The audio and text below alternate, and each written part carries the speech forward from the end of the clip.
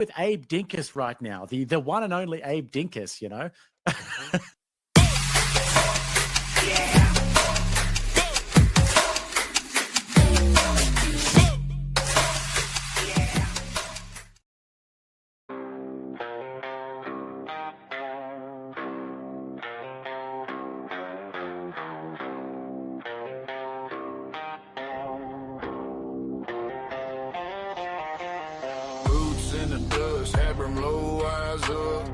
Stay small, he just laughed from his gut.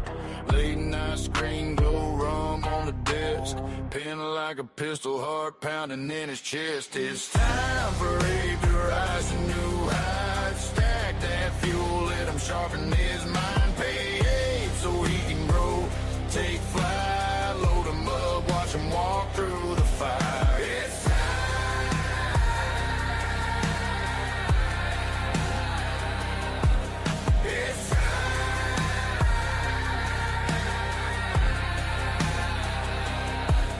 It's time for Abe to rise to new heights. Frontline words and a cultural fight. Pay Abe so he can grow. Take flight, back this man, let him claim what's right.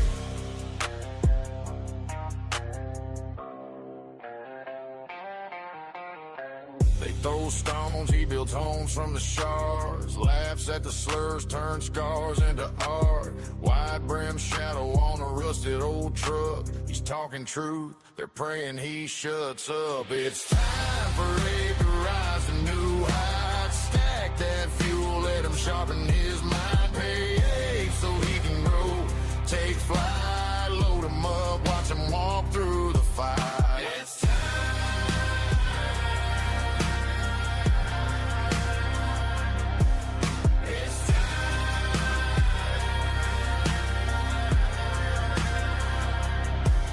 It's time for Abe to rise to new heights. Frontline words in a cultural fight. Pay Abe so he can grow.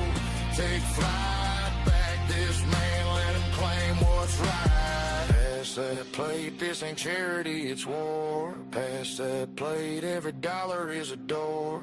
Open roads where his voice runs wild. You fund the fight, you free the child inside. It's time for Abe to rise to new heights. Stack that fuel, let him sharpen his mind. Pay Abe so he can grow. Take flight, load him up, watch him walk through the fire. It's time.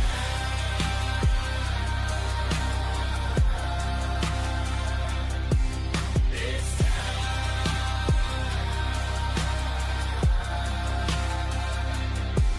It's time for Abe to rise to new heights. Frontline words and a cultural fight. Pay Abe so he can grow. Take flight, back this man, let him claim what's right.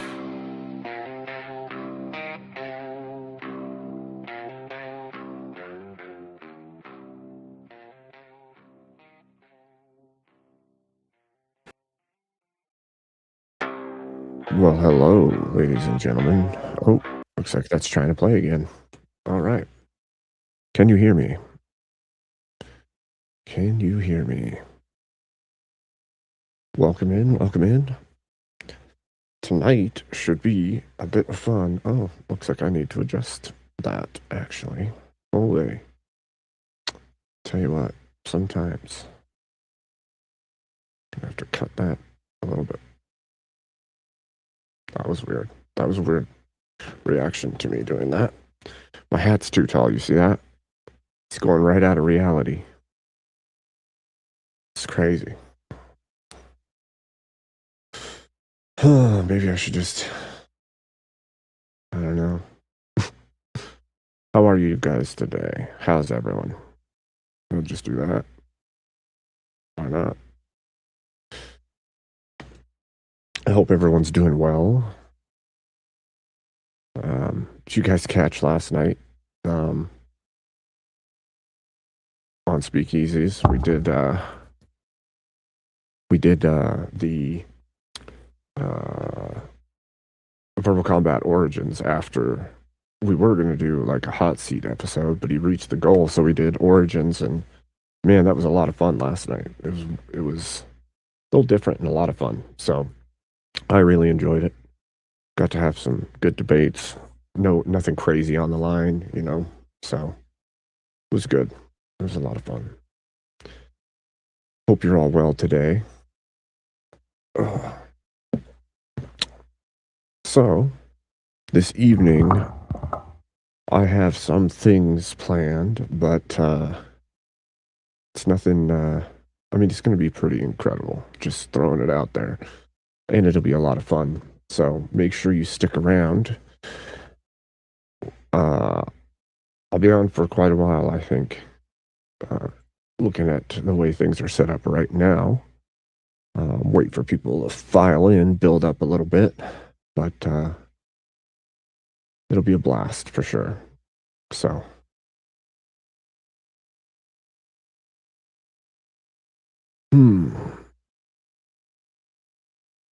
Thank you. Thank you. It's a fun new one I was working on. I've been working on a bunch of different stuff lately. I need a good. Do any of you guys know of a good, either low cost or free even AI generator for video?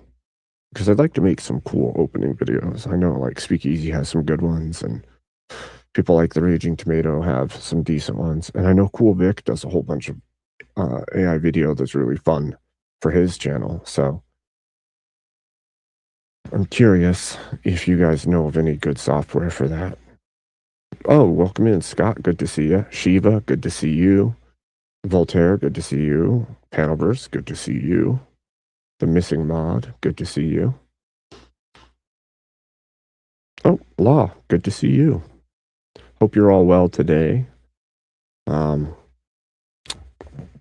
I can't tell you all what is happening just yet, but when it gets to that time, I will let everyone know, and it'll be a lot of fun. So,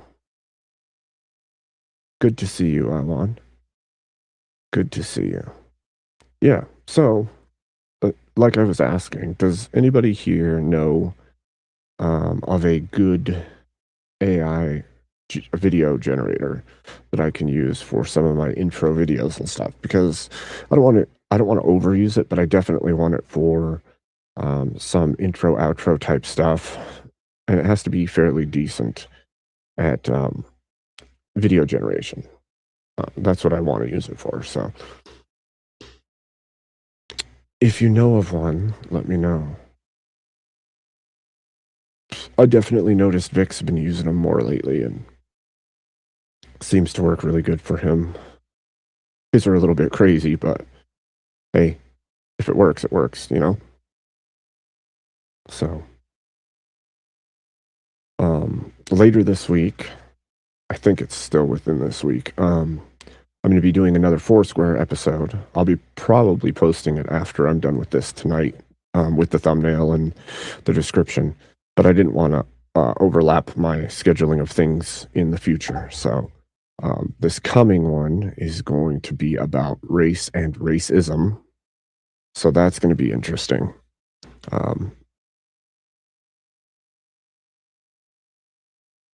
Yeah, should be a bunch of fun.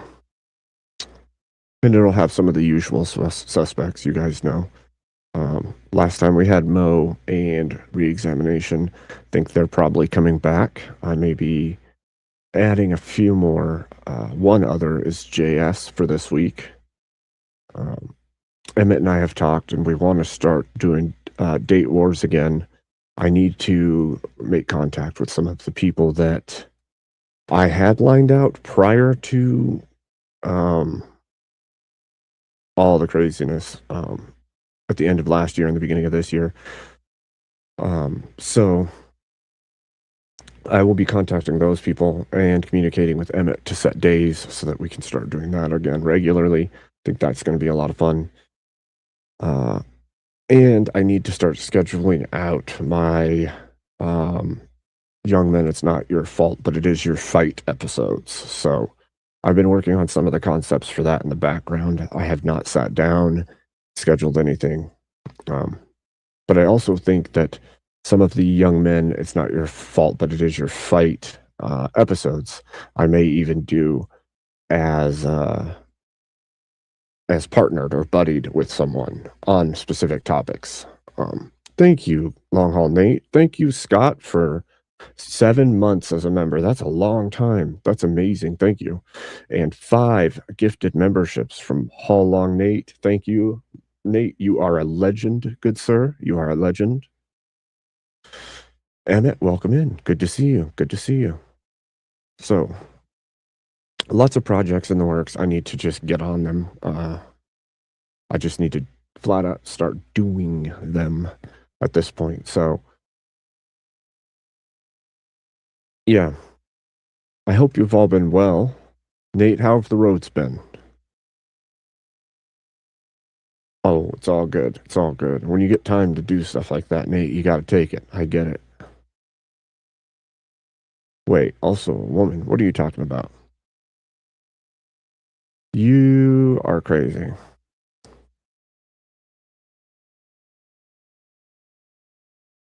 You are crazy. Emmett. And you're grounded, by the way. Emmett's grounded. Everybody needs to constantly remind Emmett that he's grounded. Because otherwise, he will forget he's grounded and he'll try to take flight. No, that's the last thing we need is a flying Emmett, okay? He needs to be grounded. So you remember the commercial. He needs to be grounded so he can be hit. If he can just fly away, you can't hit him. So it's important to be able to hit the guy.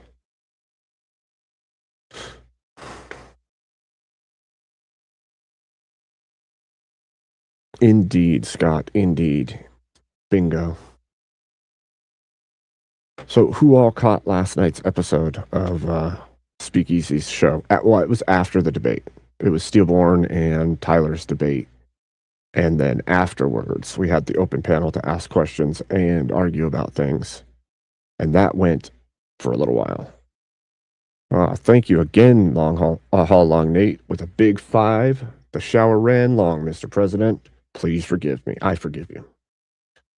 I forgive you. A good shower is hard to come by on the road, so good for you for getting a shower. Yes. You could almost say, together we are grounded, Emmett. Together we are grounded. Together we suffer. Together we are grounded. It's good stuff. It's good stuff. So.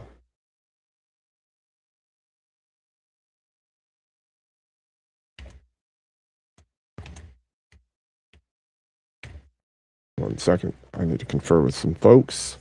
Getting messages, you know. That's how it always goes. Get messages.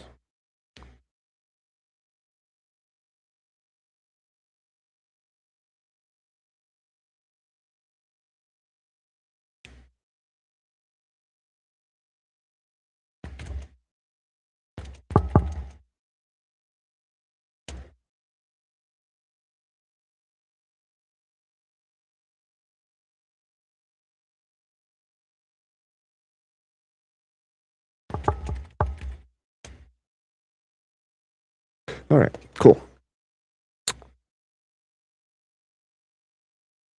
Well, you know, you gotta. It's hard, Nate, all the way around with that. Especially in the truck. Like, I remember growing up, I have family that's truckers, and it's definitely one of those games of juggling, especially if you do your name says, long haul. It can get weird when it comes to timelines and figuring out when you're going to do things, or if you'll even have time to do things. And so, especially if it's crazy routes, right? Like if you're doing like the Alaska Highway or something, at that point, it's like, good freaking luck. Showers like gold at that point. So.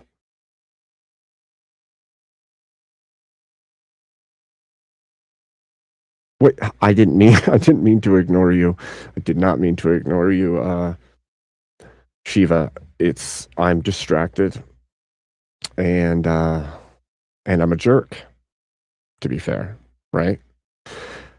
Canva, okay, so I have tried Canva for things like thumbnail creation and stuff. it kept trying to auto bill me even if I wasn't. Well, I hate how everything's so subscription based now. That would be one of my main contentions. I'm tired of everything being on a subscription basis. I understand that, like, if you're going to use it constantly and it's a very useful tool, paying a monthly subscription for it. I just hate paying monthly subscriptions for things that I may use once in a while, and then I'm still going to pay for it every month just to be able to use it once in a while. And then it's a long roundabout way to freaking cancel and then pick it back up later. So if you have not hit the lights yet, you're on KP for the next month.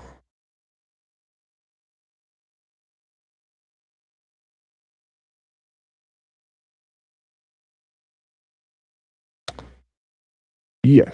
So yeah. That is exactly the point. Damn. That's quite the comment there, Shiva. You will own nothing, and you will like it. That is what that's what they said. You're right. That is what Davos told us. We will own nothing, and we will like it. And then they started making smart cities and monthly subscriptions to everything, including programs on your computer that you would usually just buy the program and own it. Now you just have to pay a monthly subscription to utilize it. Watch, it's going to come to a time where you can buy a computer, but in order to run Windows, your Windows is going to cost you monthly. And if you don't pay for the monthly subscription to your Windows, you have a computer, but you can't use it. Don't doubt it. It's probably coming. Time is probably coming. And that's exactly the kind of control that those globalist groupings want to have over the whole of society. It's the whole thing of like, you control the food source, you control the people, right? It's already in motion. It's so in motion, it's messed up, actually. It's far beyond what it should be.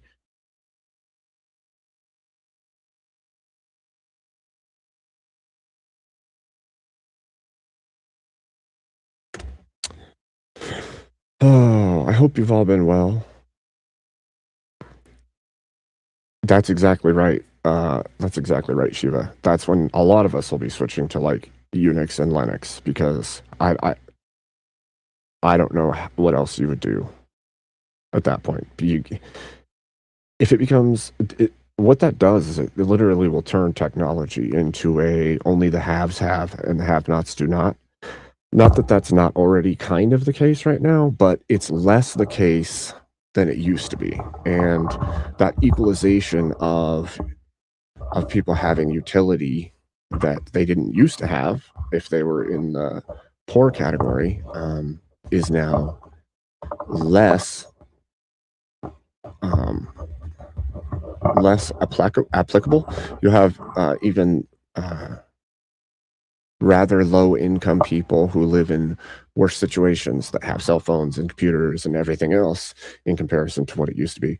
And if it continues to be this, you'll own nothing and you'll like it, then we'll move again right back to the only the wealthiest own things and all the rest of us own nothing. And it won't just be your homes. At that point, it'll be everything. It'll be your cell phone. You don't own it. It'll be your computer. You don't own it. It'll be your car, your house. Until it gets to the point where you don't even own your own body. You just rent your body. You have to pay, taxes on being a person at that point. Pay your pay your I'm a human tax to NATO or something. United Nations tax on living. That's why you should push back on the global agenda. I don't think it's good for anyone in the long run. Acts friendly, but everything they profess is destructive. Okay. 3-hour chat goal, 30. We can do that. Let's do it. Hopefully we can crush it. Crush it quick. 30. What should I do? Any?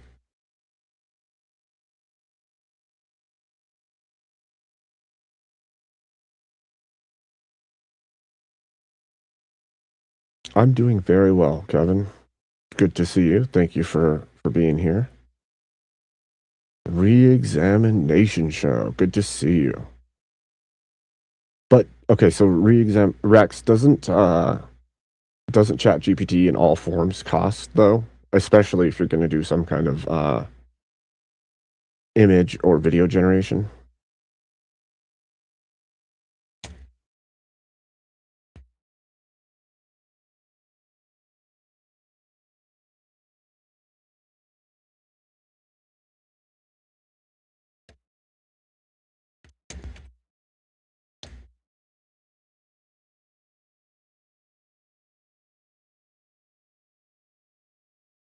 That's what I'll do. There we go. New goal started.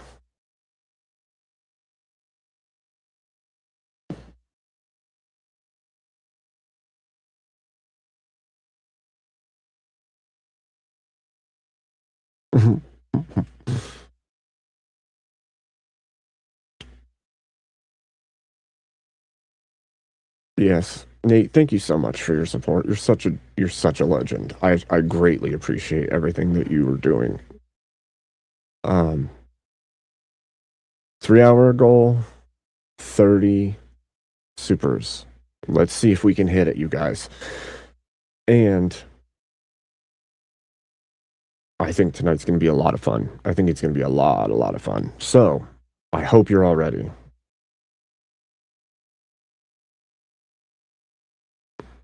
$2 plus. I did any. So, hopefully people just feel generous and they do decent sized ones.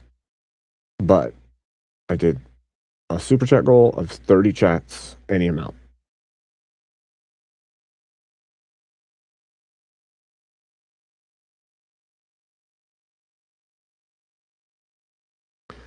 You don't have to be sorry at all, Scott.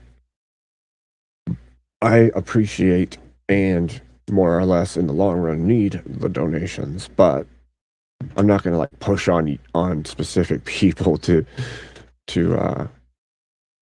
give. Like if you can't, you can't. I get it. I totally understand that. Yeah, I did. I kept it any. I think that's more fair. And that way if people want to be able to donate but they can't do the minimum 2 at one time, then that's fantastic. They can do whatever they can do. Thank you again, Long Haul Nate, with the $1. That blue is kind of pretty, to be fair. Orange is pretty awesome. Orange is one of my favorite colors, actually. Growing up, I had this whole thing of like, orange is a gross-ish color because it's just too loud and annoying-ish. But to me, it was always like one of my favorites because you can't help but notice orange. Especially that like hunter vest, high vis orange. For some reason, inside my head, something about that color orange stood out to me. And it made me feel like I like that a lot because you can't help but notice it. But other than that, like I love the black and red color combination. That's one of my favorites. So, yeah.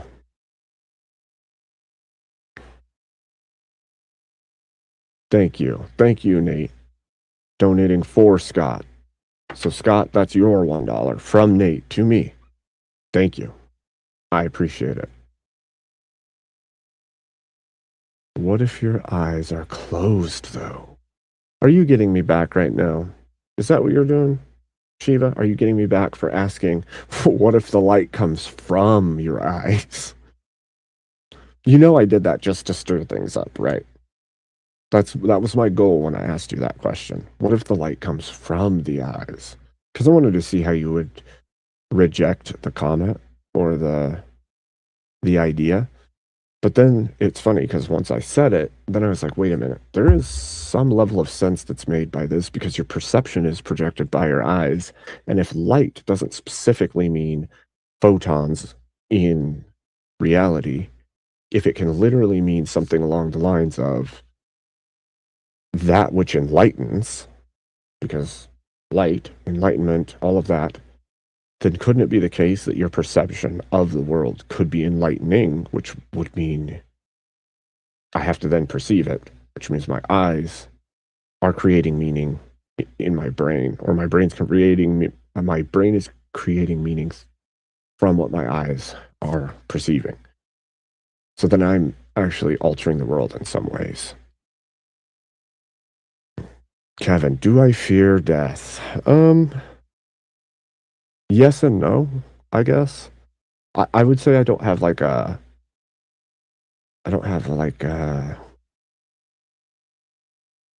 don't have like an inherent fear of mortality as such. Like obviously everybody has that baseline level of like the fear of the unknown towards death, but I think it's a greater fear that my death could cause strife, hurt, or struggle for my family.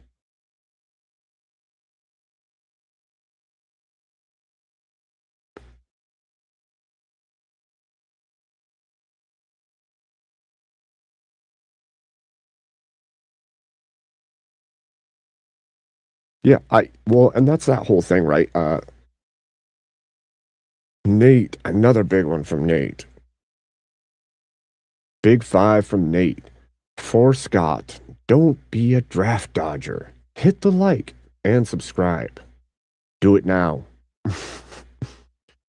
um, yeah, Shiva, did you know that prior to me making that comment, though? Or did you look into it more after we had that conversation?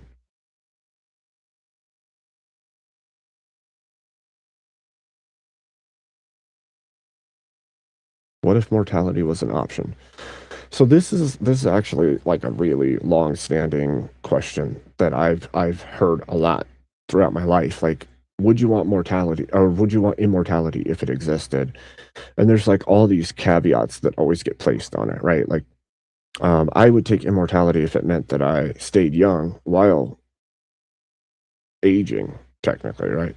Or are we talking about immortality as in I live forever, but I could still be killed, or stupid actions could still make me lose my life? Or are we talking about I'm completely invulnerable and I'll just live forever? So, and then from there, it becomes like, won't you get bored? Won't there come a time where you've experienced too much or nearly enough to say, well, I'm done. Like I beat it. I beat the game. I don't want to keep going. Or is life rich enough that you would just continue more and more and more and more and more? And beyond that, then the next question would be something along the lines of, if everybody's immortal, then won't the world become so populated over time that there just isn't space anymore? But then that actually almost like self-solves itself, because if we create good enough technology while having like immortality, then we could get to a point where we could maybe feasibly make the technology to travel the stars and live long enough to actually do that thing. But then you could also live forever trapped in a spaceship that's rocketing through space, headed nowhere, and that sounds like terrible. So,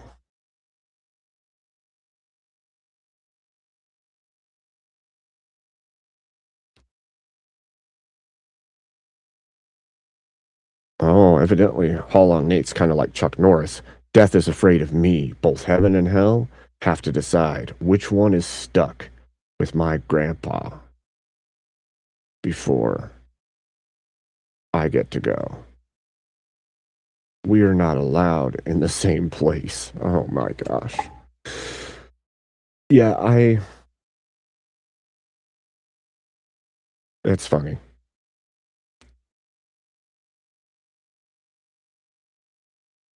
I'm sorry. I was just thinking about a conversation I had with my wife the other day. It was something along the lines of we were talking about Chuck Norris jokes, and I don't remember exactly what got said. It was something like that person had to wait till after Chuck Norris died for it to be funny or something like that. And I was like, no, it became funny because now he had to go fight the metaphysical realm to make sure people laughed or something along those lines. And I was like cracking up internally because of it.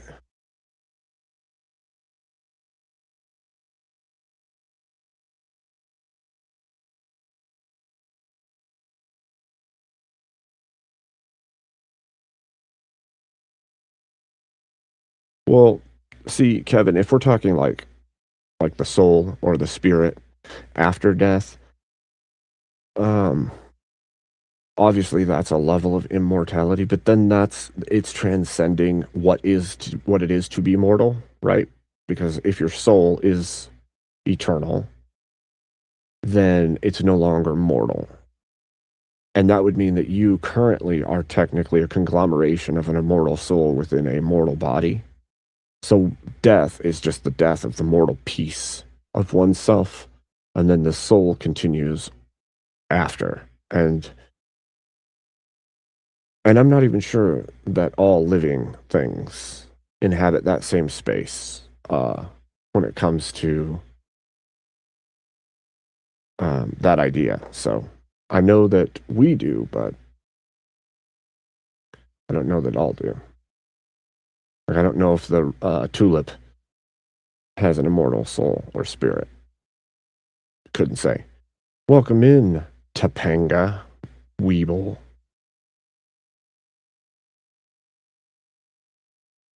How are you?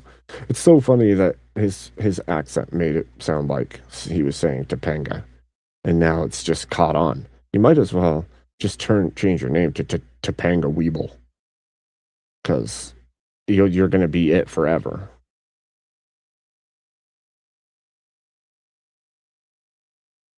Good to see ya, Mark. Welcome in. I think that's an interesting topic, though. Like, what do you mean? What was that for? Me commenting on your name? What was that for, or what? I'm just being a smart aleck, mostly. Because it's fun.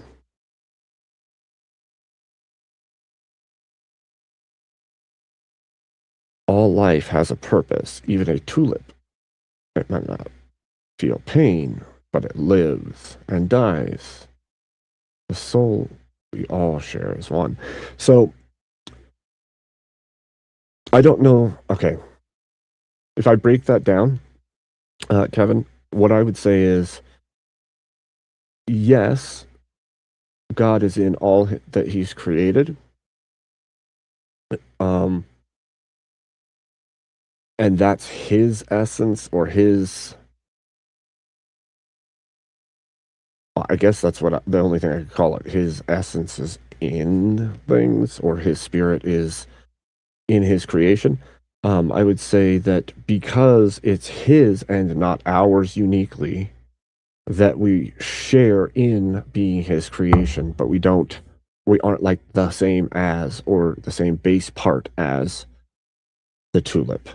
We still have a different identity when it comes to whatever it is we are.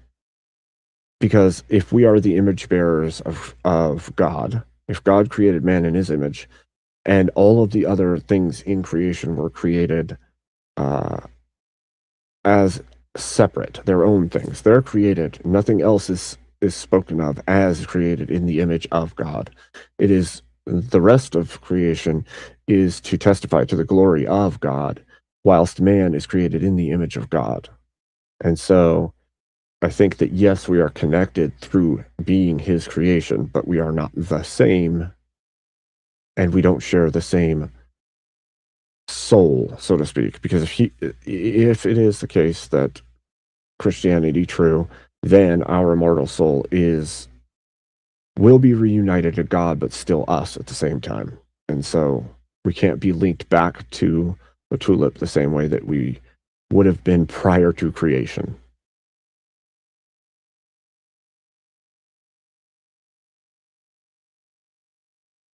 That's just my guesstimation, though, because how could I know?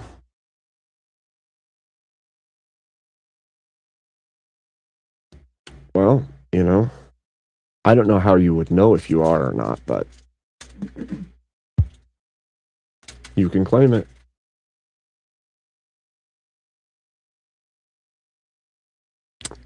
Partially because I'm not sure that I believe in the, like, Talmudic teachings of a Lilith's existence or the Gnostic revelation that a Lilith type character exists. I don't see it scripturally, and I don't see it through Christian teachings. So other than that, I have no way to trust the claim that the Lilith character even exists. I know she's shown in popular culture, but I would say prior to like 1990 or maybe 1980, most of the West wouldn't even had a claim to a character called Lilith. The only way we know of the Lilith character is through the carrying down of witchcraft-based practices or popular media, television shows, comic books, things like that. How many books does your Bible have?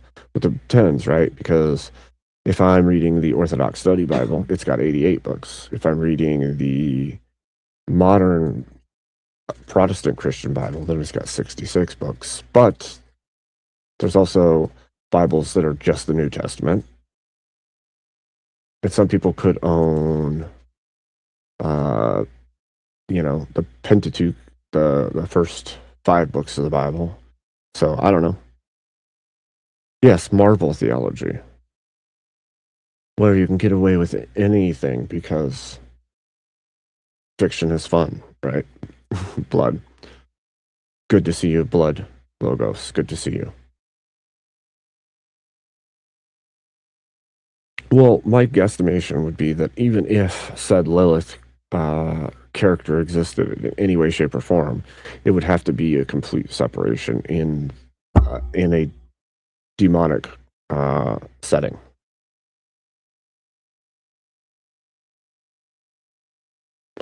First mother of Earth doesn't make sense, right? Because if God created Earth, there's no first mother of Earth. God created the Earth. And then he created man and woman on the Earth. So there isn't like some claim to divine authority over the thing that you didn't make and that you were created into.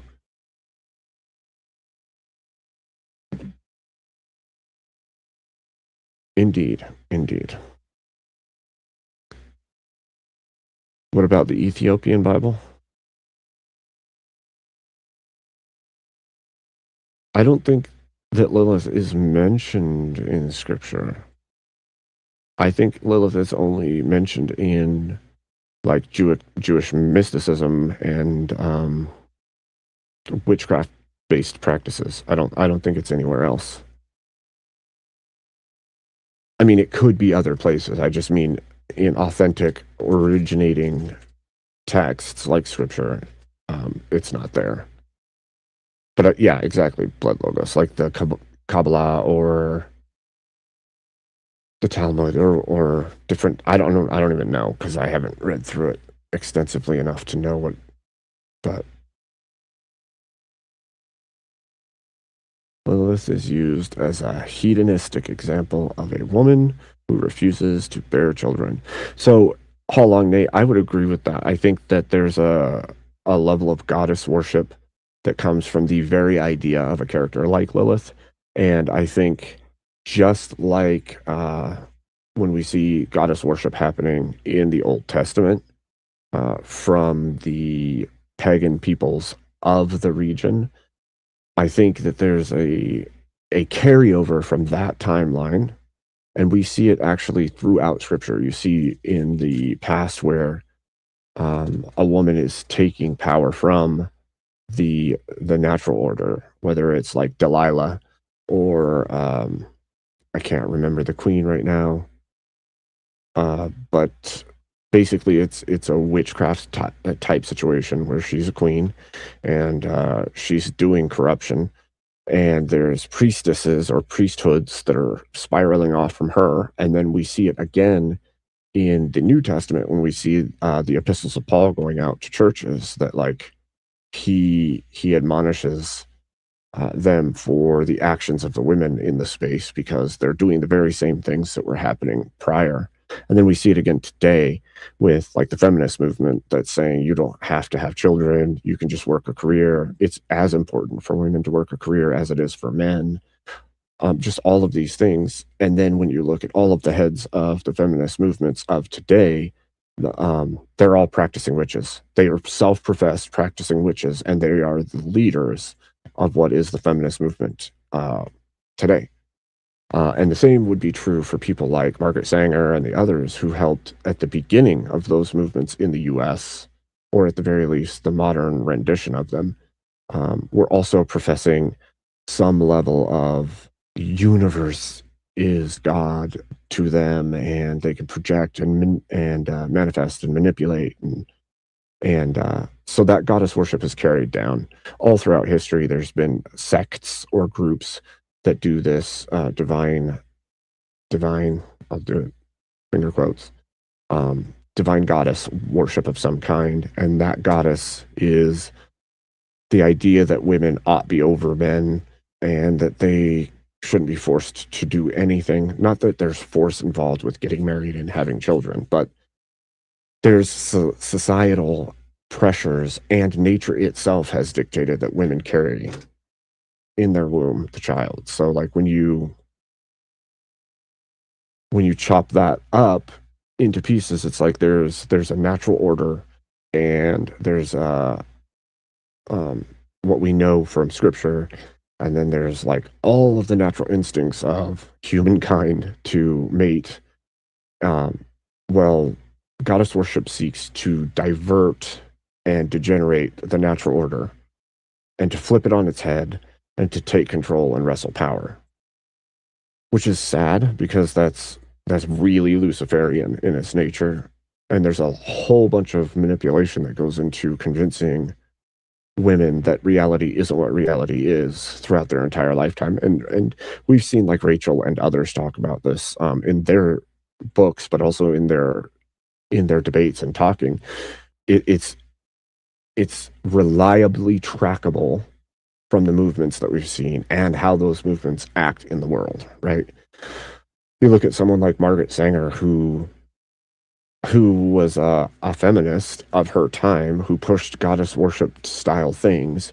She created pamphlets to get women to break away from their husbands, to enter the workforce and destroy the social order of the time. And then she abandoned her own children with her husband. Her children got sick and were institutionalized. She got in a huge amount of trouble for distributing illegal pamphlets that talked about stepping away from the church and doing whatever you want as a woman. And because she did that illegal act, then the U.S. government sought to penalize her or arrest her, and she fled the United States and went overseas, connected with a bunch of men from different areas that were men of clout, men of power. She got funding and education from them, and then she taught other women to do the same thing and built a bigger network for that, and then came back to the US and started a huge movement in the US. And then we see this spin-off and eugenics and abortion factories and Planned Parenthood, and all these things have spiraled out from that movement till today. And I would say, as sad as it is to say, feminism has been the primary mode of allowing the entry and growth of movements, right? Whether it's the gay acceptance movement, the trans acceptance movement, all of it has been propagated through the women's suffrage, because women got their right to vote, funny enough, through men, of course, but once they could vote, then they have ushered in every next movement with open arms, regardless of whether or not it's good for society, whether it's good or not for them. And so that all tracks back to the ancient goddess worship that we've seen throughout history. So, I don't know, man. I don't know.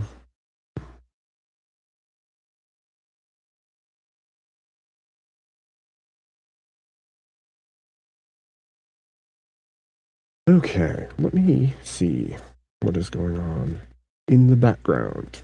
I'm going to play a little tune while I read some messages to myself for a second because I need to make sure that things go off without a hitch, ladies and gentlemen. Ladies and gentlemen. Let's see. Which one? What's up?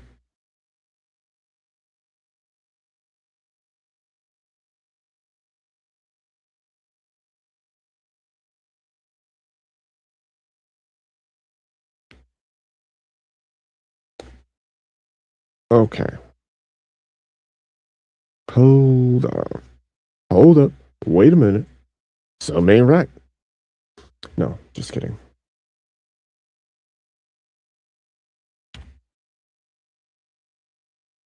Okay. So let me double check these communications. I'm going to play you guys that song that was at the beginning, so some of you probably didn't get to hear it. It's a pretty good one. Been working on some really good ones lately, so now I just need to get some good AI video to go with them. So that is the next thing in the works, okay? But here.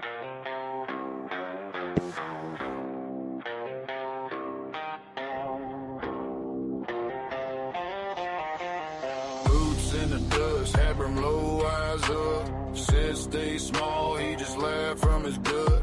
Late night screen glow, rum on the desk.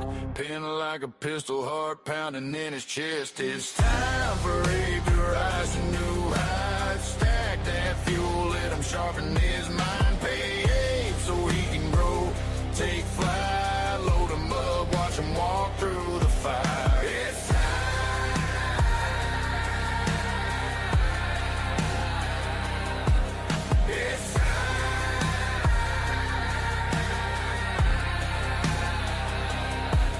It's time for Abe to rise to new heights. Frontline words and a cultural fight. Pay Abe so he can grow, take flight. Back this man, let him claim what's right.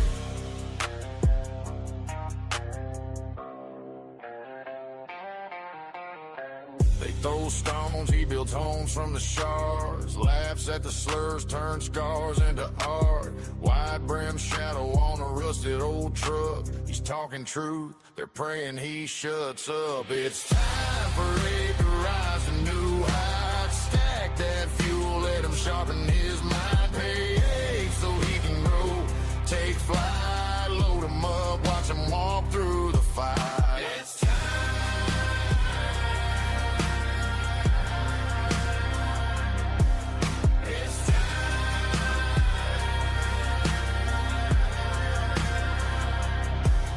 It's time for Abe to rise to new heights. Frontline words in a cultural fight. Pay Abe so he can grow, take flight. Back this man, let him claim what's right. Pass that plate, this ain't charity, it's war. Pass that plate, every dollar is a door.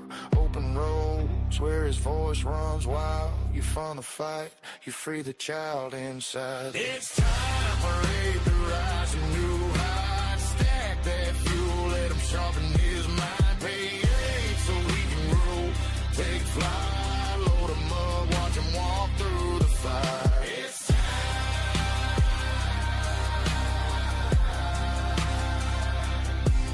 It's time.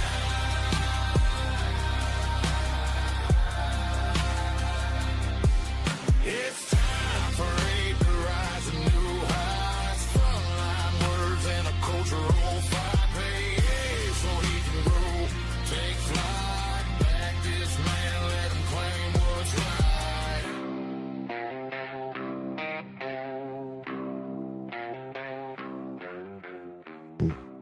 Another big 5 from All Along Nate. Thank you, Nate. Let's read it. You have my permission to play the song I sent you on Discord if you need to fill time. Okay, so I may do that at some point.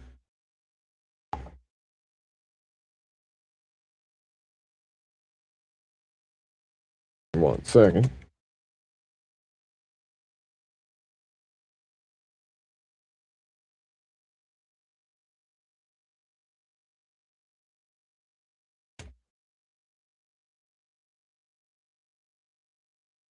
Okay. Well, why don't we do this? What do you all think the big deal or surprise of tonight is? Just throw out guesses. I'm not going to tell you if you're right or wrong, but you can make some guesses. What is happening? And yeah, like all along Nate says, don't forget you can donate through Cash App or Ko-Fi. If you don't like giving money to Google, Alphabet, you can send it directly. And also, there's less taken out for charges from, say, like YouTube, who takes their cut. If you do it through Ko-Fi or Cash App, well, Ko-Fi, there's a little charge. And Cash App, there's no charge. It goes straight across. So, if you want to donate and you want all to come here, or you don't want it to pop up on screen, or you want to send something more private, or if you want to send a message with more information. And Nate said this before, if you do Ko-Fi, you can actually write a big message in the Ko-Fi that I can read, and I can either read it out loud to the chat if you want it that way, or I can not. And usually, on other nights besides tonight, if I have an open panel, we actually have moves that you guys can use, like name changes, kind of like BK, but there's name changes, there's forced comedy, there's forced interviews, there's a whole bunch of really fun things we can do when I do an open panel that you can kind of nudge the direction. You can even pick topics for us to talk about. You see somebody's up here who you've always wanted to know what their opinion is on things, you can, boom, send a super or a Cash App or a Ko-Fi, and I'll ask it. I mean, within reason, right? Because I'm not going to do really screwed up degenerative things, but yes. So, all right, once again, link might not work. Hard to twist the arm of an AI.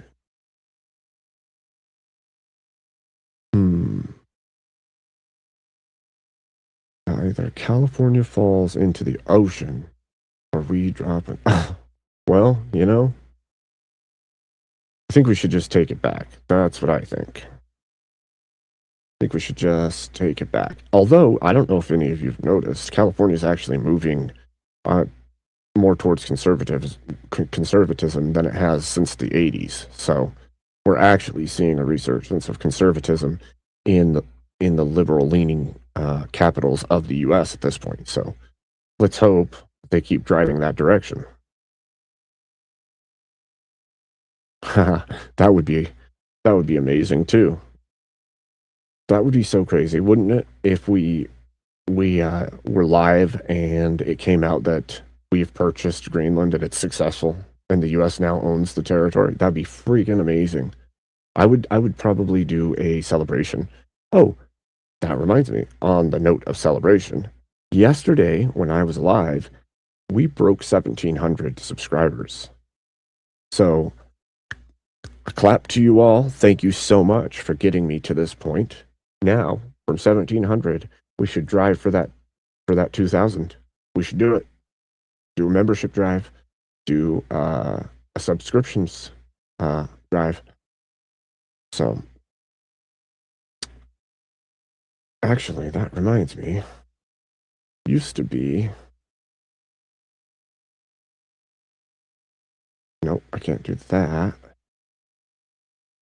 I saw the setting on here not that long ago that you can like literally change the setting to like sub only, which you didn't used to be able to do from the streaming part.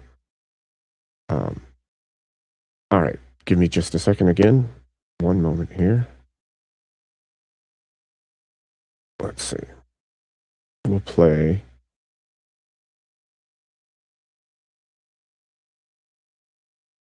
Where'd it go? Nate, where'd it go? Just kidding. Oh, this one.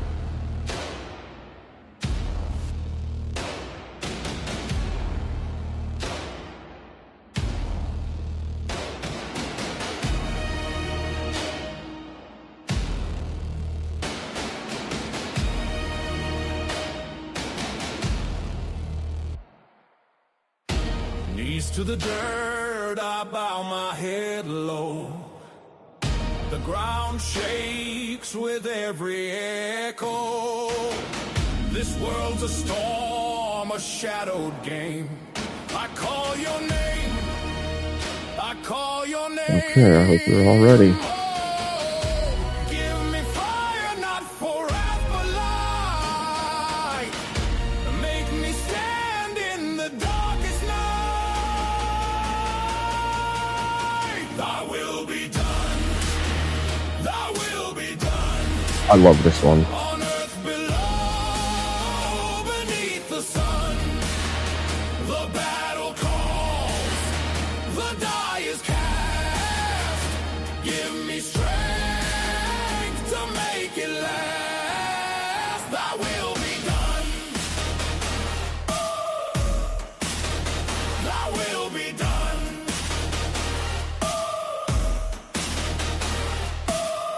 My hands are scarred, my armor cracked.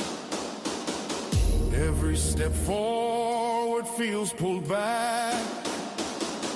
But in your word I find my steel. Your truth is sharp. Your truth is real. Oh, I don't What's up, Emmett? What up? What up? Are you ready? I'm always ready. Are you ready? I'm ready. Well, I hope I'm ready. You're still waiting?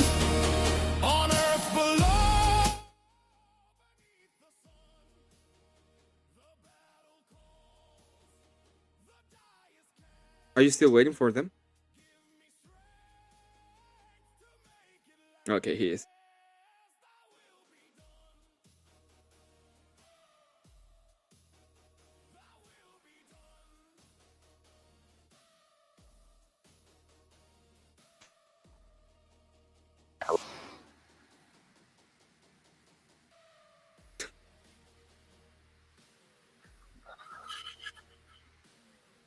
Hello. Okay, Jeez, okay, I my can hear mic you. cut out. That was stupid. I hope that doesn't happen a bunch. I'm going to be really frustrated if that happens. Hopefully, no. Hopefully, it won't happen. I just want to say hey and Okay, I got to go. show support. Get you good luck. Thank you. Have a good one.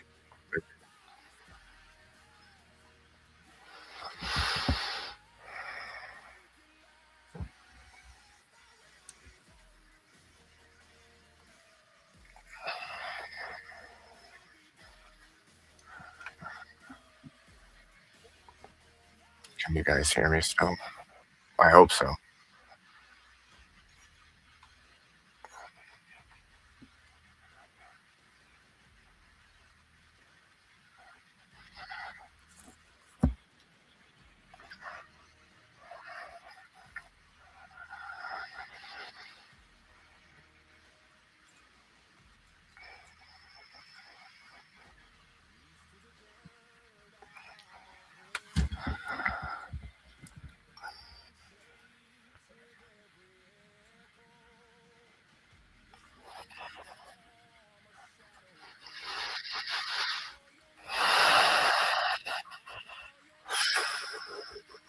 Here we go.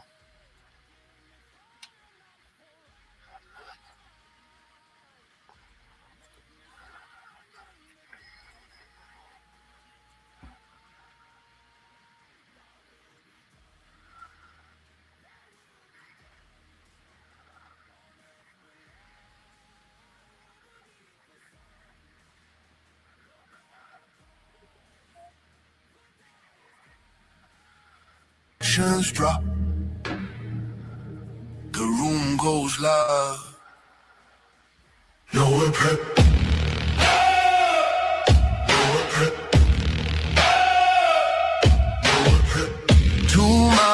into one stance brace. Noerr prep, Noerr prep, Noerr prep. No topic, no opponent name. Just pressure, just fire, just debate. Noerr prep, Noerr prep. No warm Here we up, go. no safety net. You showed up, now defend it. This is Noerr prep debate. This is Noerr prep debate.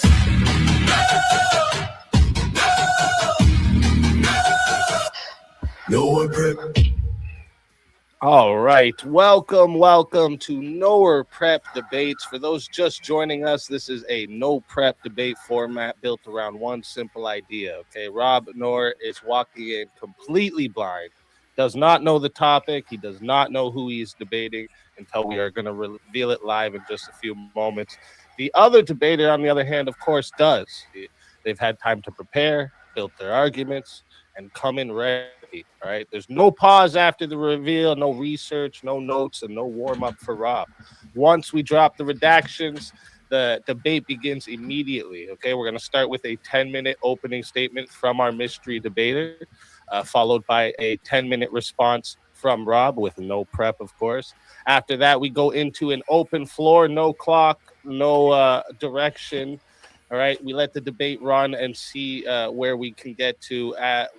Aim for 2 hours, and at the 2-hour mark, I'm going to check in and see if both sides want to continue or move My heart's into beating closing out of my statements. chest. And then we'll have 5-minute closings from each side. If the time and energy allows, we'll get into super chat questions at the end. But if the debaters can't stay for that portion, I will still go through and read every single super chat at the end myself. Don't worry about that. So that's the format. No safety nets, no excuses, just preparation versus instinct. Okay, so let's bring up our mystery debater. Who's that debater?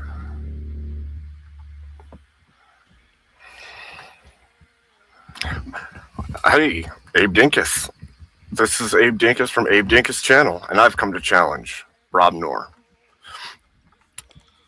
The debate topic that I've decided to challenge you on tonight, Rob, is empathy should not be used in structuring society. And you can get right into your opening statement. Thank you for coming, Abe. Thank you for having me. All right, so just go. All right. Yes, sir. Yes, sir. I'll let you know when you're about 1 minute if you get to the end there. Is it? Okay. You have 10 minutes. Yeah, you have 10 minutes for your opening. I thought you were saying I have 1 minute. I'm like, oh, shoot, No. well, that's not going to work. No, you have 10 minutes, and I'll let you know when you're at your last minute. Okay. I wrote it all out, so I'll start. All right. My position tonight is pretty clear. Emotional empathy, as we commonly use the term today, is not a reliable foundation for structuring a fair and effective society.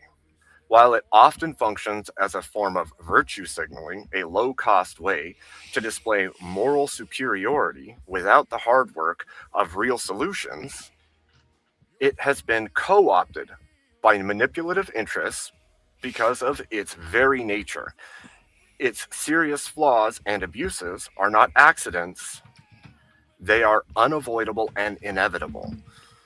Let's start with the surprising fact. The word empathy is shockingly new.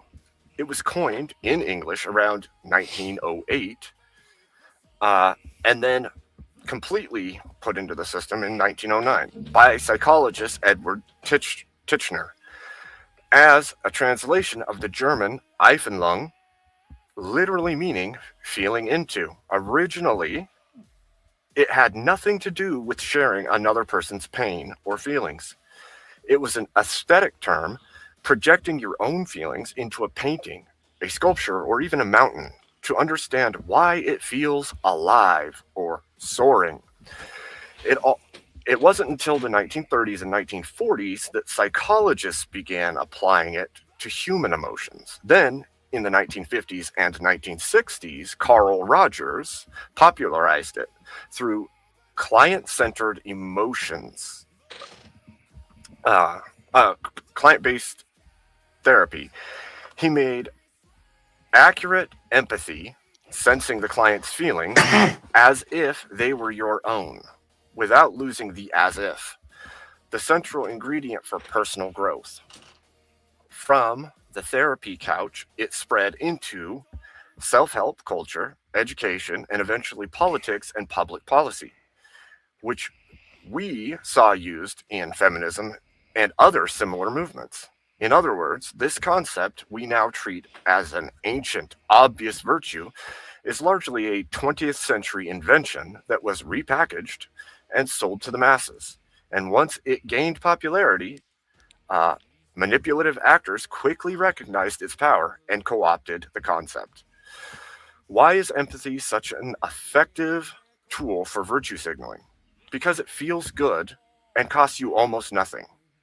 You can cry on television, post a black square on social media, declare, I feel your pain, or demand that others show more empathy, and instantly position yourself as the compassionate one.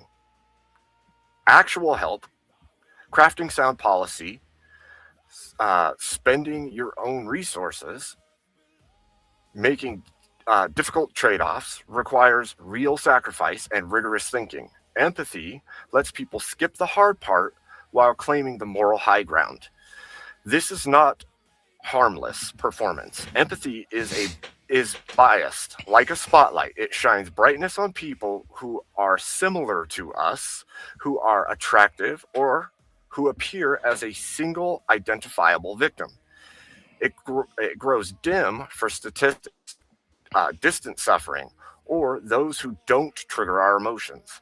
That's why one photogenic child in crisis receives wall to wall coverage and massive donations, while thousands or millions suffering in obscurity are largely ignored. Societies guided primarily by empathy become inconsistent, unfair, and prone to misallocated resources. Even worse, the concept of empathy is easily weaponized. We've seen it used to manipulate well-meaning people into supporting policies they would have otherwise rejected on the merits. The phrase, if you don't support this, you lack empathy, becomes a rhetorical cudgel. It shuts down debate, equates reasonable disagreement with moral failure, and allows activists or politicians to signal their own virtue while dodging serious cost benefit analysis. And here's the key point: the abuse of empathy is not a bug, it is an unavoidable feature. Its spotlight nature guarantees bias and parochialism. Its intense emotional pull guarantees selective blindness and eventual burnout. Its cheapness guarantees it will be exploited for signaling rather than genuine, effective actions. You cannot build a widespread empathy based decision making without these distortions emerging at scale. This is precisely why Yale psychologist Paul Bloom wrote Against Empathy, the Case for Rational Compassion.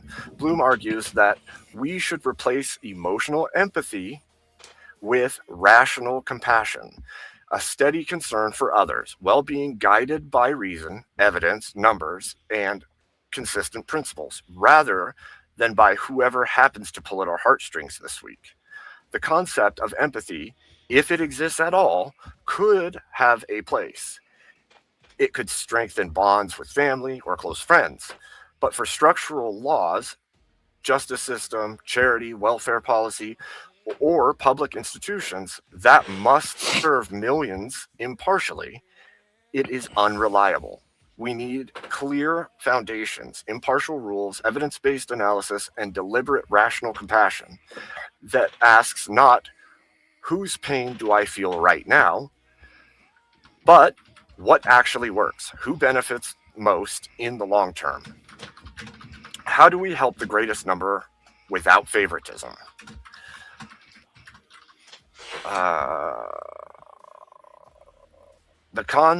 The conception of empathy feels right up close, but societies are built for scale. I say we choose the wiser path, one rooted in reason and principled caring, so we can create a society that is truly fair and more effective at helping those who need it. Thank you. All right. Thank you for that opening statement, Abe Dinkus. And Rob Noerr, whenever you're ready for yours, I will start the timer up back here, and I'll let you know if when you're down to a minute left. All right. Sounds good. Well, first off, thank you so much for being here, Abe. One of my favorite people to talk to. And I did tell my audience, I promised I was going to try to be a little more chilled today. So it should be easier with someone that I respect that, freed the slaves and all that stuff. So good shit. As always, a better hat than me. Damn it. But what can I do? Interesting topic. Now, here's the thing. At first value, I sort of agree with you when I start listening, but the way when you start to think about it, not only is what you're suggesting not something we should strive for in the totality as you're suggesting, but I also think that it's not even possible.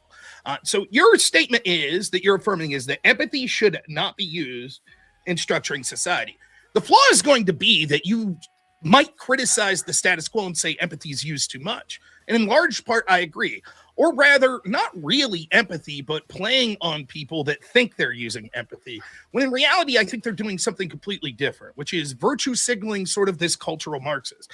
In fact, most of the people that claim to be empathetic for other people, I don't even think they believe that themselves. And even if they do believe it, it's probably not real empathy that they're striving for or experiencing. It's more of a virtue signaling of going after groups that are deemed as oppressors and defending those they view as oppressed because they think that gives them some sort of societal position or power. That's not true empathy in the way that's being explained. However, I also think that the big fundamental problem with what you're suggesting is, even if we would concede that the status quo uses too much empathy, that does not mean that it should not be used at all. In order for you to win your prompt, you would have to win that we should not use empathy at all. After all, your statement is empathy should not be used, not that it should not be used as much as it currently is.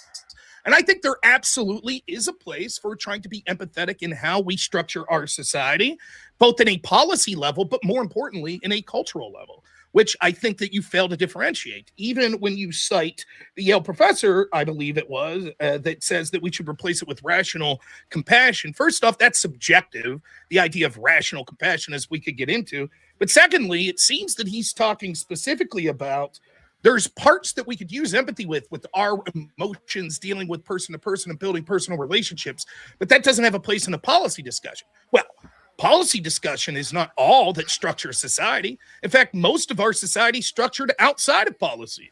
Most of the structure of society is the relationships that we have on a cultural and personal level. For example, society is largely structured from the nuclear family.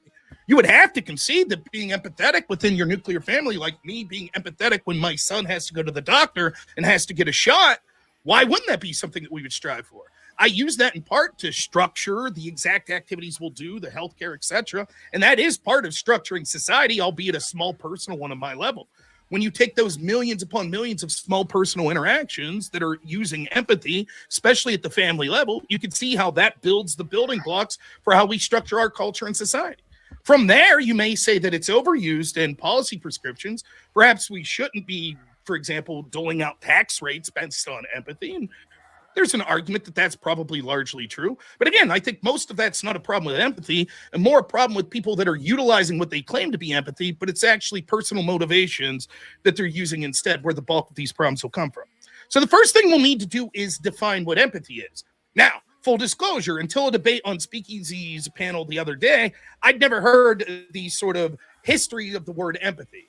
I would have said that sympathy is just trying to understand and feeling someone and feeling bad for them that something happens to them. So you're like, oh, that sucks. I'm sympathetic towards you. Empathy would have stood out as trying to put yourself in their position. And that's what I would have said was the difference. I largely think that's basically what's going on, but we'll fully concede that you're probably right about your history lesson going back to 1908 and what it stands for. I'll use this definition, and if we need to argue about the definition, that's fine, from the Cambridge Dictionary, which I like, which says empathy is the ability to share someone else's feelings or experiences by imagining what it would be like in that person's situation. Now, full disclosure, will you ever 100% know what someone's feelings are? No. And that might be a problem with the word empathy. It's actually impossible to know exactly what someone else is feeling. So can you ever truly be empathetic and experience their feelings? Literally, no. You can't feel the exact feeling they have. But I think as a concept, we understand what the word's trying to say, which is instead of just saying, oh, that sucks, that guy got his car vandalized, I feel bad for him, saying, man, how would I feel if my car got vandalized? Boy, that really sucks for that person, is very similar, but two distinct, nuanced concepts. I don't see a problem with this as people try to make it out. In fact, I think the bulk of the criticism that you have and how empathy is weaponized, or at least what people call empathy is weaponized, and that term's weaponized. Even if we eliminated the term empathy and just went with traditional sympathy, same thing would apply. You could weaponize the idea of having sympathy for the poor refugee or the career criminal, etc. It'd be the same thing. I fail to see how just the concept of saying, wow, doesn't it suck that person's in a bad situation, as opposed to, wow, imagine if you were in that bad situation. Can't you see how that sucks? Would have that much distinct difference on the criticisms that you're making here.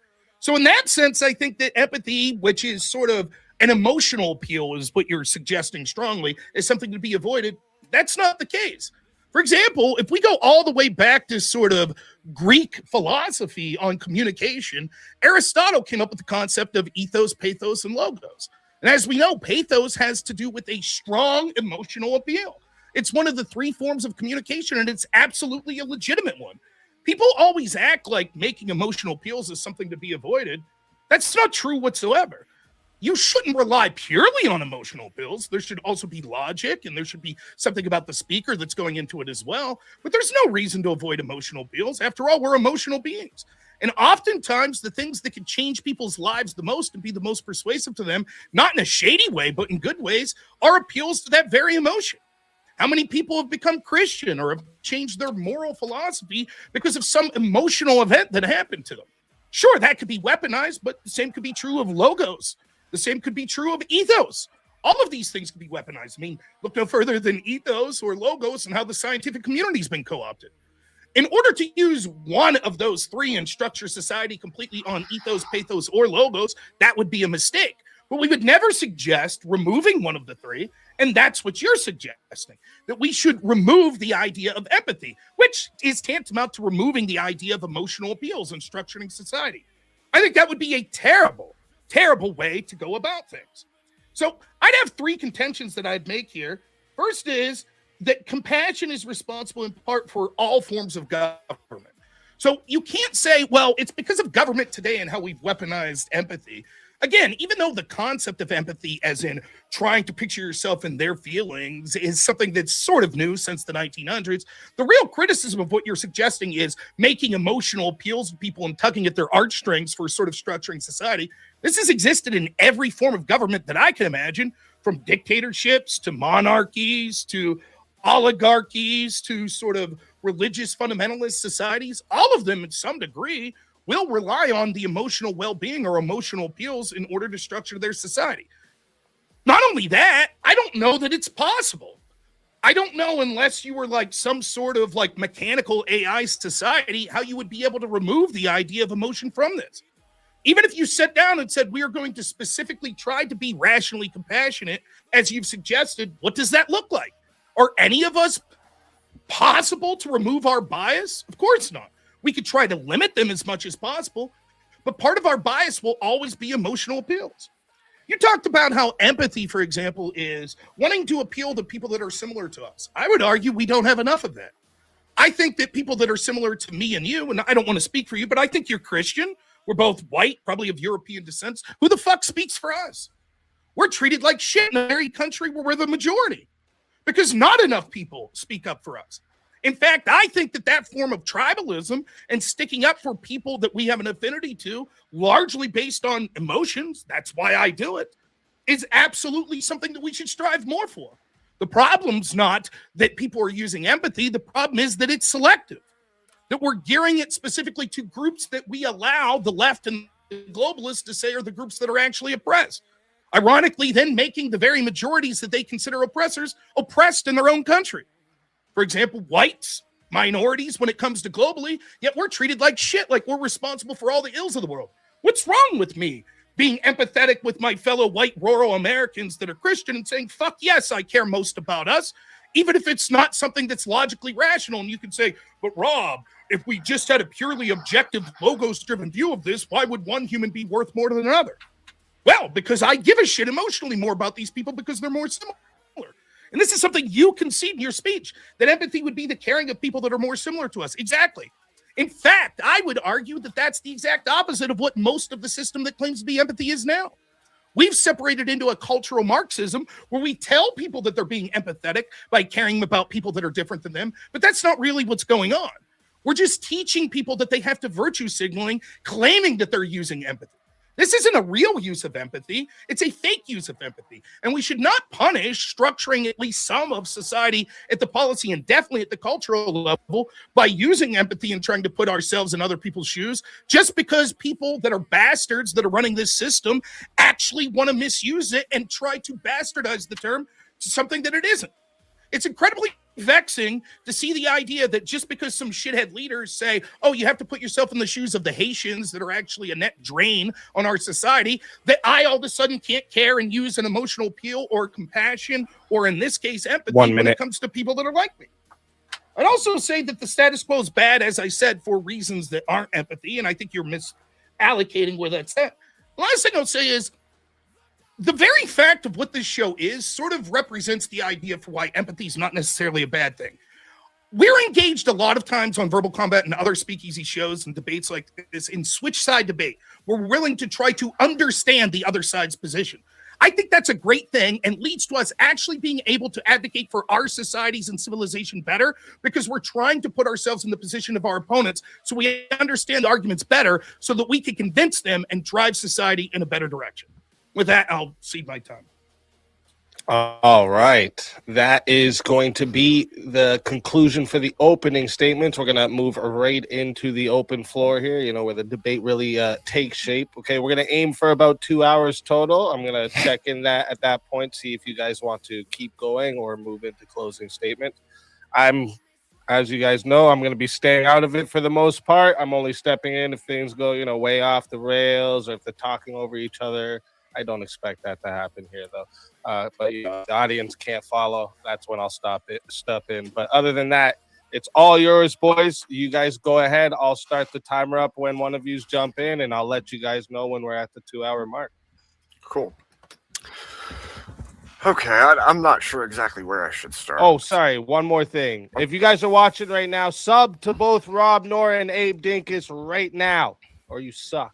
All right, go ahead. Well, let's see if we could do this. Maybe a good place to start. Just a couple things about the prompt here. One, empathy.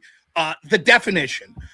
Do you think my definition was acceptable? I don't mean to get semantic. I think we both mean it has something to do with trying to put yourself and understand the feelings of someone by putting yourself, which is different than sympathy, which is just trying to be like, oh, I have compassion. Would you accept that that's basically? I think that's fair. Yeah. I think that's fair. I'm not trying to be tricky with it, but no, yeah. As you know, it's important that we have a mutual understanding for the. And then the other thing that I think that maybe there could be some disagreement is what is meant by structuring society. I contend that structuring society is not just politics. I think that would be culturally, religiously, familially. Sure. Would you agree with that? I would agree to some level that is true because I think the baseline of all society is the nuclear family. I think absent that, you don't even have structure in a society, and you would have just a crumbling thing that can't continue to exist. So if we accept that, yeah. Oh, I'm so sorry. Go ahead. Yeah, no, that's. If we accept that, I concede the nuclear family should be the building blocks of society and how we structure it. Given that, would you really say that a father shouldn't be empathetic to his son? I don't. Okay, so the problem with the entirety of that situation is I don't believe the way that empathy is presented, used, and conveyed is an impossible thing. So because I believe that it's impossible, I don't believe that the conception we use as empathy is useful or good for our society. I think that it leaves us in pitfalls no matter what we do. Okay, let's say that hypothetically it's impossible. I'm going to go with this. You're saying it's impossible because, for example, if I say, Let's imagine that I had a hat on like Abe and a big beard like Abe. How is he feeling right now? There is literally, even if I think I know, it's impossible for me to really know.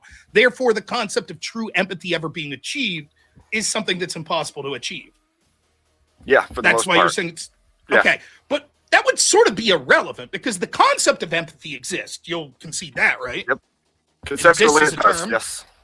Yes. Okay. So then the question is, should we use the concept of empathy to structure society? It may well be that it's impossible for me to ever truly be empathetic.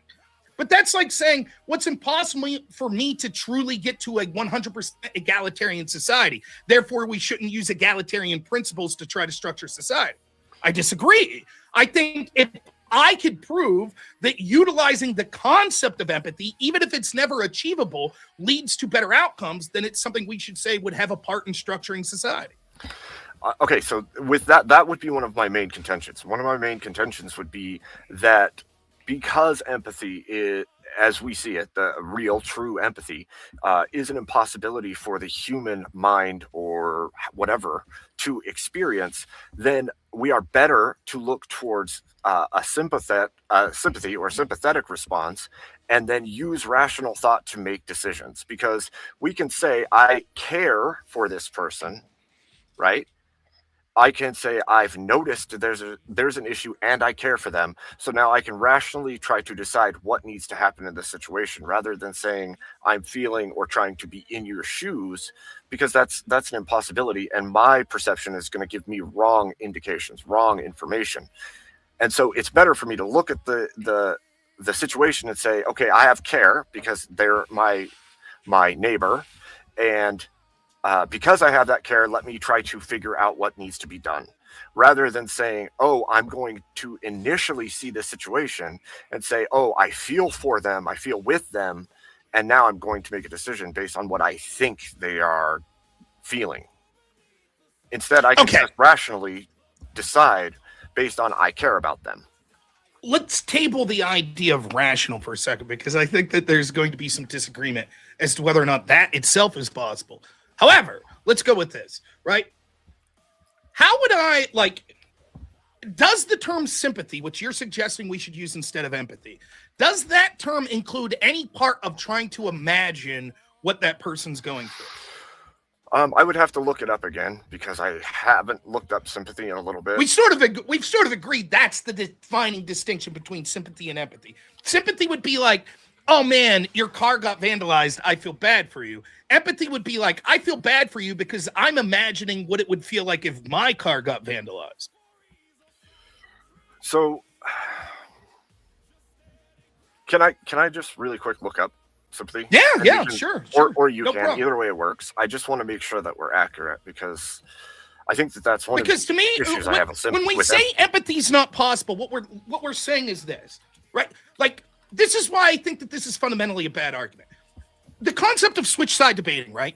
Like, imagine that Speakeasy goes, hey, we just got a $5,000 donation, and Rob, they want you to debate Abe's position, and Abe, you debate Rob's position, right? Yep. Now, I could do that, but I can't literally, right? Because I literally will never come up with the exact same words or thoughts you would have, right? Right. But I could have a good idea, and there's utility in that. There's utility in me saying, okay, what if I was Abe? What would this argument look like? You agree with that? There's utility in it, right? There's utility in trying to understand. Is that what you're saying? Correct. It will make the mere fact of trying as an exercise to argue what your opponent might think and might say makes everyone's argument stronger. If you don't do it, and in fact, we all implicitly do it to some degree, right?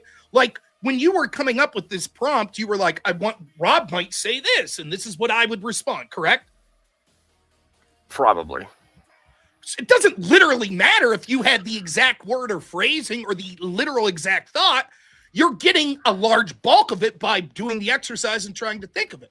And that provides utility. The same with the concept of empathy, Where it stands different from the concept of sympathy is there is something that's a utility in trying to put myself in your shoes. The question of if I could literally be you with the literal same biological makeup, with the literal same exact thought is irrelevant to the practice. And I think what it is it's just like this hyper-specific literal looking of the definition saying, well, you can't literally experience my feelings.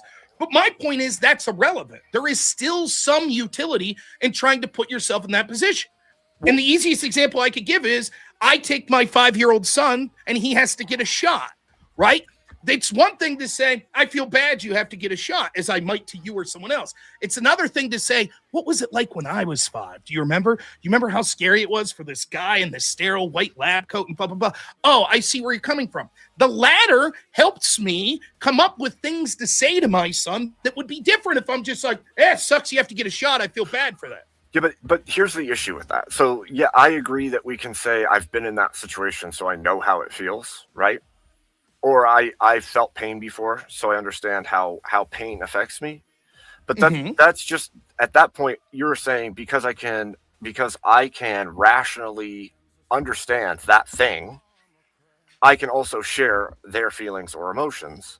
And I think that what has happened is this phrase that's been coined is now not what it is. Like it's a term that is synonymous with virtue in our world. It is not just I feel what they're feeling.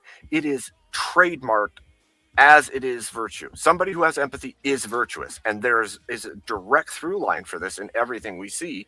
And if it is the case that it's an impossibility, and these people are using it synonymous with virtue, then it means they do nothing but earn the virtue for doing nothing, so long as it seems like they feel it.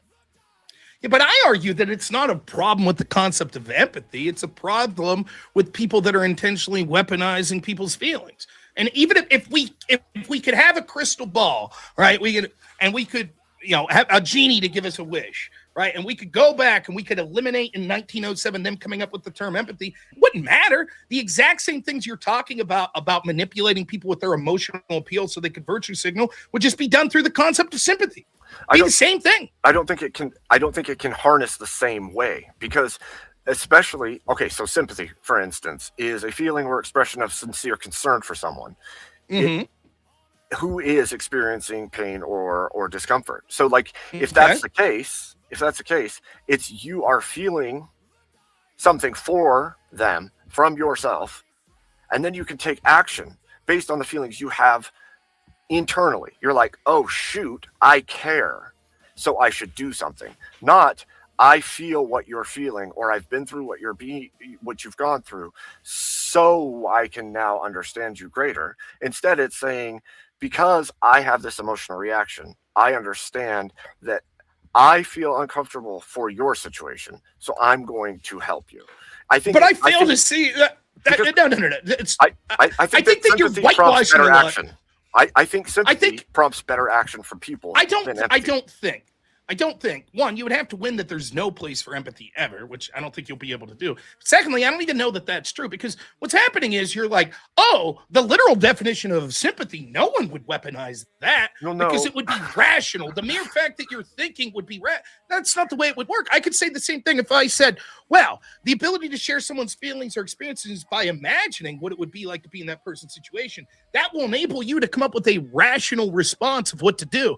Just like having a sincere concern for them would be able to come up with yes, or it could be used manipulatively, right?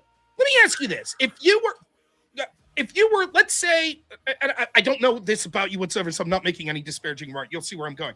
Let's say you're a drug addict, right? And you were addicted to opioids, right? Hypothetically. Who would you rather listen to? Someone who is a recovering drug addict for 10 years and knows exactly what you're going through? Or someone like me that's like, I've never done that. But sure, I'll tell you.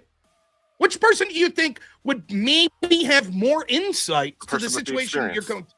The person with experience, obviously, yeah. So it would. Do you think that person with the experience would be calling upon that experience to try to imagine what that other person's going through? Sure, but does that require empathy or their own experience from the past? Well, it would be both. They're literally right. What they're doing is Like, the idea of empathy could involve you imagining, or it could be I went through that. Both of those would fall under the concept of empathy. But you just proved what makes my empathy point is then. just you saying I'm putting myself in your shoes. No, because you just proved my point then. What you're saying is somebody who has experienced it already is relying on their experience to then give me some Is that kind of empathy help. or not? That's not Is that empathy. Of course it is. That's imagining the situation you're in by saying I have been in a similar situation. Then you would have to say that all empathy would require the person has experienced the exact thing that you are experiencing in order to feel for you. Well, that's not true at all. Well, Why would that be necessary? because Why would your that be a scenario necessary was condition of somebody empathy? who has No, you in have. that scenario, that is a form of empathy. Empathy is just this. I'm imagining what it would be like to be you, right? So in the case of the recovering drug addict, I, who am not a recovering opioid addict, as an alcoholic, but I was not an but Same, I, the to be not an fair. opioid addict, right? I would be like, I don't know. I'd feel terrible for you, Abe. That sucks. You know, I've heard that there's support groups you could go to. Maybe you should go to a doctor. Maybe there's some sort of medication that can help you with the withdrawal. You should probably disassociate with your friends that have used that. Just sort of surface level shit, right? But someone that, when you go to Narcotics Anonymous or someone, right? That's going to be someone that says, welcome. We all are looking at what you're saying and we're like, yes, we imagine that. We imagine ourselves in that situation because we've been there. So we're like, yep, we're imagining. I felt that. So whether or not I've felt it or not, personally in my life, and even in that situation, they don't go through the exact same situation as you, right? But the mere fact that they're saying, I've lived this, now I'm imagining if I was you right now, that's empathy. It could be that they've literally lived it, or it could be that they haven't. And I'm just saying, geez, Abe, I'm wondering what it would be like to be, if I hurt my back and then all of a sudden through no drug abuse or whatever, I was put in this medication. And then it led me to this down. Yeah, that fucking sucks, man. I feel bad. I imagine that would be horrible. Both of those are empathy. Yeah, but isn't it the case, though? What you're saying, though, is it would still be the case that they're relying on their own. It's an internal process for them to then help you or to give you advice. They're not. So what giving they're it doing from the is exterior. They're giving it. They're making a hypothesis about how you feel based on their past experiences. And so they're putting themselves in your situation based on their past experience. That's empathy. The problem is the feeling into, like, how there's no connection between you and that person other than your care for them, which to me seems like sympathy is enough, and then you're making choices based on sympathy. You're not. Where is the I'm sharing in with you? Like, I have an experience. I remember what that was like to be puking all night. I remember how vexing it was to like have my old friends call. Yes, I know exactly. That's them imagining what you're going through and putting them in that position. But I don't like think it that is. Sympathy would just be like, I feel bad for you. Your life experience is irrelevant to sympathy. Imagining what you're going through is irrelevant. The only thing That's that could give irrelevant. you the ability to imagine anything would be your own experience. It would not be an actual imagining. It would be heavily relying on your own life experience. It is irrelevant in that the key part of the distinction between empathy and sympathy is as follows.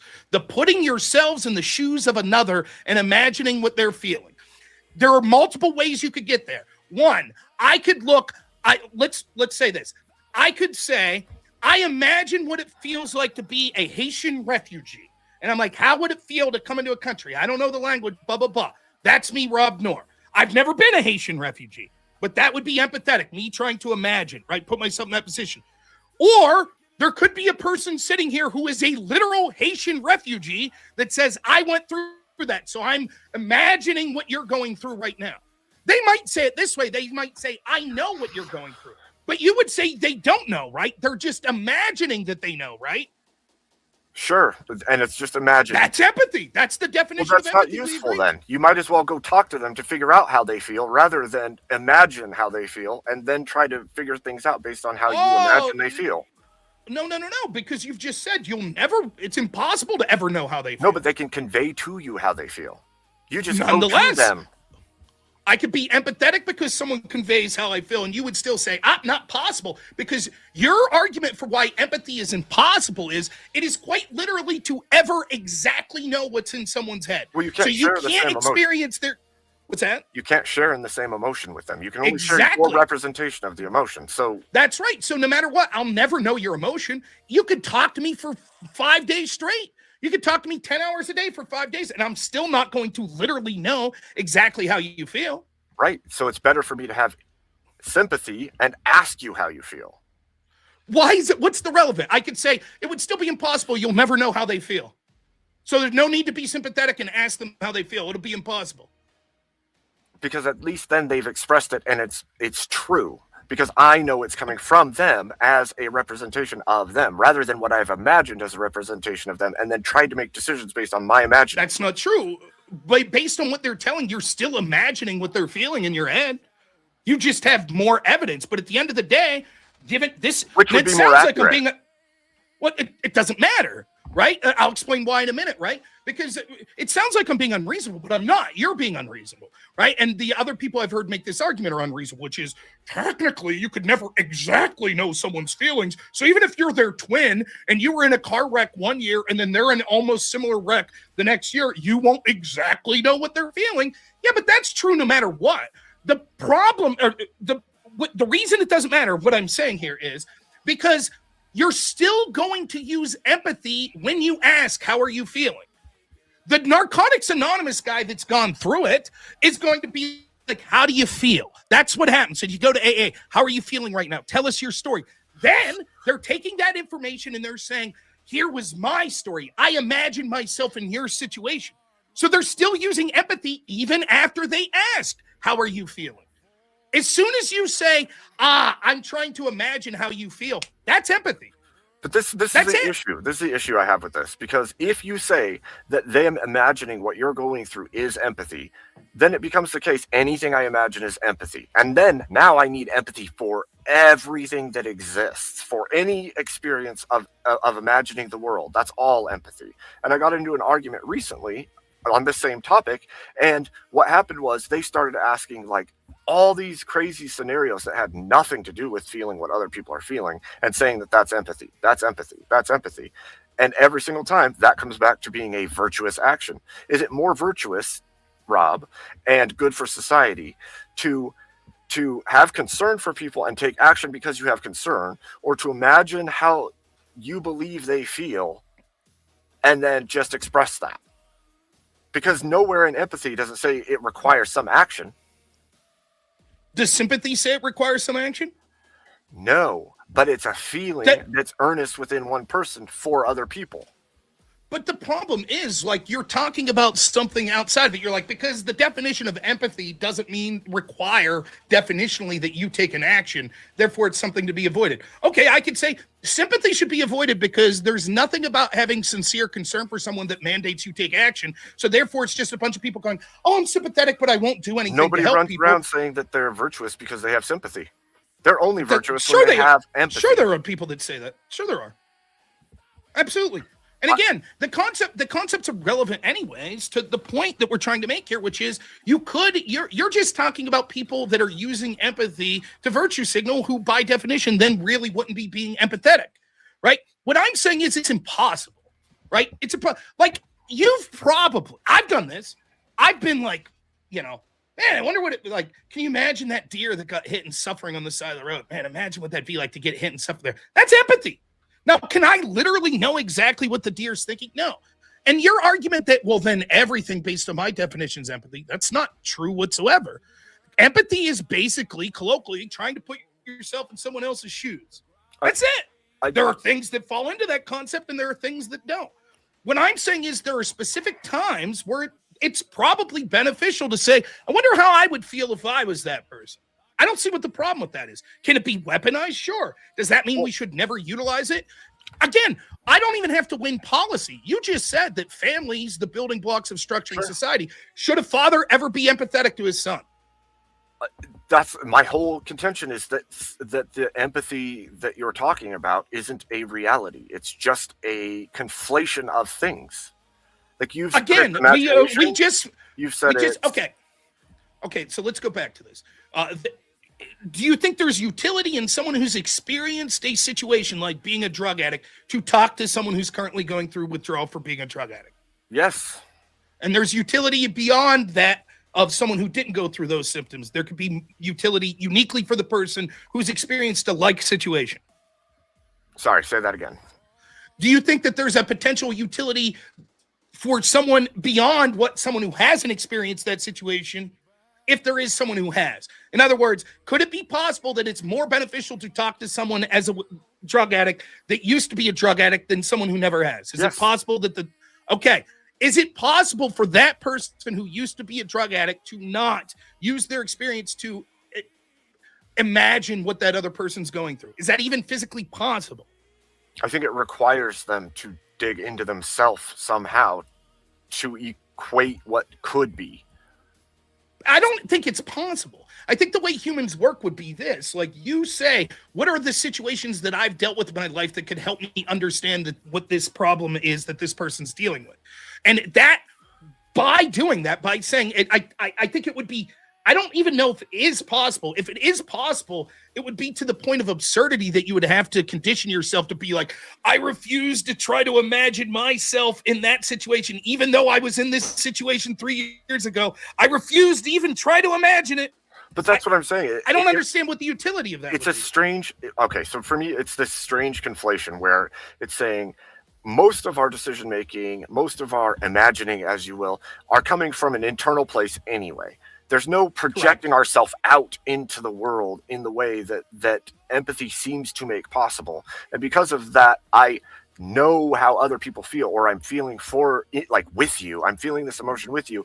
It like overlays this weird sheen of woo-woo, of like I can be in other people's emotions. I can know things about people that isn't that I've just imagined, but I know it because it's imagined. It's the same idea as like a man who believes he knows what it is to be a woman because he has empathy about being a woman. And so somehow he knows how to be that so he can be a woman.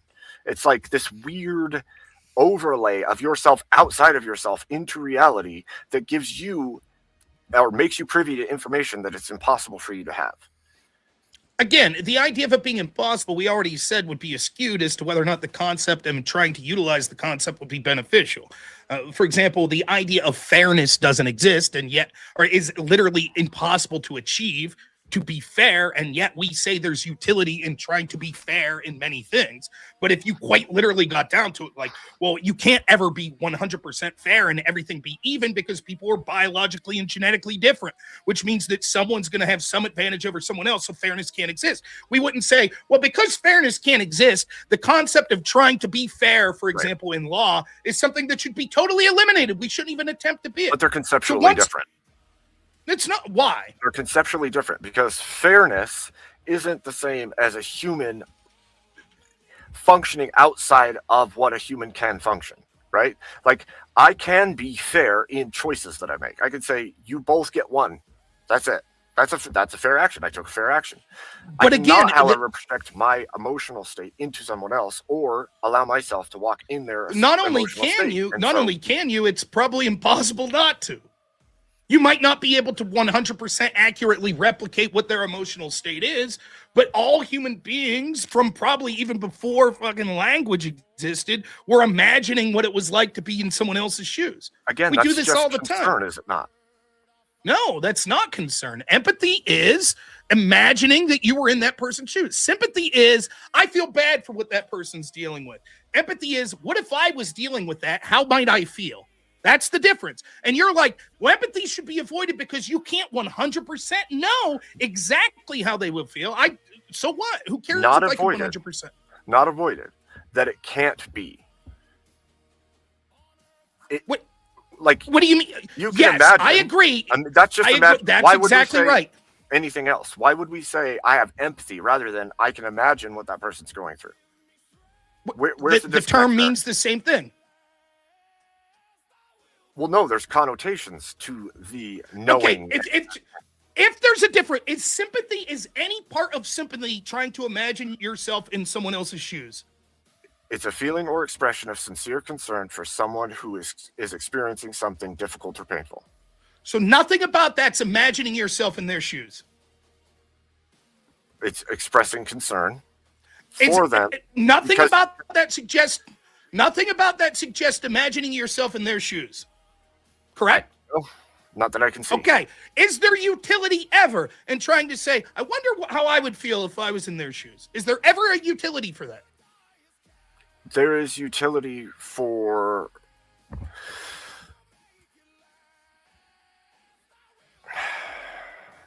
so there is utility in imagining. But okay, but the question, I had a specific question. Is there ever utility in imagining yourself in someone's shoes? Just say there's utility in imagining, like I could imagine. Okay, there is. Give me an example of like a scenario where that would be beneficial. Where it would I mean, there's multitude, right? You already made one where it's the drug addict. That's a useful for the recovery of an addict, right? Okay, now given that sympathy doesn't encompass that, why shouldn't we have a term that does? That's what empathy is.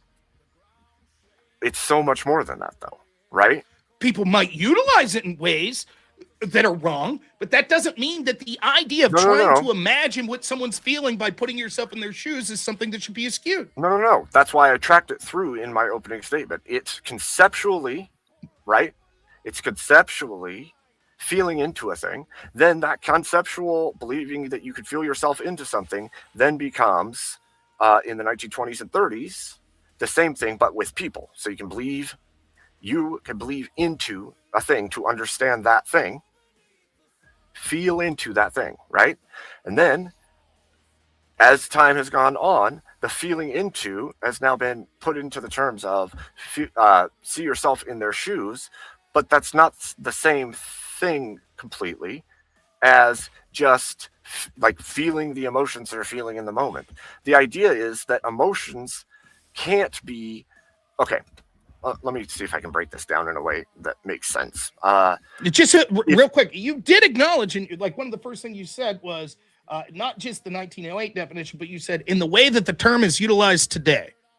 Sure. That's what you're seeking to avoid, which we've conceded. Well, not avoid. Not avoid. I'm trying to show that there's still a connection to its conception right now that is constantly used, that is an actual impossibility. And that's that literal piece is what gives it the virtue that is being used today. No. But you've conceded the definition is the ability to share someone else's feelings and experiences by imagining what it would be like to be in that person's situation. Your argument is you could utilize that in a bad way. No. You've already conceded that you could utilize that in a good way. Yes, okay? but it then why should we avoid empathy? Because it always the use of this construction, empathy, tends towards corruption always. No. That's is this some? What was the name of that cologne in fucking? It works 60% of the time. It works every time. Get the fuck out of here.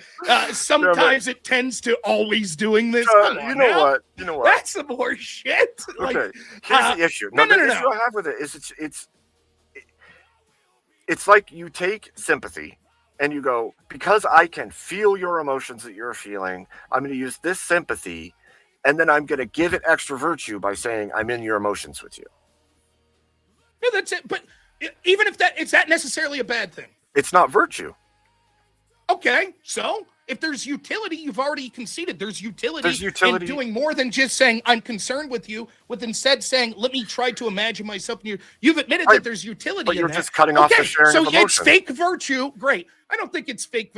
I think you're adding the concept of virtue as being necessary to what empathy is. No, I'm saying that's what it's used I can for. Absolutely say I'm imagining what it feels like to be Abe right now with going, that makes me more virtuous. No. Some asshole might do that, but that doesn't mean that, then because some asshole does that, then Rob, it's bad for you to imagine what Abe's going through. What?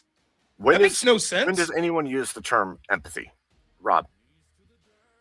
I've used the term empathy all the time. Okay. In a public setting. I'm empathetic to the Nigerian scammer that hacked my ex account. Are you empathetic to them or are you sympathetic to them? More empathy. I've imagined what it would be like to be 15 years old. I went through exactly on this channel. I said, you know what I did when I was 15? I used to smash people's mailboxes.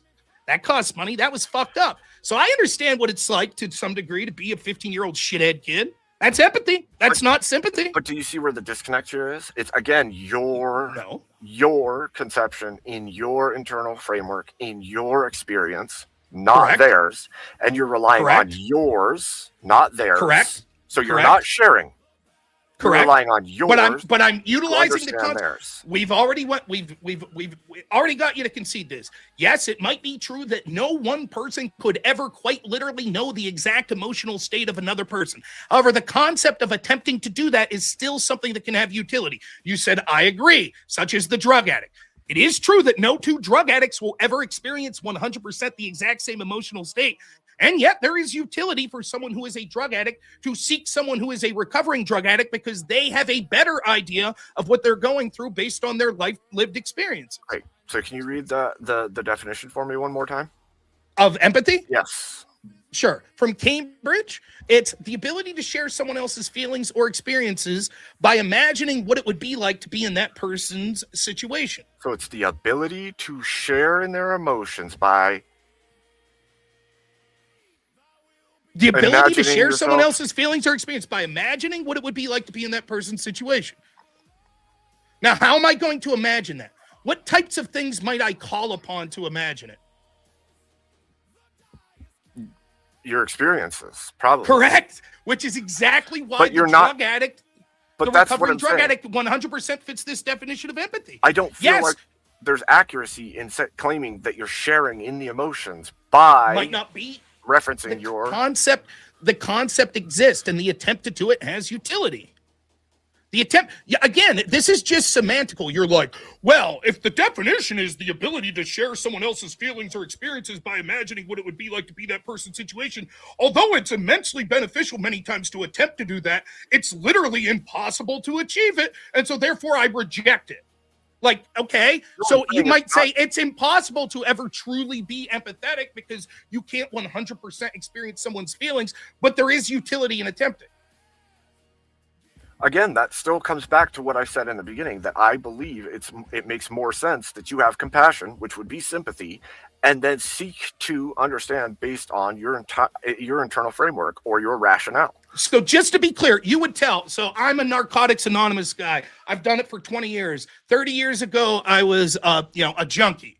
And you would say, Rob, I know you've had great success being empathetic to people and trying to put yourself in their shoes. Stop immediately. Stop. Don't ever use your lived experience to imagine what they're going through. Don't do that. Instead, you should just say, as someone who's not looking at my previous experiences or imagining what you're going through, I could say it would suck to go through that. That's what you would tell me as the Narcotic Anonymous person. What? How does that make sense? How is it even possible for me to do that? You can see some things going on with somebody and feel compassion for them, yes? Okay, yes, that's possible. And then Sure. you can reference your internal experience in the world and say, for me, it's been like this, yes? Why would I do that? What's the utility of that? Because then Why would I reference, I feel bad for you, and then I'm looking at my internal experience. Why would I do that? Why Your would I look concern. at my internal concern? My 'Cause you have concern for what? them. Okay, but what's the connection between, for example, if I'm concerned about overfishing in the Atlantic Ocean, so I'm thinking of my internal experience of having an omelet this morning. What's the connection? I don't see a connection to those two things. Correct. So there has to be, I'm looking at the internal experiences for a reason. That there's some connection from the internal experience that I'm looking at to the external thing that I'm viewing, right? Well, I would say, generally speaking, it would be concern for your neighbor, for your fellow human being. But That what would does that prompt- have to do with my internal experience? Okay, the It drug would addict, prompt right? sympathy within you, and that sympathy would then, because you have concern, prompt it is action. the reason, you know it too. The reason that you would look to your internal experience is saying, I'm trying to imagine what they're going through. My internal experience of this. Like, for example, if you lose a dad to cancer, I might say, I lost my dad to cancer. I can imagine how you're feeling right now. It's inevitable. It's not even, I don't even know that it's possible to not do that. How do you demand that a person not use their internal life experiences to imagine themselves in someone else's shoes? And again, you've already conceded that sympathy is different. It has nothing to do with trying to imagine yourself in someone else's shoes. So again, if I'm just saying sympathetically, pain sucks, so my son has to get a shot, right? I feel bad. Pain sucks. As opposed to saying, son, I think I know what you're going through. I remember when my mom took me to the doctor when I was 8 years old and I had to get a shot. And you know what she used to do for me? She would tell me afterwards, we're going to go out for popsicles. So you know what we're going to do? We're going to go out for pop. That's me utilizing empathy. I'm trying to put myself in my son's shoes and saying, what worked for me? What are the things that would work? That's better in that situation than just being sympathetic and saying, I have concern for the pain you're about to go through. So you don't have to share in the emotion to actually have empathy. I think I'm sharing in the emotion. I think that I understand what they're feeling based on how I felt when I went through a similar situation. That's sympathy, or that's empathy. Empathy, the ability to share someone else's feeling experience by imagining what it would be like to be in that person's situation. Oh, you're getting a shot. I've got a shot. I am imagining what you're going through because I've had a similar situation. Here's what worked for me in that similar situation. That's different than going, oh, you're getting a shot. Pain sucks. I feel bad for you. That's sympathy.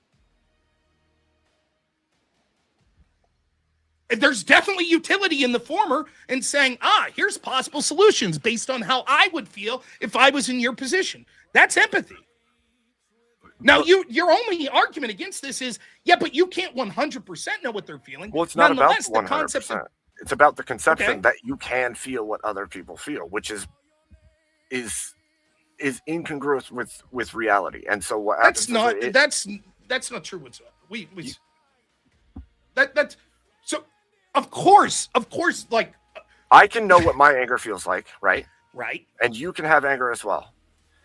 Correct. Right? And I can imagine your anger, but maybe when I'm angry, I get sick to my stomach. And when you're angry, your heart rate increases and your hands ball up and you're ready to hit people. So when I'm imagining your anger, I'm imagining being sick to my stomach and I'm saying, I hope your stomach's okay. Okay. And that's empathy, right? Yes, if I've had a sore stomach and I'm imagining, I'm conceptualizing, sure. But it's not accurate then. At that point, you're just feeling a thing because you think you're feeling that thing that has nothing to do with that person. I disagree. I think that there is utility in trying to put yourself in this. I think almost the entire of our concept of like how we structure society in the good ways that have built civilization are based on this principle, the golden rule. Do unto others as they would do unto you. Because you're like, how would I feel if someone did this to me? I think that's good. I think Jesus thought as much. Would you have told Jesus, now wait a minute, Jesus, when you're sermoning to people and saying, how would you feel if you were poor and downtrodden and you were starving? Jesus, come on, man, you can't really know how each individual feels. So there's no utility in trying to put yourself in that position. But that's self-referential again. This is the issue I have with it. You are, this is the same thing. Teriak asked me that same question before. Do unto others as you would have done unto you. You know what you would have done unto you because it's you. It's not because you know what others don't want. It's because you know what you would want. That's self-referential and not outside reference. Okay, then you instead favor sympathy, which is concern for people. Yes. Based what odds is the concern? What do you mean? What are you basing the concern on? Why is there even reason to be concerned? Well, you're noticing something, right? What are you noticing? It depends on what the situation is. If somebody's harmed or hurt in some I way, see that this guy broke his leg. I'm sympathetic to his broken leg. You know that he's in pain? How do I know that? I don't know that. I don't even know what pain is. Because how he's acting, I don't know what pain is. How do I know that pain's bad for him? How could I ever really know that? His concept of pain is completely different than my concept of pain. Again, that's the reason is it's self-referential. It doesn't have anything. So then why would I ever be concerned? I never know what anyone's experiencing because I can't look at my own situation because I know my own situation is unique. So there's no need to be concerned. How do I know that what's going through is negative? Even if he explains the words, all the words that come out of his mouth are subjective interpretations to me. In fact, what the word pain means to me is quite different than what it means to you, correct? Because we're so there's no mutual concept of the term pain. Because we're similar. How could we ever have a mutual understanding of that? Because there's a level of similarity in all things that are human. So if I say, man, I broke my leg, that sucked. I know how you feel.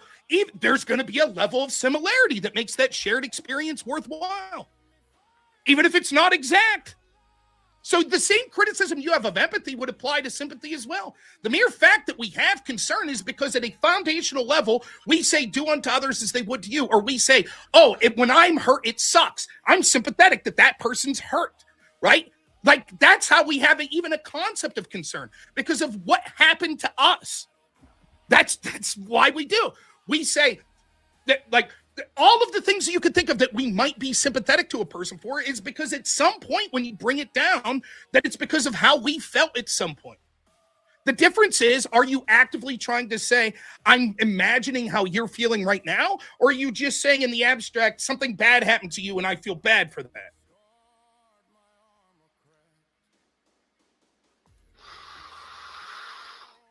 So for me, and again, I think that ultimately, this is a semantic discussion, which is sort of boring, but there's actually something that's exciting here.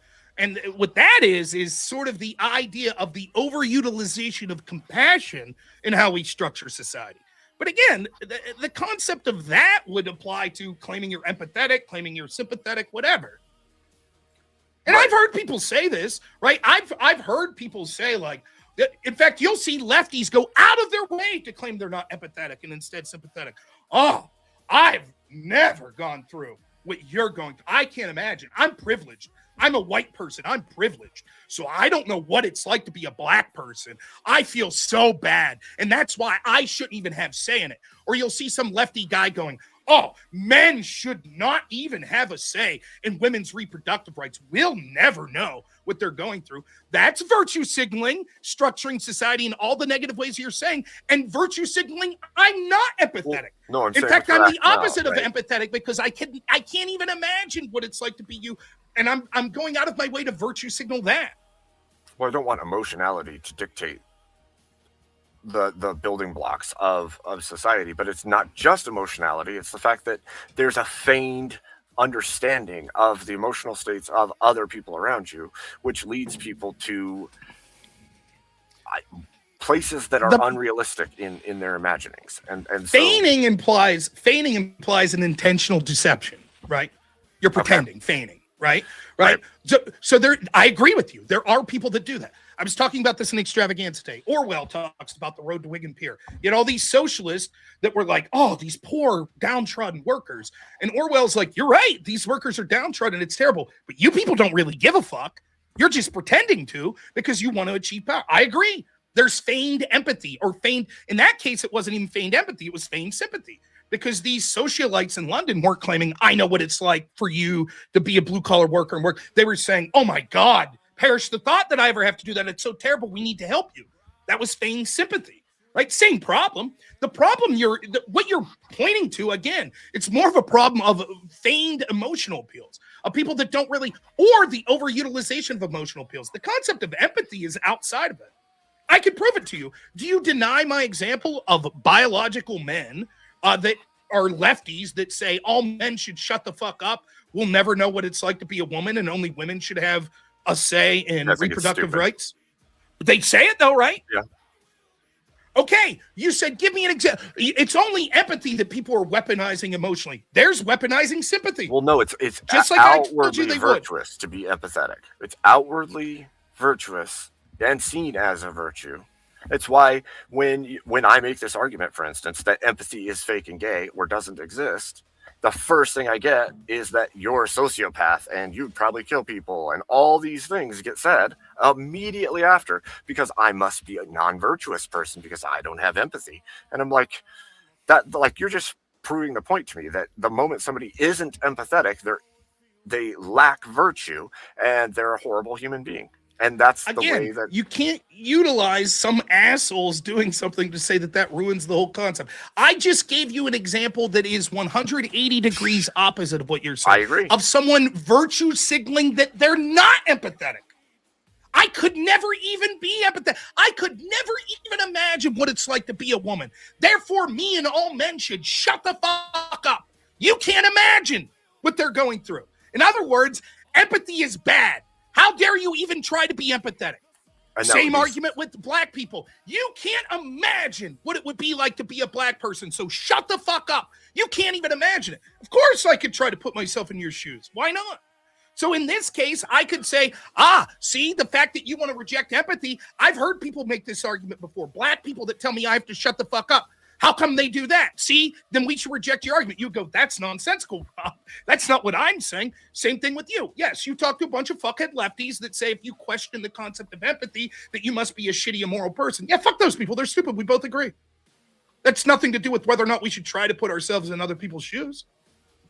Well, I think that it's linked to the usage of the word in our world. And I disagree. Do you think, let me ask you this. Do you think that there's utility in a man that's trying to think about abortion policy, of trying to put himself in the Absolutely. shoes of the woman? There's utility in trying to understand. Yes, there's Okay.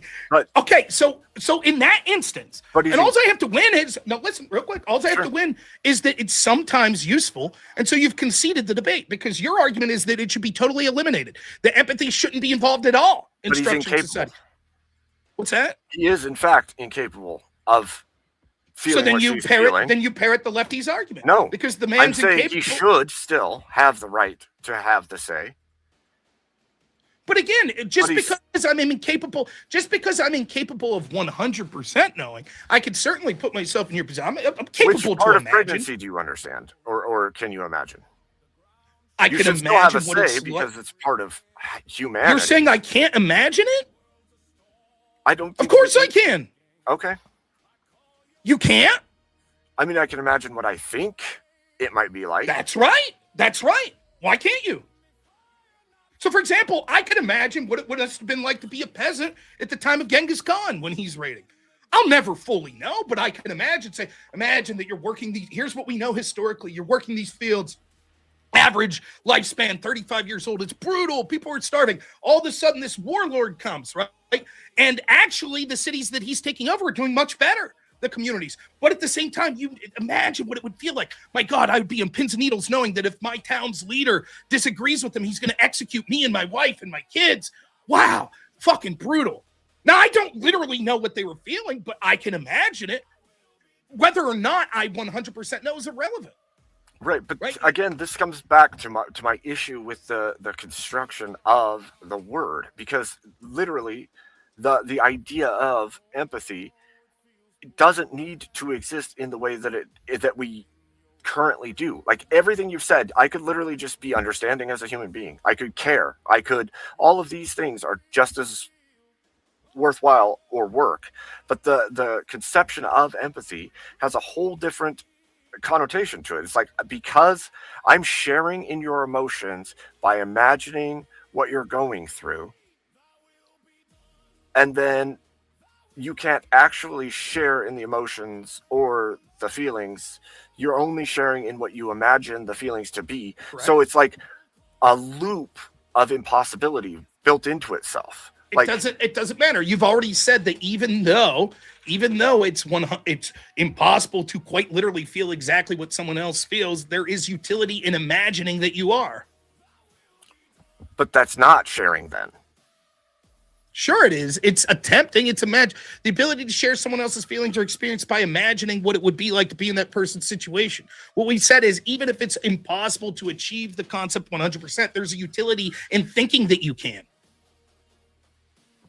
And it can be Sympathy just doesn't understanding encompass too. trying to put yourself in what is the term for putting yourself in someone else's shoes, knowing that you could never fully be in their shoes? We have to say that every time? Sympathy doesn't encompass that. All of that still has breakdowns in it. Like there's conceptual breakdowns in each of these things. So I can't actually share in the emotions. I'm going to imagine that I'm in your shoes. I don't know what it's like to be in your shoes. So my entire conception of what I'm thinking or feeling is completely disconnected from the reality of the situation or the other person. It's all internal at that point. And so all I'm saying is, I imagine that I imagine, so I'm imagining. Like I don't care for others and taking actions based on the care for others because you may have experienced the same before, or you can imagine, is I think that separated from I the think sharing of emotional and experiences. Like, what if I care about somebody, but I've never experienced what they've experienced, and I don't know how they're feeling? Is If that I okay? could, if I could just step in here for a sec, because we're almost at an hour, and we've been talking a lot about like what empathy is and if it exists or not, right?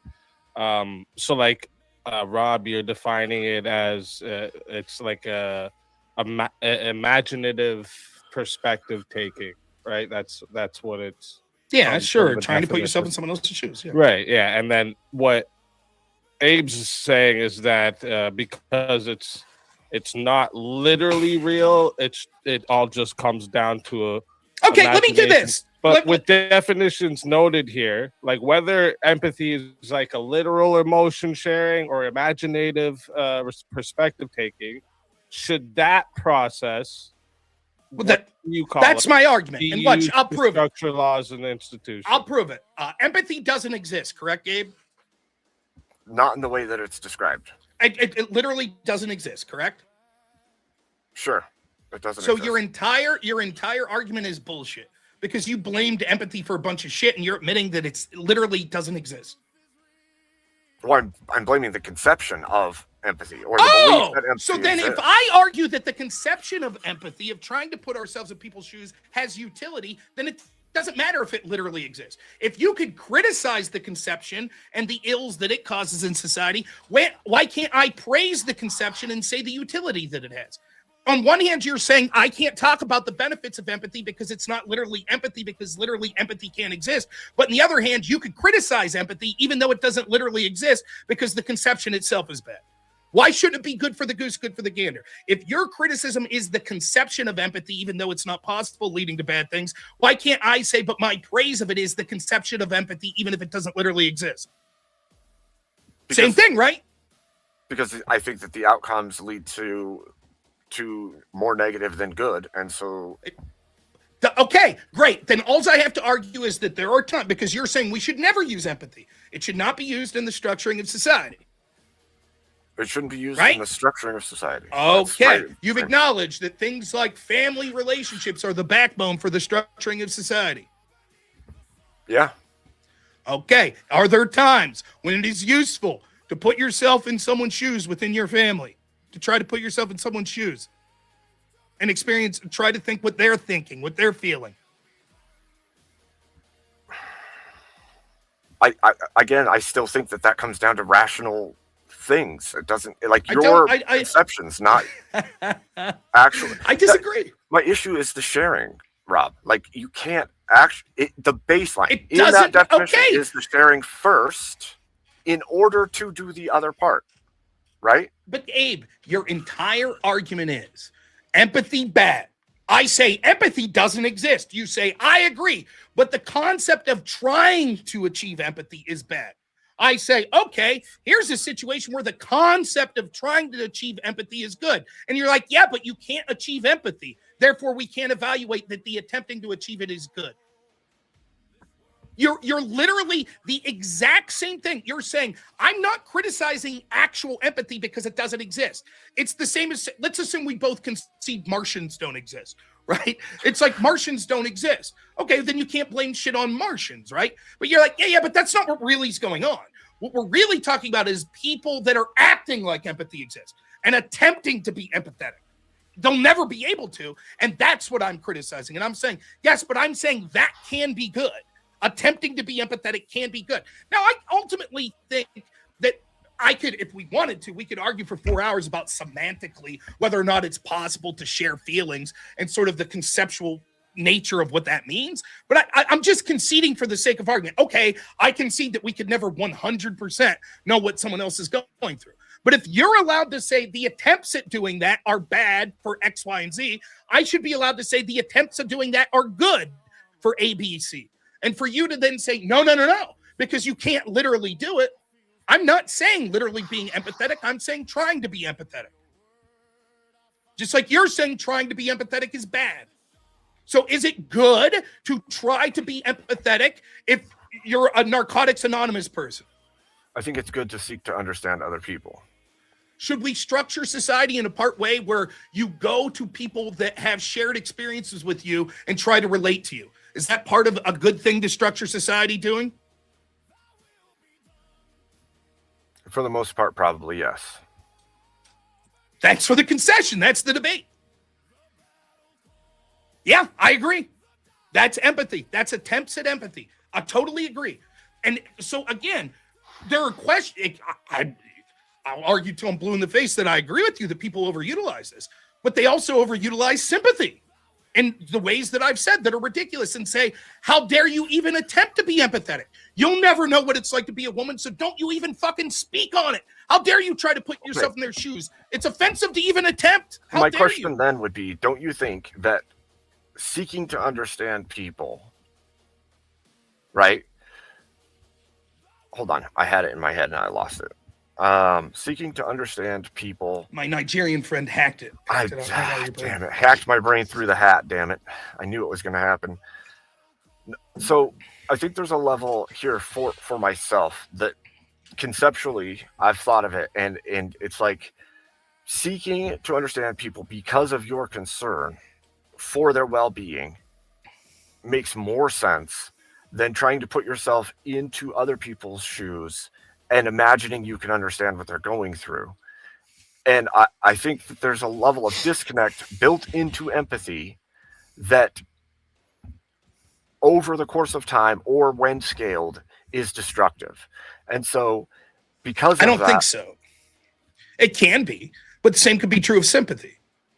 Right? I You could think be the same oversympathetic that's true. concerned. Yeah. You know, so I think that so again, what I would say is like this, right? Like what you're saying, it seems what you got to sort of saying there is like you could become empathetic because you were at first sympathetic. Oh, that person's hurt. And I have sympathy for people that are hurt.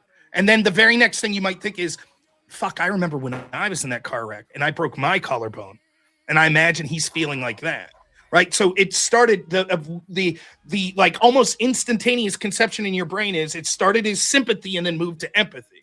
That's possible. And it may be original. Maybe it's the opposite. Maybe you're sympathetic because you intuitively at a moment's notice are a subjective being. And so it's biological subjective beings. We always are putting ourselves through a subjective lens and saying instantaneously, you see the fucking comedy video, the guy getting kicked in the balls, and it without even batting it out, you're like, fuck, I've been hitting the balls. I know how that feels, right?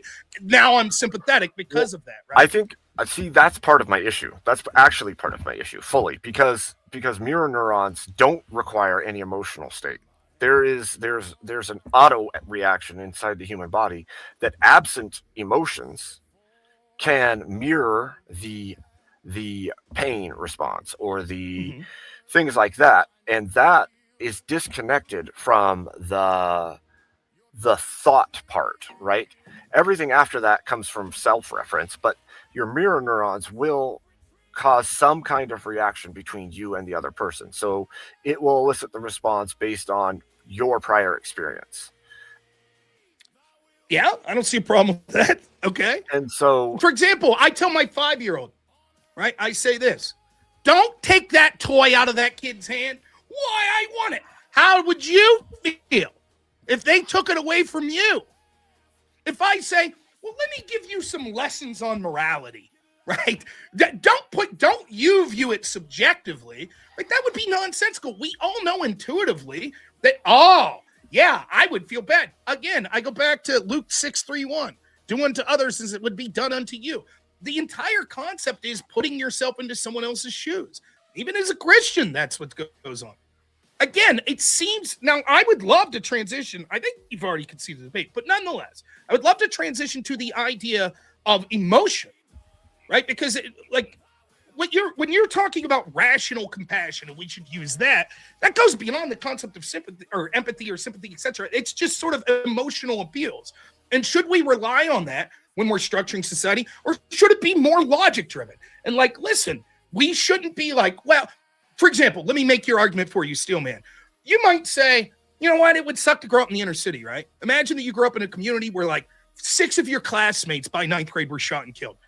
Fucking horrible, right? So when you rob that convenience store, we should try to imagine like you were in a fucking shitty situation and maybe have some leniency on you, right? And that's the sort of stuff you're like, that's fucked up. Because what happens is then everybody has a sob story and we're all running out of our ways to say, oh, but think of the poor murder victim. He was assaulted. He was molested as a child. And so we have to be sympathetic. You know, I agree with you. It could be utilized in negative ways that way. But what I'm saying is there certainly is a place for emotion.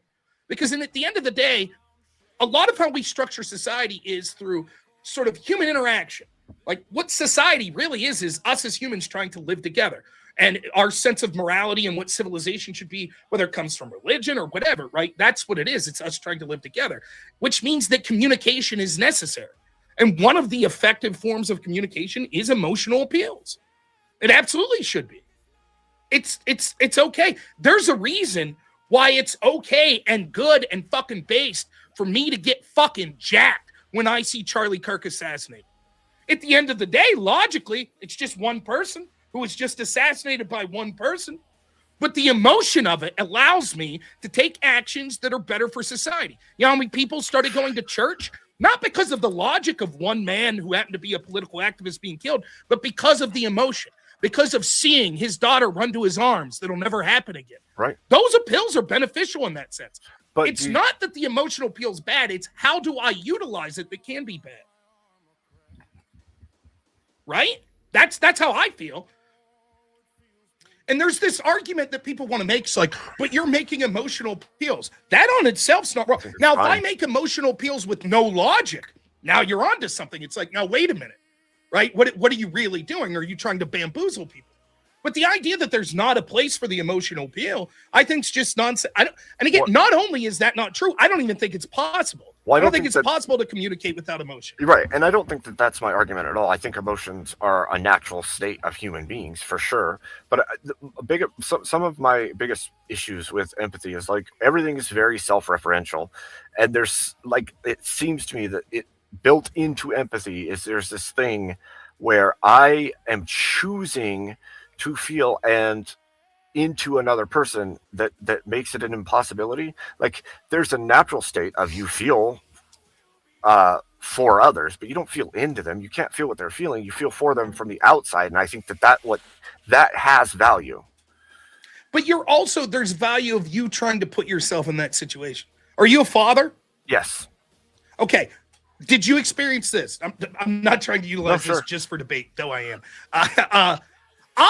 My worldview on a lot of shit changed after I was a father, because I now imagine, what if that was my son? Yeah. That's getting to empathy, right? Like, for example, I was more libertarian. Like, you want to smoke weed in a public park? You know, there's a fucking hypodermic needle there. Whatever, I'll step over it. No big deal. Now I'm like, you're goddamn fucking right. I want someone arrested that's doing dope outside my son's fucking bus stop. You're fucking right. And I know that it's emotional. I can feel it in me that it's like, oh, it's because I'm purely putting myself in. What if it was my you want to son? protect. How would I feel? That's empathy.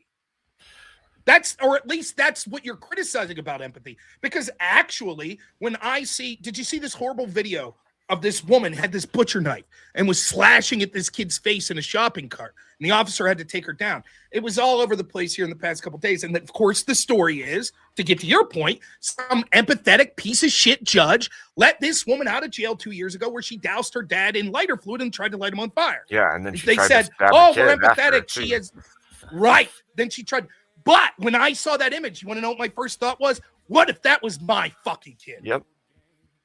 And the empathy is utilized in that sense by a judge, though I don't think it's really empathy. I think there's more going to it. It's a feigned sense of empathy that's the problem. It's the virtue signaling. And so you'd say, but that's bad. And I would say, yeah, but you want to know what the counter to it is? Being empathetic to the victim and saying, what if that was your kid? When you're thinking about it in the abstract, saying, I don't want kids harmed, that's one thing. But if you say, what if it was fucking your kid? You put yourself in that shoes. Now, all of a sudden, it's like, yes, that makes me want to act more. That makes me want to structure the society, say, fuck yes, lock that woman up forever. Fuck her. What if it was your wife that was Irina Zaratustra?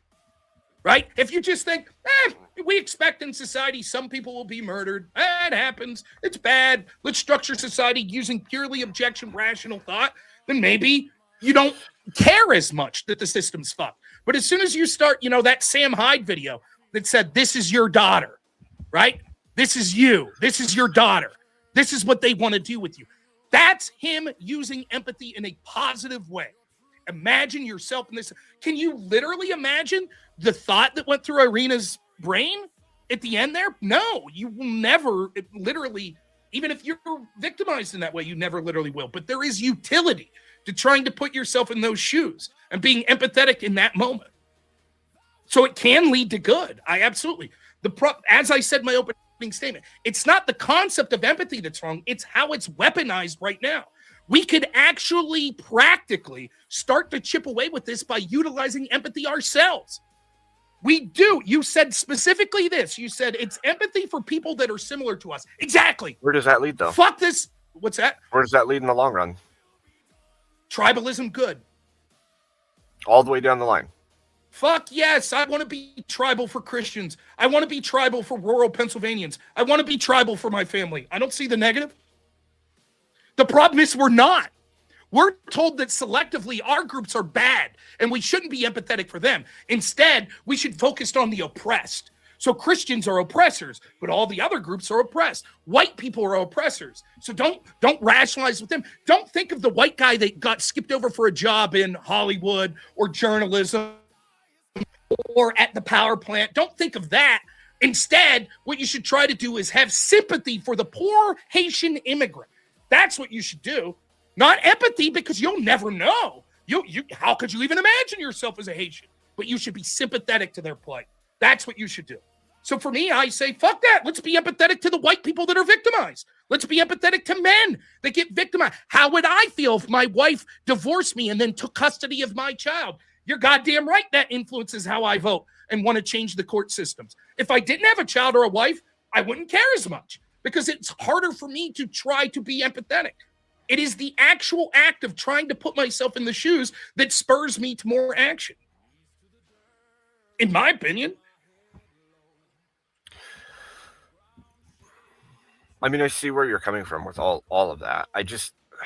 Something internally, when I'm trying to break down how it works in reality, doesn't connect to like care, being able to problem solve through things. Like all of these things are like tangentially linked into what you're saying. And then I'm trying to figure out how. Someone, Speakeasy, you might know this, or anyone in your chat. What's the name of the guy? I think it's Gary Potch. I was reading about him again today. There's this viral video. This is from a long time ago. This guy, his son was heinously molested in the worst way by his karate instructor. So he gets, the guy's being moved, right, by police. Gary Plotch, that's the guy's name. He finds out that this dude's getting off this specific airplane. The media's there. He's pretending he's doing a call and the payphone turns around, blows this fucking guy's head off. You know what I thought? Yeah, I put myself in his shoes. I'm like, uh-huh. And you know what the jury thought? The same fucking thing. They were like, yep, if that was my kid, right? They weren't thinking just, oh, I feel bad his kid was molested. They were like, what if that was my kid? What if that was my fucking kid? And that's the story. It's that. Now, will I ever literally know? Even, God forbid, that would happen to my family. I'll never literally know his exact emotional state, but I have a pretty fucking good idea. And as someone who hopefully never has to go through it, it allows me to structure society and think what society should be by saying, if that was me. And again, I think that when it comes right down to it, even biblically, this makes sense. Do unto others as they would do unto you, right? And it's like, you're like, we as humans, even God recognizes this, that we are subjective beings. There is objective truth, of course, right? But God in his wisdom to explain it to us, Jesus in his wisdom, he's like, let me break it down for you, right? Let's make it more simple for you, who may not be a biblical scholar and may, right, not fully be able to comprehend the objective word of God. Here's something that you can understand. Do you like it when that guy steals your sheep? No. How would you feel then? You shouldn't steal his. Oh, yeah. Empathy. Put yourself in their shoes. Makes sense. would it make more sense if Jesus could say, now let me objectively explain to you the concepts of theft and the 10 commandments and what my father has outlined as the objective truth in the cosmos? Of course, if you could, but we're stupid humans. We are emotional beings. We are subjective. And so Jesus says, let me outline this for you. Gary Plush. There we go. Yeah. Jeffrey Dosett. That was the piece of shit that got exactly what he deserved. But do you see any action or care built into empathy, or do you see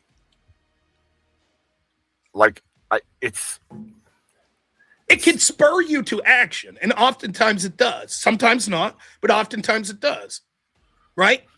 Just being empathetic would spur you to action more than just being sympathetic. Right? Well, there has to be a care, right? Absent care, what is going to spur action? Well, yes, but what's more, I totally agree. What's more likely to bring care? Trying to visualize that happening to you or not? The care would be more likely of you trying to visualize it. Of course. So would I be more likely to take an interest in sentencing procedures of people that abuse children if I don't have a child and don't even attempt to put myself in that situation, or if I do have a child and attempt to say, I know what Gary Plotch was going through. I imagine what it would have been like to be him. It's the latter. The latter makes me more likely to care. So if the issue is, but we need care, then empathy is more likely to lead to care. But both of those are self-referential, right? Because the person without the kids, who he may have empathy for the guy because he doesn't have kids. The person who has kids says, well, I have kids, and if that happened to my kid, then I'd do this thing. You're right. It's not going to be the same for each person, but ask yourself if you had to guess, who do you think would be more interested in these things? People that are trying to be empathetic and say, I have kids, I'm trying to put myself in their shoes, or people that don't? And you know the answer, right? Yeah. It's one of the reasons that we say, like, one of the big problems with the left is none of them want to have kids, and then they want these disastrous policies that's going to fuck our kids over. But they don't give a shit. They're not going to be here. They can't even imagine what it would be like to be our kids. That's why they can so flippantly be like, we're against inheritance. Let's tax their inheritance. Because they've never sat down and said, what if it was me? What if it was my kid? They don't do that. Again, you're correct. There are people that beat their chest and say, I'm empathetic. I'm the most empathetic person. And they push disastrous bullshit. Open borders, fucking bail, cashless bail, all this shit. You're right. Those people suck. But I don't even think, and I think you believe this as well, they're not even really empathetic. And well, of course you believe that because you don't believe empathy exists. They're not even attempting to be empathetic, right? They're doing something else entirely. They're virtue signaling. That's not attempting to be empathetic. That's attempting to weaponize the appearance you're being empathetic to achieve power. That's different completely. We both agree that's bullshit. It's bullshit. But that's not empathy or a legitimate attempt at empathy. But how... That I think that's part of the problem too. Is like, how do you make that claim for them because you can't ever connect to the representational model? Maybe they inherently feel like they are being empathetic and they are feeling with those people, or they're taking this action because they feel with those people. There's no. Let's put it this way. Again, yes, it's impossible to know someone's feelings, but I find this argument to be nonsensical. And here's why. Well, not nonsensical. That's to be tiresome. Put it this way. I could use the preponderance of evidence of what I know about the person and the actions they're illustrating in order to make that judgment. And although I can never 100% be true, I think it's worth being able to discuss this. For example, how many times someone will call into my show and go, I'm not really a lefty. And it's like, oh, fuck yourself, right? But you don't really know what's in my head, do you? You don't really. Yeah, technically, I guess you're right. Right? Or you can see this all the time when you're talking about like corruption in the system. For example, I'll talk about I think James Comey, former head of the FBI, was corrupt and hated Donald Trump and took these actions for political bias. But you don't really know what he was thinking. How could you 100% know what was going on in his head? Yeah, I guess. But we still make judgments based on the prevailing evidence that we see. And what I would say is the person, just like George Orwell said, these fucking socialists paying me aren't empathetic to these fucking workers. They're full of shit. He technically didn't know what was in their head. Yet me and you will accept, like, yeah, you're probably right, based on the actions they're taking. Same thing here. If, for example, if you were really empathetic about the homeless, wouldn't you be out there helping them? But Yeah. instead, you're going to claim that you're empathetic towards them and then not do a goddamn thing. Or if you're really empathetic to victims of sexual assault, right? Wouldn't you then be speaking up for groups that can't get any justice, such as the grooming scandals, because it was occurring to Muslims where the police covered it up, but they're not saying anything. So it allows us to the judgment of you're not really attempting to be empathetic. You're being selective. You've chosen groups that you view as oppressed. Or let's say it this way. You're intentionally choosing to performatively be selectively empathetic. How about that? So even if you do have a goodness feeling of trying to put yourself in someone's shoes, you're intentionally being selective in that process. Right, but you're not looking at the other side. Right, but if empathy is a natural cause within humans, if empathy exists and it's a natural thing that happens within a human being, then then regardless of whether or not it's selective or not, it's still empathy. Even if it is done wrong in the way that you're saying, then it still falls within that range. Well, and I would ask, not necessarily it's used for good more often than it's used for bad. Not necessarily, though I will concede that could certainly be the case at times. But you would concede you could pretend to be empathetic. Absolutely, you could pretend to be and not I think that most empathetic of these people are pretending to be empathetic. But there might be some that are legitimately, but they're just being selective in it. Well, let me ask you this. Let me ask you this. Let's take the word empathy and table it for a second. Just humor me, right? Sure.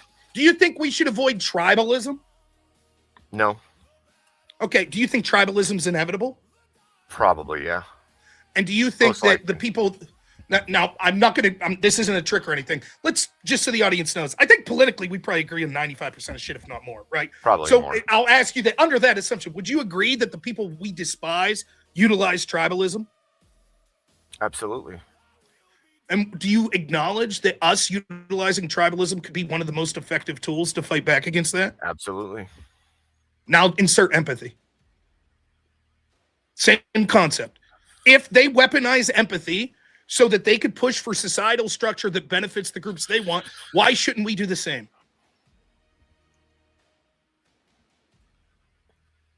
I mean, if it is the case that empathy is in existence and is possible, then the attempts at it, forget about whether or not it's possible, the attempts at empathy. You've already acknowledged throughout your entire opening speech that our enemies, and I'm just saying this, listen, for the chat, like we're just, me and Abe aren't arguing about, we agree with each other politically mostly. That's why I say this. So the people we disagree with politically, forget enemies, right? They are attempting to utilize or pretending to utilize the concept of empathy to have all this bad shit in society. If we could do the same, attempt to use the concept of empathy for good shit, why shouldn't we? I think that we should, and it would be good if it could do good. But what I'm saying is, I think that in most cases we've seen throughout time, most of the movements have utilized them and built structures from them have caused immense destruction. I don't think so. I think what we see is because most of the people in positions of leadership have been destructive. Like, for example, right? Do you think the Crusades were good? Yeah, for the most part. Do you think they used empathy to inspire people to join the Crusades? Of course. Maybe. Imagine that it was your family that was ransacked by these heathens. Yes, I'll pick up my sword, right? So you could say I think all governments, all political and cultural movements have used empathy, right? The question is right now, right? Like, again, Charlie Kirk's the best example I could give. Should we have said, imagine your wife grieving, Abe, because let's say, like, and God willing, this happens. Abe blows up. All of a sudden, he becomes the next leader of Turning Point, right? And you're killing it. You get mentioned on Joe Rogan, like I did one time. Now, but you get, you're on Joe Rogan, you're crushing it, right? And all of a sudden, some fucking lunatic takes you out. And I don't know if you're married. I'll assume you are, right? And all of a sudden, they're fucking attacking your wife. They're attacking your children. They're putting. Imagine what that would be like. That to me, that's one of the things. I mean, that was one of the initial reactions we had. We're setting up DebateCon. right? Andrew calls me. He's like, "Did you see this clip?" Yes. Yeah. And we take it's selfish. I'll admit it. The empathy was selfish, but for a minute you're like, "Holy fuck!" But see, What would my wife do? But see, even in that case, Rob, I didn't think about putting myself in that position initially. Initially, it was rage without cause. But it was rage. No. I think it was rage because intuitively you put yourself in that situation. So it's not a choice. There's no. That might be true. That's part of my argument. That it's inevitable. That inevitably we attempt to be empathetic. It's impossible to avoid that. So, I do think that's true of humans. So that's how we interact with the world. Undecided, We're unprompted emotional reaction is good for building society. To a degree, it's a part of the structure, of course. Right. There's a reason that we have a visceral reaction to child assault. Yes.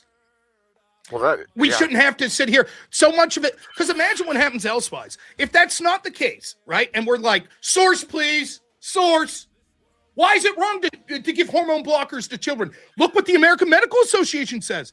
Look what this group says. Look what that group says. But then right now, all of a sudden, we have to rely on our ability to win debates and be persuasive instead of just saying, we all fucking know it's disgusting and wrong. Right, but then And not only is it not a bad thing, it can be bad, but not only is it not always a bad thing, it can spur even greater interest in action. And more importantly, it's inevitable. But then aren't you hinging on more people being of good moral virtue than bad? And then looking at the world, do we see that being true?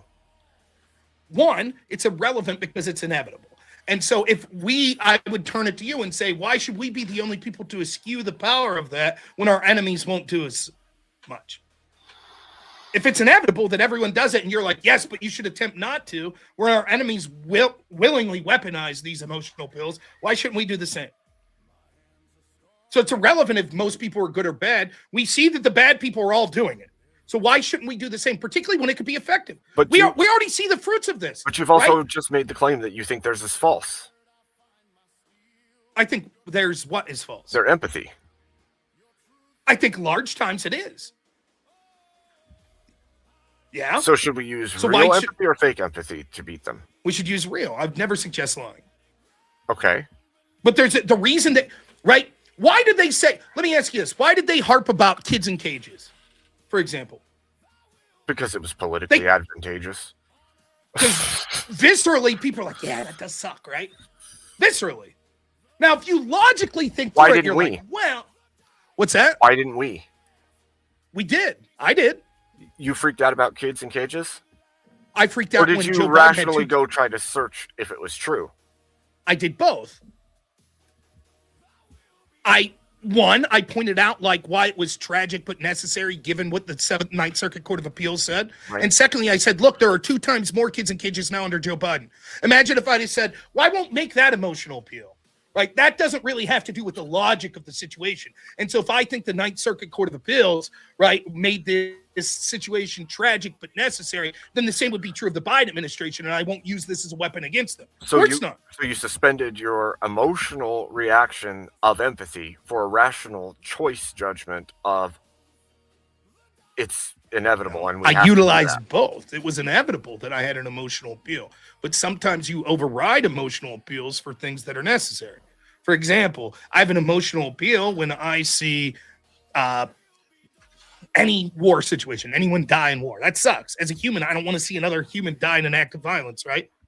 Right. But I also understand the necessity, right? Yeah. So my argument, again, I go back to this, going back to the ethos, pathos, logos. I'm not arguing that we structure society purely based on emotion. I'm saying there is definitely part of emotion that should be involved in the structuring of society. Not only should it, but it's inevitable. It's impossible to not have that be the case. And the same is true of concepts of empathy. It's and again, and I know what the audience is going to say. Sure. Be empathetic, but that's not involved. Why should we use that to structure society? Well, again, as you've already conceded, structuring society is not just what should the law be on speeding. Structuring society is more than just the law or politics. It's also culture. It's also the family, which is the building blocks of culture. So if we say you should structure a family as the man being the head of the household, right, and doing labor, and the woman being the caretaker and raising children, right, that would also say that's how we should structure society, because society should stem then from the family. Right, but So then the building scale becomes a blocks- problem, right? What's that? Scale then becomes a problem, though. Because at the foundation, you're right. I agree with you. There's a level of care that needs to be Sure.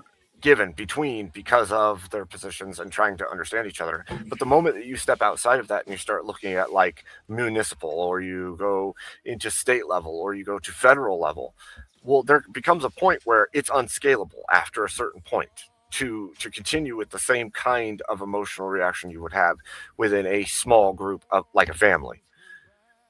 And I would say that psychology has shown us that the moment we do step into that scaling issue, that empathy becomes a huge issue because there's no congruence of empathy across the board. Again, one, I don't think you could eliminate an empathy anyway, so it would be impossible regardless. But second, of course, you're right? You don't, based on scale, you approach things differently, like based on the different scale of what you're dealing with. However, we've conceded that the most important way of structuring society is the nuclear family. So if empathy is important to it, which we've conceded, then that means that we would certainly negate the proposition here and say, if the core building block of the structuring of society, empathy is important to it, then we would certainly say that empathy is important in structuring society. Does that mean in every building block of society and how we structure it, we should prioritize empathy? Of course not. But there's certainly a place for it, which is my argument. If you utilize solely empathy, for example, like voting rights, right? Oh, empathetically, what about this poor gentleman that had the flu on election day, right? And he was in the hospital for a week and a half. Shouldn't he be allowed to vote? I feel bad. I've been sick, right? No, we should not change voting laws based on that. We say that sucks. Shit happens. But we can't have a legal system that's purely based on like empathetic situations like that. And yet empathy certainly influences why we vote on particular laws or vote for politicians that craft particular laws. And it's inevitable, and that's not necessarily a bad thing. It's okay for me to want to vote for people that are hard on crime because I'm empathetic to people whose children have been killed by illegal immigrants. That's okay. That's not something that I should avoid. I think this widens particularly when my opponents are going to do it. I feel like it maybe I don't feel like it like when I try to put this together, right? It makes the place where something called empathy resides in a spot that it's so massive, it just engulfs everything. That's part of the issue that I've had with it the whole time. Like everything that's imagined falls into it. But that doesn't mean it shouldn't be used in the structure. You could say, I currently feel that it's overutilized. Well, okay. It stops making sense to me. But you would not say that the building. Okay, like, right? Imagine this. Imagine if we both said this. We feel that the way you should structure your household is for the man to work, to have children, and the wife to stay home and raise children, right? You agree with that in general? Yes, I do. Yeah. Okay. And what if I said this? But some women can't have children. And so if you made it a law that said that women can't work and they must stay home and raise children, that would be terrible. And you'd say, well, yes, of course. I'm not suggesting that at the broad scope, we take that concept and enshrine it into law. I'm saying, of course, there'll be exceptions, but this is how things would be prioritized in structuring society that would make it the most beneficial. It's the exact same thing here. Yes, you're right. If we take this idea of, as a father, it's good to be empathetic to your child. There are certain times where it's good to put yourself in position of other people in order to suggest what sort of laws or what you would like done culturally or politically in this country. That doesn't mean that you do that every single time. I agree. Is it weaponized? Yes. But again, like it's inevitable, right? It's not necessarily a bad thing, but we should limit the way that our opponents are using it now. And not just our opponents, ourselves too, if it becomes gets to the point where it's like, being harmful. But I don't think that there's nothing uniquely negative about the concept of using empathy to help structure society. You could say, but it's been overused. It can be used for wrong. Agreed. All that I agree with. You want me to respond to this? Mo Buttle Sure. Can you bring it back up? I can try. I didn't catch the last you didn't sentence. have to, but yeah. Sure. The left weaponized not holding their own accountable. Should we do the same? Forget the woo-woo snake language, right? Like the woo-woo snake portion of it is you had a bunch of assholes, right? Apparently in 1907 that were trying to say that you could exactly feel like other people or some shit like that. I don't know, right? Should we hold our own accountable? Sure. But we should do it in the context of what accountability really means. I'm not suggesting just because our opponents do things that we should exactly mirror them. That's not what I'm suggesting. But there's nothing... Christ said, do unto others as they would do to you. So it's not as if I'm saying we should use sin for our advantage. I'm not suggesting that. I'm pointing straight to morality, where my morality comes from. So it's not a matter of not holding accountable. It's if our opponents weaponize and say, imagine how you would feel if you were broke and black and lived in this neighborhood and crime was there and blah, blah, blah. And so we have to have compassion and let you out of jail. Why can't I say, imagine how you would feel if you're on the train and someone slices your daughter's fucking throat and says, I got another white one? How would you feel? Why can't I say that? What's immoral about that? What's wrong about trying to structure society in that way? About saying, yes, that absolutely should motivate us to say, get out there and fucking vote. Vote these motherfuckers out that are soft on crime. What's wrong with it? I think we could use more empathy of victims, is another way of saying it. Society, the Soros-appointed DA say, no, we should have empathy for criminals. What's the saying? Like, right? Like, Wait. compassion for criminals is, there's a saying, compassion for criminals is, hatred towards victims or something to that effect. Same thing. And again, the concept of this, it's not unique to empathy. Again, you can apply it to sympathy, as we've already said. So I think that I've won, as you've conceded, that there are times that empathy is important when it comes to family situations. Second, it could be important when it comes to motivating people for cultural and political things. Third, the problems you're isolating aren't unique to empathy. They'd also be applied to sympathy. Fourth, there are exact 180 degrees that people say you can't even be empathetic, and they weaponize against that. I would say not unique to empathy, but empathy was created with certain things in mind and has been used for them since its inception. That's part of the issue that I have with, at the very least, the conception of it. So 1908, they come up with this concept. Go ahead. You talk. Explain it a little more. So it's cruelty to innocence. That was the claim. Yeah. So, well, okay, you've got the initial believing into something, right? So you can feel what oak trees feel. You can feel what mountains feel. You can feel those things, right? Woo-woo things that don't even make sense. Okay. Prior to that, what would we have called empathy? Prior to thinking I could think what a mountain thinks? Yeah. Put yourself in someone's shoes. Okay. How would you feel if this happened to you? Okay. So then it gets flipped from believing you can be inanimate objects into a psychological framework, believing you can feel what others feel. Okay. Right? And if we go one for one, the belief that you could feel what a tree feels, you're feeling what that tree feels, not like your conception, but what that tree feels. Mm-hmm. Then it moved from there to believing you could feel what humans feel, that person's feeling.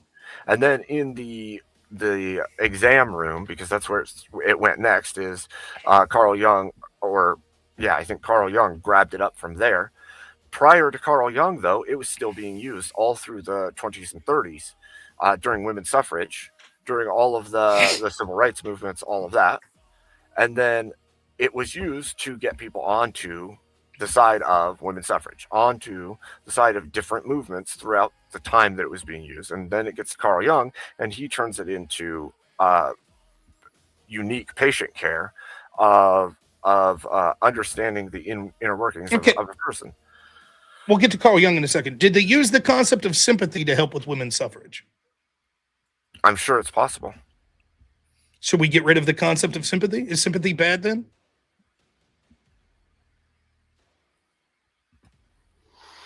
I think that sympathy has utility. So is imagining yourself in someone else's shoes. Right.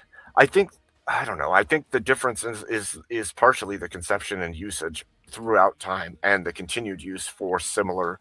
I would argue, right, that the concept of trying to put yourself in someone else's shoes or imagining how you would feel if you were going through it predates the term empathy. That's why the Bible says, do unto others as they would do unto you. Well, also because that's morally right, right? Correct. Imagine if this happened to you. You wouldn't like that, so don't do that to other people. Do you have to have... That doesn't... Wait. Sure, why Do not you have a to term for that? No. I'm saying, do you have to have... Does knowing what is right and wrong require empathy? Not necessarily. Okay. So if... But it helps. Like, you're right? You could make the claim that every Christian should intuitively know in every situation what is right and wrong without using their subjective experience. Hypothetically true. But then why would Jesus say that? Right? The reason is because Jesus also understands that humans are fallible, right? And that humans are subjective, and that it's easier for humans to understand, right? Like Jesus didn't just come down and say, like, here's this is the word of God. And I'm not going to try to relate to you as a person. I'm just going to, like a professor, like a textbook. Here you go. Here's a textbook. See you later. He was relying on emotion. He was relying on charisma and stuff as well as logic, and literally logic, like the truth, right? And so when Jesus says, he's like, here's a way that it's easy for you to understand, like with the concept, you don't want to do things to people that you wouldn't want them to do to you. Oh, right? And so to then be like, well, because theoretically you should know based on the 10 Commandments that stealing's wrong, right? Therefore, you should never try to imagine how it would feel like if someone stole from you. I mean, no, I don't think that necessarily follows. It is true that you could understand the concept of stealing being wrong without that, but if it helps articulate the point and convince more people, oh, I get it, why not? But I think that's kind of still partially broken. For me, that's still partially broken because the do unto others as you would have them do to you only requires you to know what you want people to do to you. It doesn't require you to understand anyone else or be in their representation. All it requires is I know what I want done to me and I know how I want to be treated. And then I have to do that for others. It doesn't require you to know anything about them. It doesn't require you to be inside of their or share with their emotions or imagine how they feel. All that requires is for you to know and understand how you feel and to treat others as you want to be treated. There's no... But it seems to be the same foundational building block that you're saying, I understand the world through my subjective experiences, correct? Yeah. Okay. So then if I'm trying to understand you, why wouldn't I utilize my subjective experiences? You would. So I would try to imagine if you're going through something, how I would feel if I'm going through that. No, I'm saying you wouldn't have to imagine that. You know how No, that's you how feel. I would. That's how I would do that. If you're going through something, I'm going to be like, if I was going through that, how would I feel? Oh, that's empathy. It heavily suggests that the concept of do unto others as they have them do unto you implies that we as humans view things through a subjective lens. It's easiest for us to understand that way, right? And so if I'm like, should I steal from Abe? How would I feel if I was stolen from? Not good. Therefore, I shouldn't do it. Or I wonder how Abe is feeling now that car ran over his foot. Well, that car ran over my foot once. So this is how I imagine he's feeling. It intuitively makes sense that we shouldn't reject the latter if the former is true. If it's true that we should never try to put ourselves, imagine, like, why would Jesus ever say do unto others as they do to you if he was against sort of the attempting to put yourself as the subject in understanding of the world? He would have never said that. And once we accept that, yes, even God himself realizes that we as humans are inherently subjective and that's how we understand things, then why wouldn't I try to understand the world through that lens? Like I'm trying to make sense of what Abe's going through. How can I do that? Well, what if it was me in that position? How would I feel? There's nothing inherently wrong with that. And in fact, it's biologically built into us. I don't even know if it would be possible to force yourself to not do that. I just don't. And again, we're sort of beating a dead horse. We already said there's utility in trying to do it at times. So, for me, I think I don't know how much more time we have, but let me say this. If I could get to the, I think I've said what I want on this. Let me get to brass tacks. I ultimately think that what happens is this. I think that there's something happens like this. We see a bunch of these fucking assholes that utilize a term like this or something like diversity, right? Diversity is our strength, diversity is our strength, diversity is our strength. And then what happens is there are people that correctly are like, man, fuck all that, right? Fuck this. This shit's being weaponized and it's horse shit, right? But the problem is sometimes people become, in my opinion, just too semantic and anal about it, right? And it's like, well, technically, can you ever actually be diverse? Technically, like, diversity will never be acceptable or good in any situation. It's like, now, come on. I don't know about that. And I think that's what's happening. I ultimately think that this is another one of those things that it's like, we spend our time sort of intellectually masturbating about the concept of empathy versus sympathy and blah, blah, blah. And it's like, at the end of the day, it's just like, I don't know. It seems like it seems like someone that's like, well, let me pontificate on, and I'm like, I don't know. I guess it sort of vexes me at time when I think there's a lot of excellent debates to have. And like the semantical thing of this, it's like, I don't know. And I'm not saying that to you. I thought this debate was very good, but I've heard this concept oftentimes on Verbal Combat, which leads me to believe it's like, someone said this somewhere and everyone's like, oh, yeah, it's very, very intelligent. Okay. Their empathy, So I would say there's a core to this that I left separated out because it's just a personal thing. Sure. There's a certain level internally that I see where it's an aggrandizement of self-projection and putting yourself in a God seat where because I understand what's inside of other people, I can dictate what should happen in the world and in the lives of people around me. And I think that it's used that way often. And it's sickening and I think it leads to even more levels of self-worship when it's really, really embraced in the way that we see it in popular culture, in the way we see it on the left, like you've already kind of codified, where it's like there's a level of I know how everyone feels because I have empathy, and then that just aggrandizes that person more and more. And then because they've shown this, the people around them then jump on that bandwagon of that person's so virtuous and so good, but they didn't have to do anything to be virtuous. They just claimed or did even feel for others. But I would say that you could make it's certainly true. Again, that people could weaponize this concept or do so in a way that they claim virtue that they haven't earned. But it's not necessity to utilizing empathy. And I'd say you could make the exact opposite claim for the total rejection of empathy.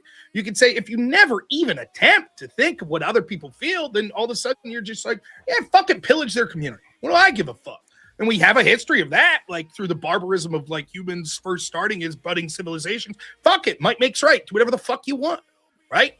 Now, you could say, yes, but Christianity, right? Sure, right? But not everyone's going to be Christian, right? And if one way that we could utilize the people to try to build society in a beneficial way, it's like, hey, man, how would you feel if that dude did that to your daughter? Ooh, yeah, that would be bad. Great. Then don't do that to that dude's daughter. If there's utility in that, it's something we should do. It doesn't make you virtuous. Right. But again, like, that's the separation. That's the separation for me, right? Because internally, in the definition or in the usage of empathy, nowhere in there is good action based on that thing. And so from a subjective worldview, if you have no baseline in a religious foundation, right? You don't believe in God, you don't believe in anything.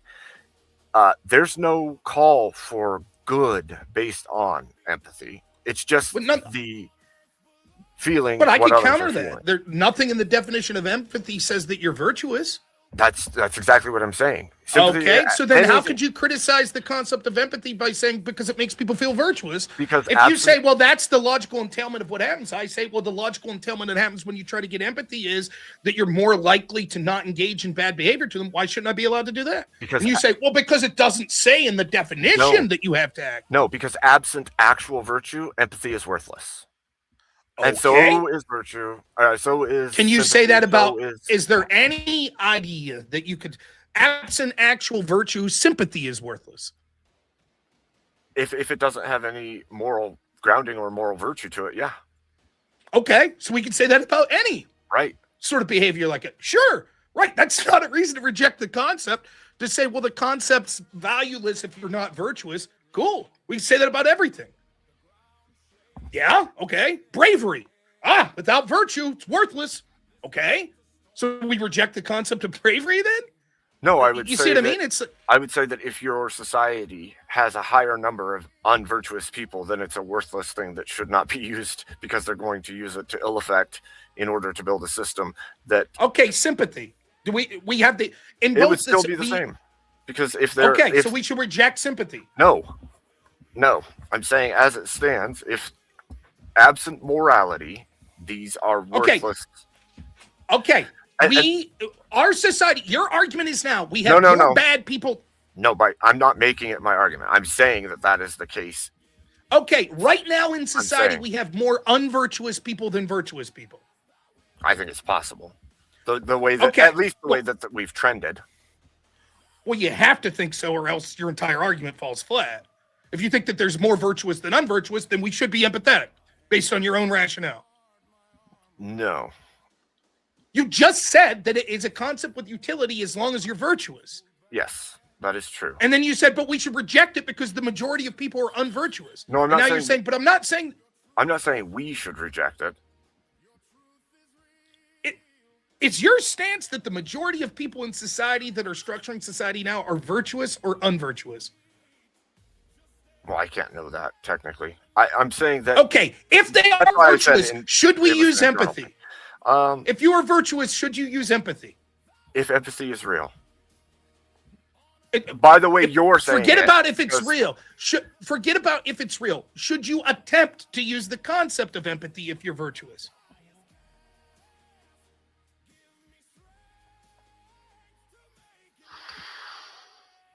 This is a two-edged sword, because I know what.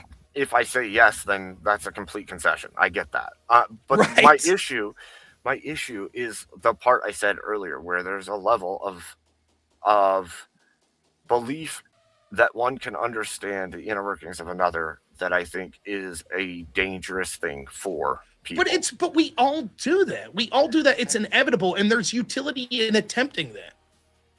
Like I mean, again, so you would say, for example, we should never try to figure out someone's intent when it comes to the legal system, because truly we could never know someone's intent. No. We could never really know what a I'm person's saying thinking. you should utilize other tools other than your internal representation alone, or in greater significance, right? If the way that I judge everything is just solely based on how I think or feel that thing is, rather than suspending that and doing work of knowing it, then I'm going to make poorer decisions than I would if I went and spent the time to research, to look into, to communicate about that thing. But again, this gets back to like concepts of ethos, pathos, logos. Yes, if you utilize only one of the three exclusively, major problem. Same's true of logos, right? If you somehow make yourself autistic to the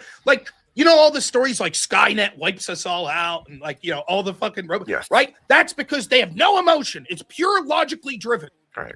Why should humans be prior? They're harming the earth. And so therefore, the best way to stop humans from killing themselves logically is to eliminate humans. Pure logic. There's a problem with that, right? Yes. Okay. So yes, you've said we should not solely rely on empathy to structure society. Concede, but it could certainly be part of it. That's so when your argument's like, but I'm just saying, if you only use empathy, and if you say, I know so much what other people are thinking that I don't have to worry about logic, I just know. Yeah, that's a problem. No one's suggesting that seriously, though, at least not on this side of the debate. I'm not suggesting that. I'm suggesting that it is beneficial sometimes to say, what if that was me? What if that was my kid? How is that person feeling right now? Oh, I get it. You know, how'd Gary Planche feel? Yeah. So I'm on the jury. The law says find this guy guilty. I say, but what if that was my kid? Not guilty. That could be a double-edged sword. Obviously, that could be used poorly, right? But I'm saying it's inevitable. You can't change it. People are going to do that. And if we try to say we should avoid that, there's utility in us utilizing that. And the other side's certainly going to use it because it's inevitable. So, empathy's yes. You don't got to read those yet. I'm just highlighting them. Okay, I'm sorry. But it's not just, again, right? Like, no one is suggesting that you shouldn't use, like, I'm not the fucking biggest Aristotle fan, by the way. But the concept is, right, that you have, like, ethos, pathos, and locus. Like, the credibility of the person that's giving the communication, the emotional appeals of the communication, and the logic of the communication. Your message falls flat if you say, I'm only going to utilize one of the three, or it ends up in bad outcomes. The same is true of just logic. If you just say, I will be devoid of any and all emotion, I'll be devoid of any and all credibility, right? And I'll just logically give the facts. How do you think that message goes over? Most humans are going to be like, not interested. Right. Humans aren't automatons. They're not just robots that go, right? Like, it's so, like, I don't even want to make this. Is there Did you ever no- notice, like, Sorry, go ahead. ahead. Keep going. no. Sorry. I was going to make an interface argument. It was going to fall flat. Don't worry. I was just going to say, you know how, like for me, like something like StreamYard, I like it, even though it has less features than OBS, because it's easier to use. agreed. Right? It's like, oh, like it's got the bell. It looks good, right? You could be like, but logically, Rob, OBS is so much better. And if you just learn to do that, sure. Right? It's the same thing here. Just pure logic without charisma, without etc. Without backing up your actions by showing that you're not a hypocrite and you believe in what you're saying. The message falls flat, and it could lead to bad outcomes.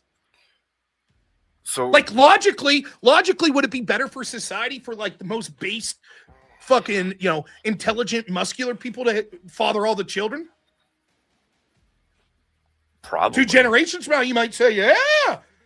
Losers like Rob, why would he have kids? Right. Let's just get the Chads. Let's get the top 10% genetically. Let's have them impregnate all the women, right? Logically, that makes sense. Emotionally, though, fuck no. But wouldn't that right? also fall to the same tribalism if that was the case? What do you mean? Couldn't you utilize what you've conceived empathy as in tribalism to do that? Sure. You could do all kinds of shit that's bad under tribalism, but you could also do things that are good, and it's inevitable. So it doesn't matter anyways. You will never convince me that I should care as much about your kids as I care about mine. No. True. And I don't think you should. Well, and I where's think your God empathy? intends it that way. I could be empathetic and say, oh, I understand what Abe's going through because his kid's sick right now. I remember when my kid was sick. But that doesn't mean that the necessary result of that is I say, therefore, I care about Abe's kid just as much as mine. So I'm not going to pay my mortgage this month because I'm giving all my money to you and now my kid suffers. That's not the necessary entailment. I'm still using empathy. I'm saying, oh, I imagine how Abe's feeling. And maybe it does influence my actions. Maybe I'd say, hey, Abe, man, is there anything I could do? Can I send you like $50 or some shit like that? Whereas if I didn't have a kid, maybe that thought never crosses my mind. And I say, shit, I feel bad for Abe. But it doesn't cross my mind because it's not as real to me. Because I'm not trying to envision myself in that position. Right? Right. So, I mean, for me, it's like this concept, like, it's so weird. I think this is the tribalism conversation is actually more interesting to me because there's this like, well, tribalism is bad, right? Like, that's like what we feel. We probably agree on this, so there's not a debate here. But it's like, for me, it's like, what the fuck are you talking about? We're all tribal and it's good, right? Like, it's okay. It's okay to be tribal. Yeah, like, if I gave a shit about my neighbor's kids as much as mine, like, and for that matter, my entire town's kids as much as mine. You know what happened? I would dilute my resources equally to all of them, and then my family would be shit out of luck. So we all understand, and I think that we structure society in this way in a positive way, right? Because my assumption is the president of the United States and the politicians of the United States, and this is just politics. There's more to it. There's culture and all. But my assumption is they should give a shit about the people of the United States, the citizens of the United States. But you want to know what the best thing is? Canada, they should give a shit about Canadians. And Koreans should give a shit about Koreans. We all accept that. That doesn't mean that we're enemies. We could say, hey, this is mutually beneficial to the people of America and the people of Canada. Great, right? But the idea that as an American, that I have to accept like, oh, well, we can't be tribal. We have to view every life as equally important. So send billions of dollars to USAID in Africa and blah, blah, blah, blah, blah. Now, fuck all that. Not while people here are suffering. Fuck you. No. If I choose of my own volition to do that, fine. That concept of like, well, we shouldn't be tribal, that's bullshit. Because where we go from you shouldn't be tribals to you shouldn't be nationalists. Fuck that. Yes. The U.S. is the best. Fuck you. Doesn't mean I'm suggesting invading. In fact, I'm a non-interventionist, or mostly non-interventionist. But that's a different conversation. But I think the empathy conversation is tangential. Yeah, because wouldn't that become a super limiter of empathy? You're saying that you would have to have empathy for the people of your tribal group, but what about all the other people in that case? In the case of like national emergency or something like that, then you're going to pick your people over the other people. You have to suspend all empathy for them. It's not suspending empathy. No. See, here's the disconnect. It's not that I'm suspending empathy. The empathy is inevitable. Right now, I'm thinking like, fuck, what would it be like to be an Iranian? Like when I hear that those bombs hit that school, I was like, imagine that was my time. I can't help that. That thought popped into my head, right? It did, right? How I act after that empathy, I could control, right? So I might say, yeah, man, I understand. I've been there. In my life, I've been on food stamps. So when I see that woman on TV crying, oh my God, I can't get soda with my food stamps anymore. I'm like, well, imagine remember when I was on food stamps? I remember how that felt. And yet I say, yes, no soda. Sorry.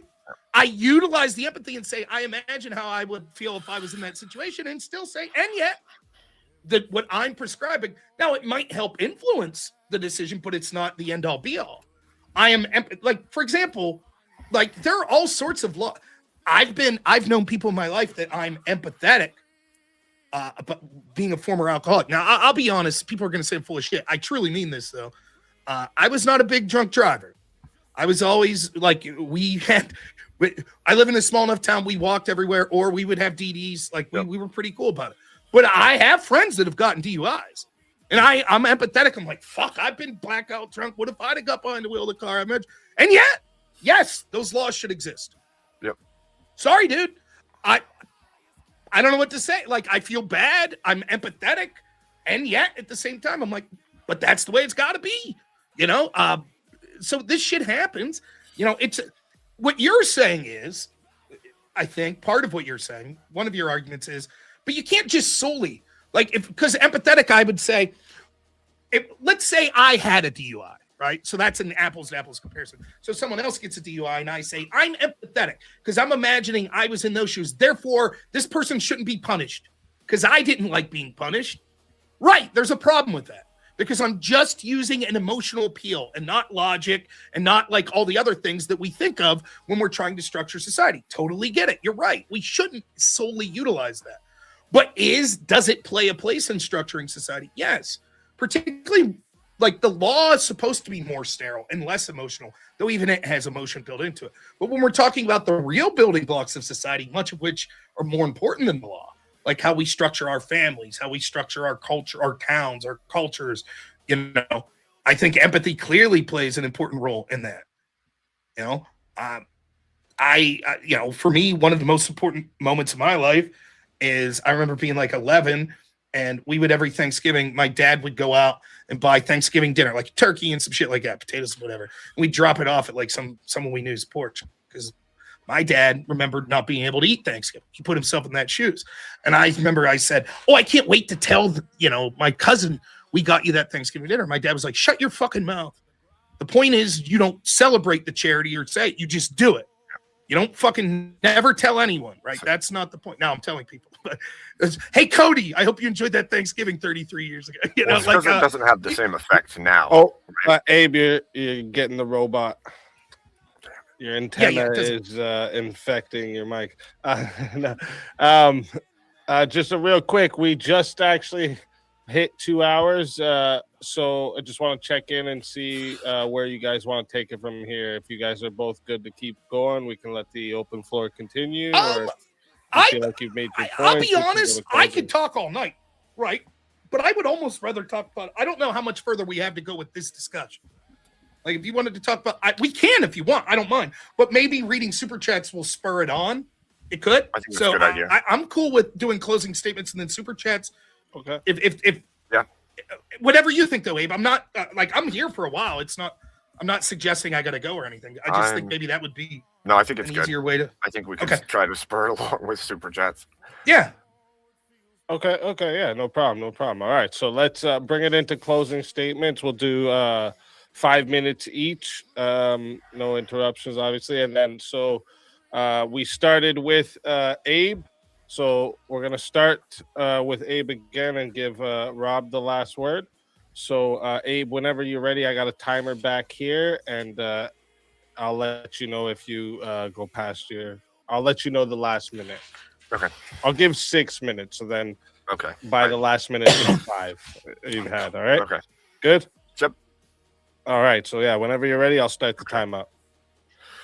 So I think in this debate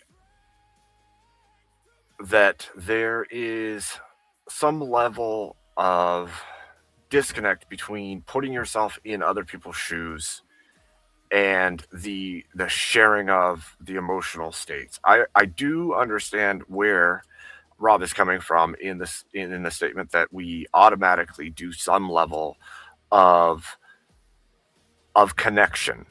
I think that the biggest issue I have is there's so much built into the idea of empathy that it makes it this huge thing that almost anything can fall into, and then because you have it, you're automatically virtuous. And I think that, like I said in the opening, there's a whole bunch of inherent dangers. And while I can agree with Rob that anything could be used that way, you could say any emotional state or belief could be used for ill effect.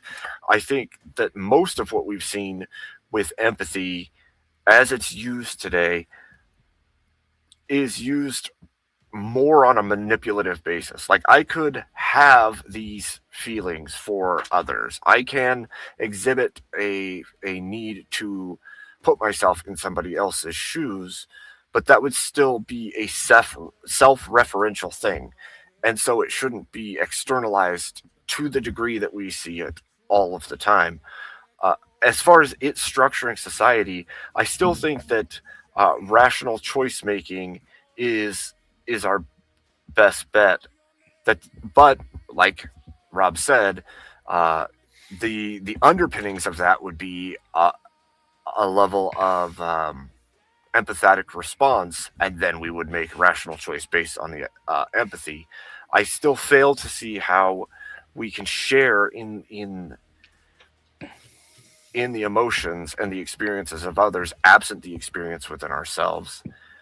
And maybe it's a lack of my understanding of it, but I think it's conceptually impossible. I think it's scientifically and psychologically impossible as well.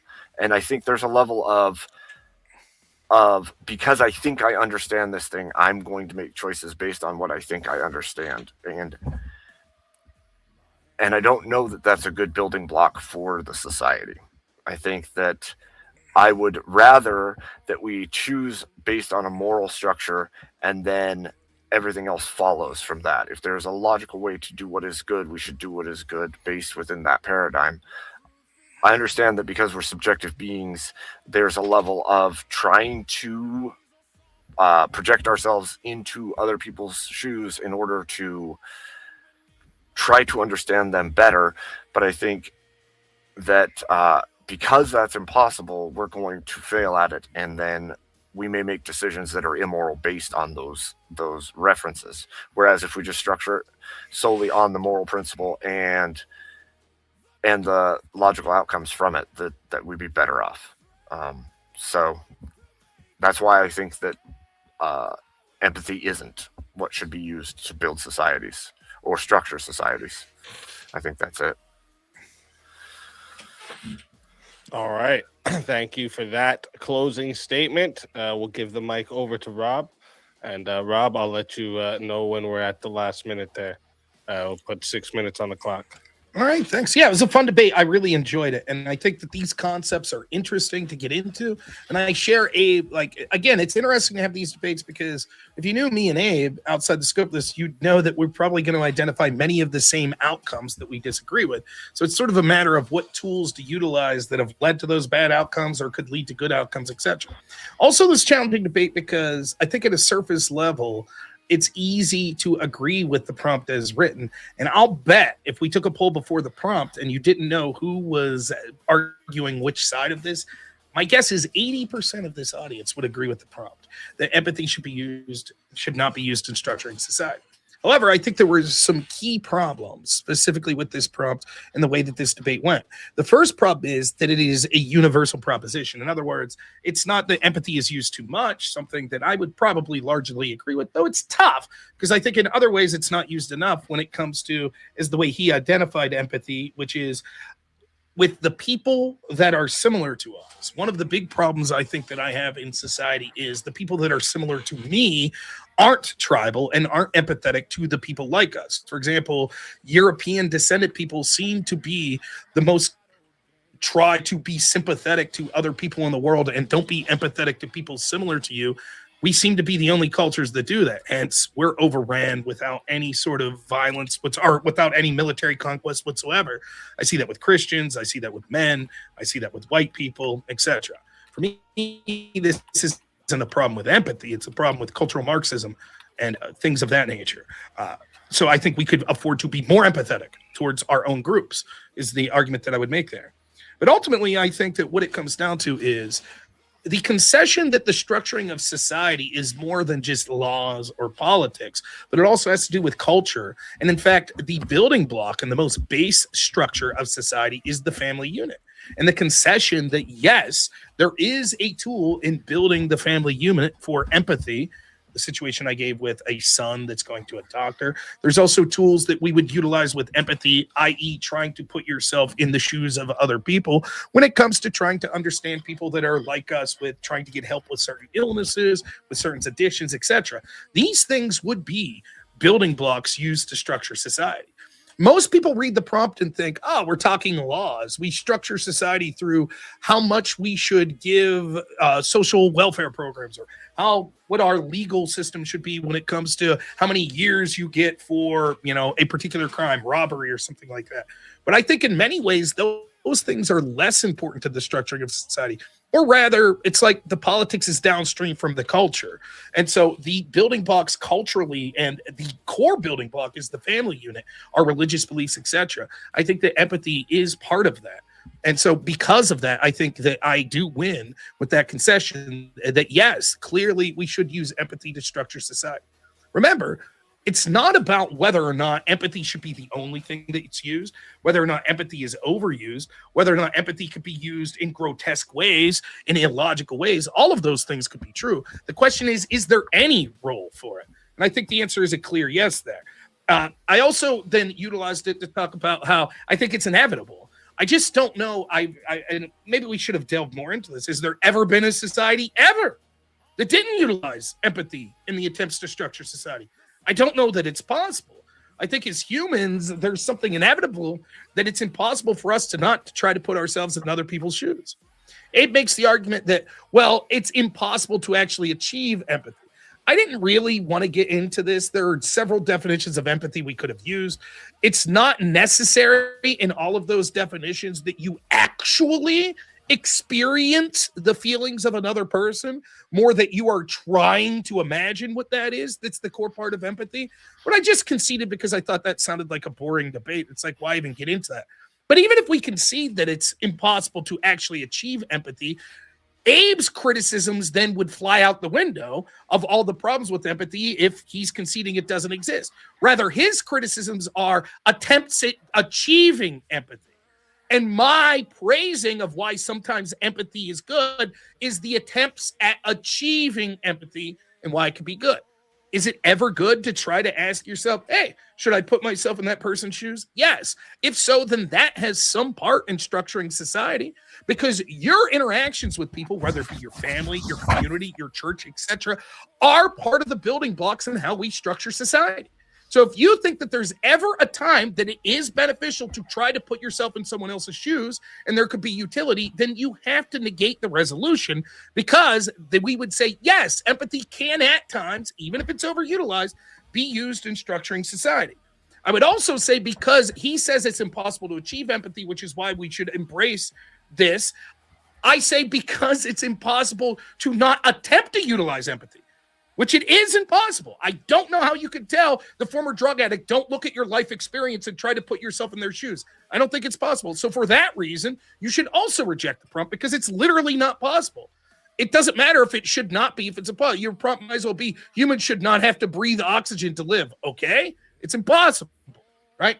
So I also think that it's good because switch side debate and trying to understand other people leads to things. And remember, the problems that he is isolating would also be true of sympathy and other things. It's not the concept of empathy, sympathy, etc. It is bad people that are utilizing these concepts for power. It's Marxist, it's globalist that are using power games, largely pretending to give a shit about these aggrieved groups, while they're telling you that you shouldn't be tribal and look at the very groups and use empathy for the groups that isolate you. So for those reasons, I think, although I agree with Abe with the problems in society and it could be overutilized, certainly that still means that there is a place for empathy to be used at some level in the structuring of our family units in society. All right. Thank you for that closing statement. So you said that you guys are good to stick around for some questions? Yeah. Sure. Okay, awesome. So chat, this is what I'm going to do, because I'm sure they don't want to stick around and listen to me read a bunch of names. So I'm going to go through the questions here, and then after all the ones that were just like sent in with blank, with nothing there, I'll read those ones off on my own after, because, I like to show you guys love for sending it in, but I'm sure they don't want to sit here and listen to a bunch of names right off. So let me get into the first one here. Let me just start right here, actually. Peaches for 5 sends in, how does Islam utilize empathy in structuring society? You said every culture ever has done that. Love you, Rob.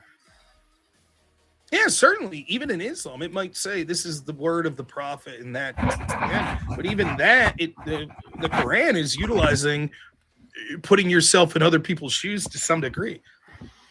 It's not about, remember, it's not just about the laws, right? It is almost impossible. How would you as a person, and you're not that different, well, I don't want to put it that way.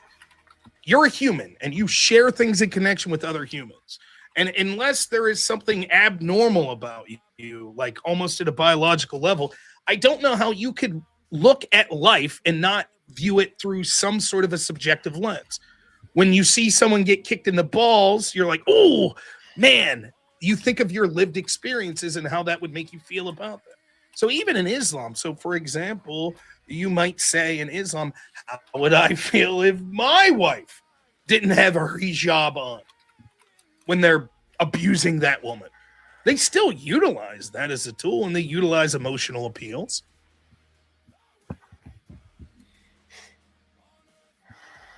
Did you want to say something, Abe? No, okay.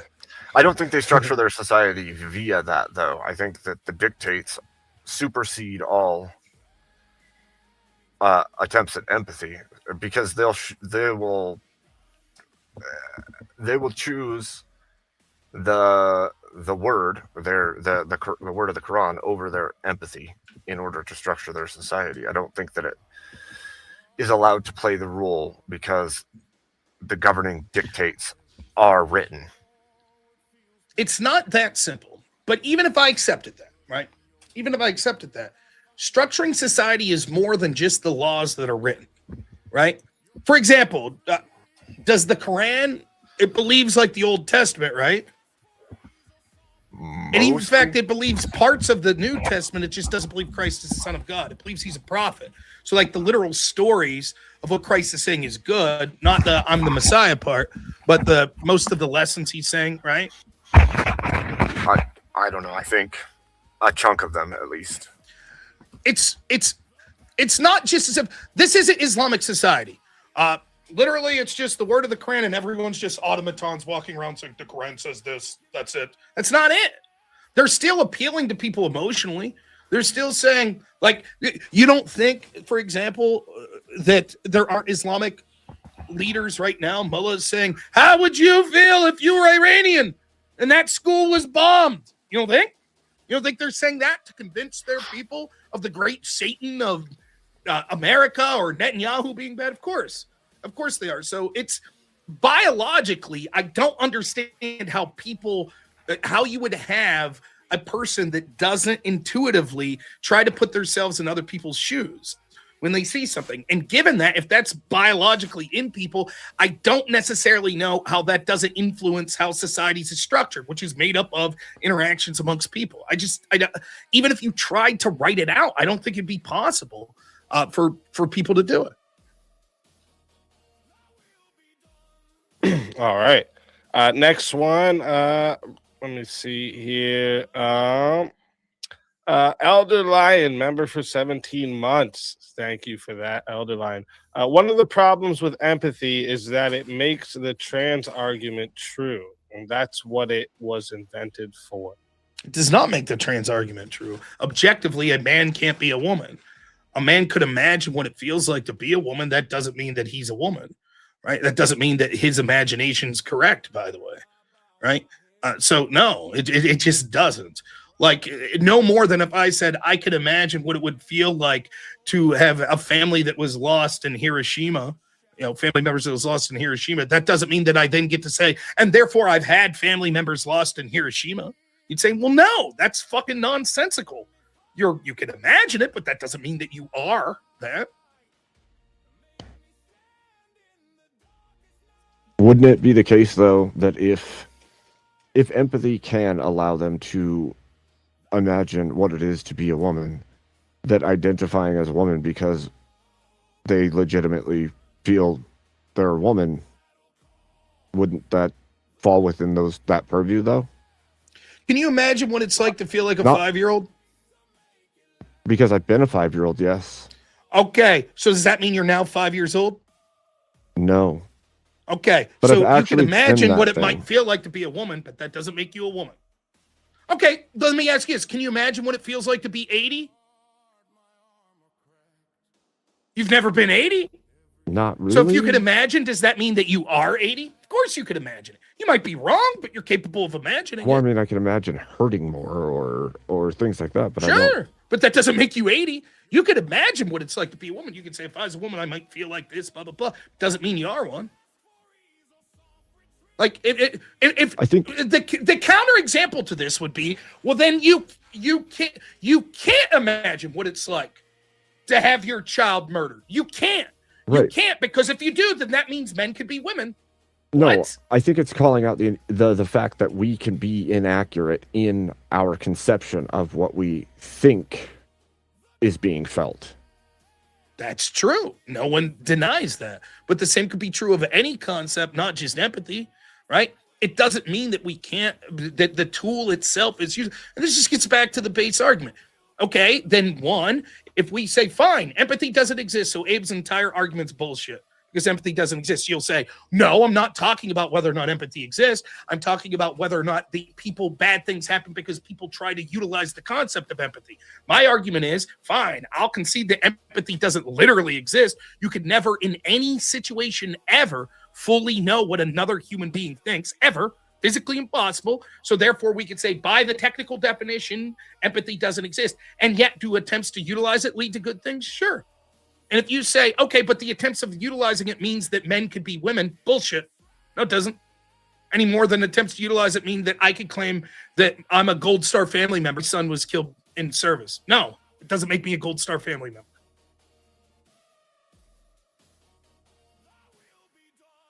All right. Next one we got here is from Peaches as well, $5. Or wait, let me give you this one because Peaches, I see, has a follow-up as well from the last one there. Sure. Don't worry, Peaches, I'll get your other one there too. Can you give me an example of how Jesus uses empathy to structure society versus truth, logic, and obedience to God? He says not to trust our feelings. Do unto others as they would do unto you. Is it subjective how you want people to do things to you? Do you want the exact things done to you as I want done to me? Then that would be subjective, right?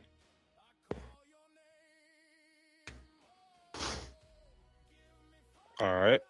And then, yeah, what Peaches had earlier there was empathy is subjective. You must use logic and truth. Otherwise, you end up with a progressive, unaliving society. It is not that you solely use empathy. If you only use logic devoid of compassion and emotion, you will also run into problems. Human beings don't operate like that. We're not monotone automatons. We're just not. And so it's, yes, empathy is subjective, right? But so is almost all of our experience. The only objective is like the word of God, the truth. But the word of God doesn't tell us in each and every, like, okay, right? It's actually a question I want to ask someone who's more theological. If we accept that God gives the truth, maybe one of you two can answer this. Like, if we accept that the word of God is the truth, does that mean there is only one answer to every single thing in life? So there is a literal answer as what the tax rate should be? Like, literally. It's exactly 3.2%. God wills it. Or is it like, well, no. God lays moral precipices and says, this is the truth.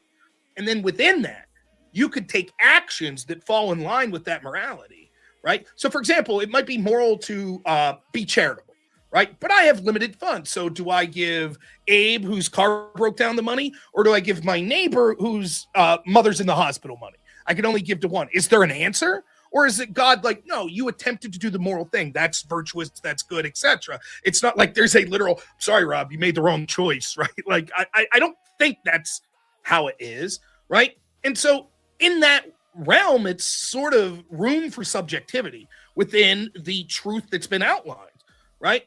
And that's how humans operate. Like, you can't, like, is it not virtuous for me to try to affect outcomes on this planet that are morally virtuous and in line with the precepts that God outlines? Is that not good? I shouldn't do it at the expense of my own virtue. For example, I shouldn't lie or sin in order to have outcomes that are beneficial. But I certainly should utilize within what is moral to try to have better outcomes for this world. And if appealing to emotion and telling people, like, imagine that you were in this position, help do that, why shouldn't we utilize it? And it's clear that it does. We understand it with children. A child doesn't understand the philosophical concept of, like, but God willed it, right? You're coveting. If I tried to tell my 5-year-old, no, do not covet, right? That's hard. That's a difficult concept for him to understand. But if I say, would you like it if they took your toy? He'd be like, oh, that makes more sense. So in that sense, I think that you can see that there is a place for this. You're absolutely correct. If we do not utilize empathy with truth or with logic, then it certainly could run afoul. And people do that, which is part of the argument Abe's making. But I don't think that it means that because we need use truth and logic that there's no room for compassion or emotional appeals. I don't think that's what's going on.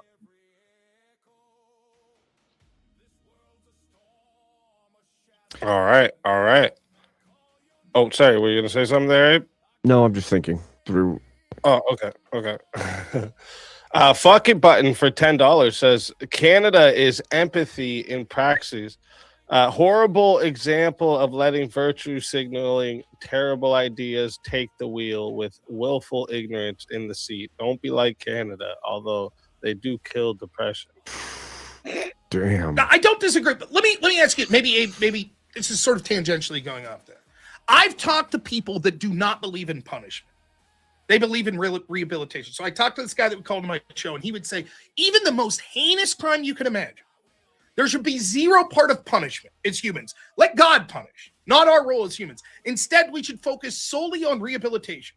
Because if you looked in a utilitarian calculus, right, that's what we're really interested in, right? What's best for society. So if you have a serial killer and you're 100% guaranteed that you put him in this program for 3 months, then you let him back out in the street. No room for punishment. Do you agree with that? No.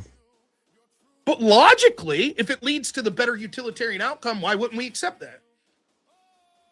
I think, for me at least, even if we look biblically, like in Romans, it talks about God giving the sword to the governing party to bring justice. So I think that punishment is actually laid down by us to us for what is right.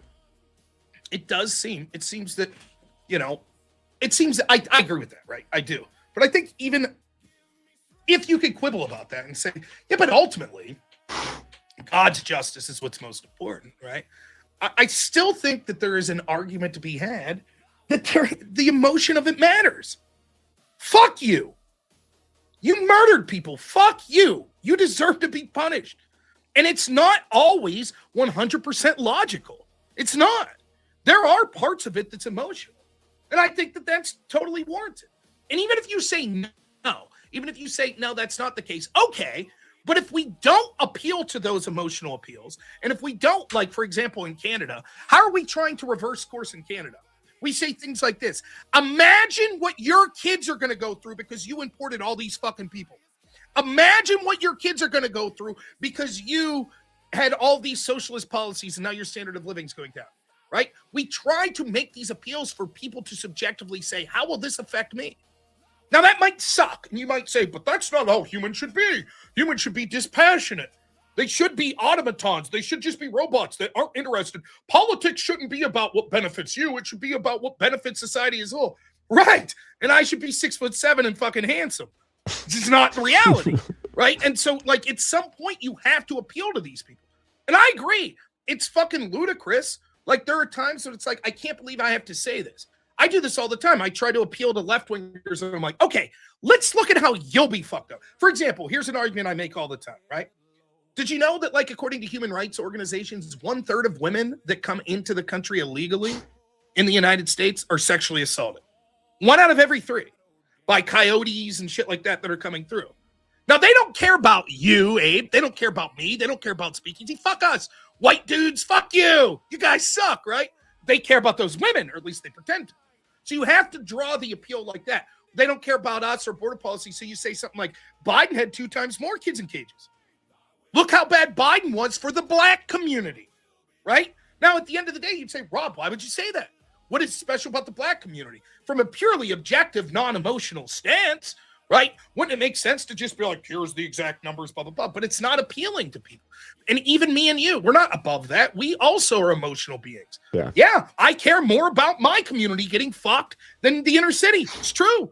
I feel bad for the inner city. Don't get me wrong. I try to put myself in that position. I do. But at the end of the day, I still care about here. I care about my family. I care about my community the most, right? And so the idea that, yes, you can absolutely see how people claiming to be empathetic have led to disastrous socialist policies, etc. Again, I would go back to George Orwell. I think many of those people aren't actually empathetic. They don't really give a fuck about these poor people and all the people they're talking about. They have their own things to consolidate power. But yeah, that's my response to that. I agree. And this is what I'm saying. It's a challenging debate for me because I think that most of our audiences, and I think Abe and Speakeasy, I think this is fair. I think a lot of our audience overlaps. So I don't feel like, so when I say our audience, I really mean that. I think probably the majority of our audience would say, yeah, fuck empathy. But I'm telling you, like, you don't want to leave that in the table. That's a useful tool. It really is. And it's inevitable. And it's not necessarily bad. It's just we're so used to these virtue signaling sacks of shit standing on their soapbox telling us how they're more moral than us that we're like, fuck that. Facts don't care about your feelings, right? Like, that's sort of a mantra that you've heard people like Ben Shapiro say. But the truth is there is room for emotional appeal. It's inevitable that we try to envision ourselves subjectively in other people's shoes. And that's not necessarily a bad thing. It's a little inside baseball, but I think people that watch me could agree with this. I, to this day, try to remind people every fucking night to be enraged by what happened to Charlie Kirk and to try to put yourself in that position. I try almost on a monthly basis to go back and talk about COVID and to put yourself in the situations of the people that I dealt with whose lives were fucking ruined, who lost their small business, or the autistic dudes that I took care of, whose mom died in a fucking nursing home that they couldn't see for 3 years and shit like that. That's what I'm doing. That's the best way to appeal people. Imagine if it was you. How would you feel? You know, and I think if more people did that and got enraged like me, we would lead to better cultural and political outcomes. But if I just said, well, there's no place for that. Don't even try to imagine. Oh, you didn't lose your business? You can feel bad for the people that lost their business, but don't even try to imagine yourself in that position. I think you're underutilizing, and I'm not saying this, don't get it twisted. I'm not saying, oh, you should be fake, right? Make shit up, right? I'm not saying that. All of it's totally truthful, but to not try to be like, we're above that. You know, we don't have to do that. It's just about truth and logic for us. I think it's a big mistake, you know? All right. Next one we see here is, let me see. Well, Buddha Custom sends in 5 just to say Rob didn't say it right. It's God bless the USA and nobody else. That was a good movie. Fucking Canadian. Thank you, Buddha. Then we got Fuck It Button here for 5 says, when does morality not at least equalize or outweigh the assumption of what someone else feels someone else feels? Well, it does. In a sense, it's sort of disconnected. And here's what I mean. Let's say I feel that I understand what it's like to be. Abe falls on tough times. His job, he loses his job, whatever. He's got a family, nice dude, wife, kid. Fucking sucks, man. I feel terrible, right? So when I read in the paper, Abe got caught shoplifting, right? I'm like, I put myself in that position, and I'm like, who knows what I would do if it was my family? If I think about it, maybe that's, you know, that has nothing to do with the morality of it. Because I still say it's immoral. He should still go to jail. He should still pay the fine. Right? The morality of it is inconsequential than the attempt. I also understand my attempt to think what I would feel like if I was Abe in that situation may be wrong. Maybe Abe's a total fucking sociopath. And he's like, actually, I was stealing because I wanted to go to jail to get away from my wife. Right? And so he's thinking of it completely possible, right? I don't know. But there's utility in attempting to think through, what if it was me? What if I was in that situation? How may I feel? If doing that leads you to making immoral decisions, then it's bad.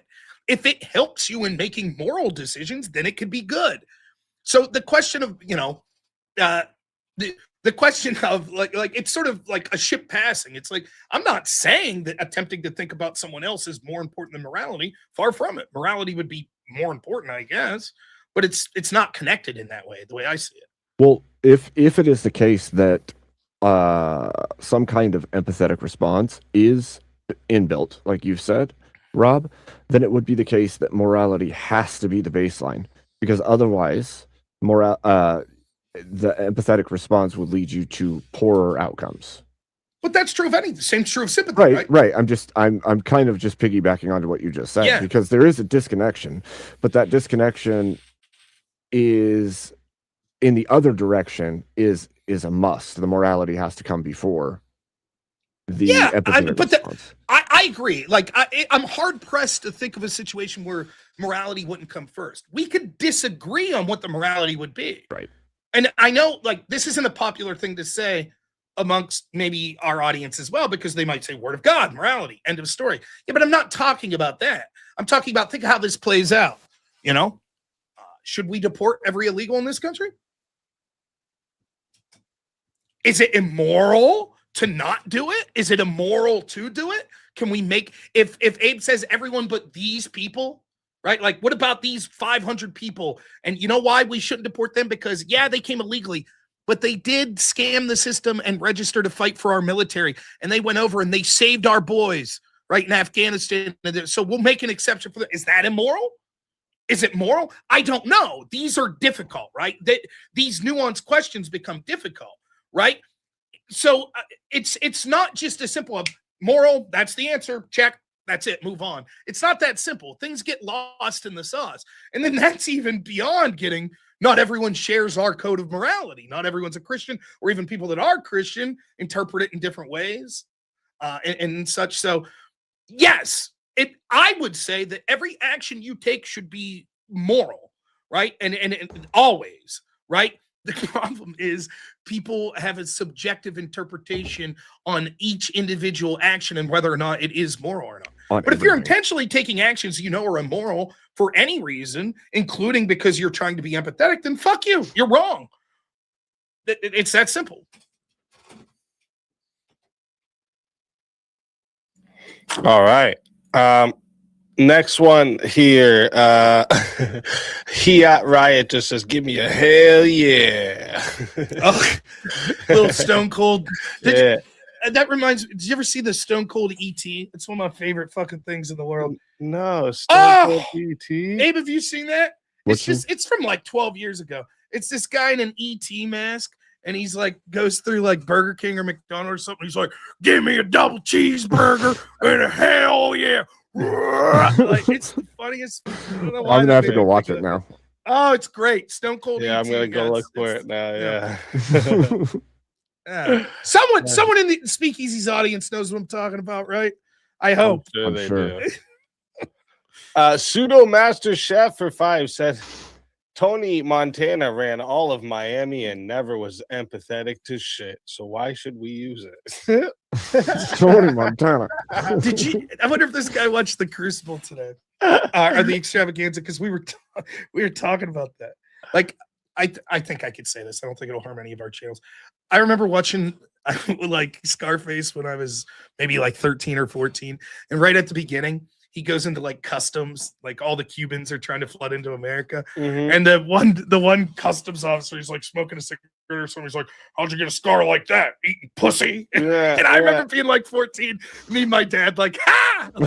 yeah, exactly. That's Yeah, I funny. guess if Tony Montana did it, there's the beacon of The beacon of light. Yeah. Oh He can my do it. gosh. Anyone can. Thank you, Pseudo Master Chef. Mo Rebuttal for 5 says empathy is real. Trans women can't know what it feels like to be something they are not. P and not P contradiction. empathy is No, I disagree, and here's why. Right, the idea of empathy being real depends on how you define it. If you're saying empathy is literally absolutely 100% experiencing what someone else experienced or knowing their exact feelings, I don't believe that's possible, save like some miraculous intervention by God, right? Perhaps, like, again, I'm not a theologian, but perhaps you could say like some of the a certain person who's writing a book of the Bible was allowed through miraculous intervention to experience some out of body thing of someone else. Maybe. Other than that, we'll table that. Sure. Okay, you can't exactly know. Again, though, one, I don't think that that's necessary for what empathy is, that you are literally experiencing their feelings. I think that it's the attempt to experience their feelings and think how that would feel, right? But even if I don't say, if we concede that's not the case, the whole debate's been about the attempts to utilize it, right? I could try to imagine what it's like to be a woman that's pregnant. Like, I could try to imagine, I could say, I've taken a big shit and it didn't feel good. I was constipated. So when my wife was pregnant, if she was constipated while she's pregnant, I imagine how that felt, right? Now, that doesn't mean that and you could say, yeah, okay, I can see that. Therefore, I'm a woman. No, it's not. Imagining how it may feel to be something is different than claiming you are that.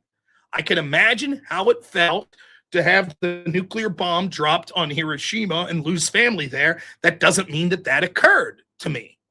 It doesn't. So I if I'm reading Mo's comment here, I disagree. It's not P and not P. There's a problem with that, right? So for me, I kind of go a different direction. I see like the only true empathy that can exist is God, right? He can know exactly how we feel. He can know exactly in us what function is happening.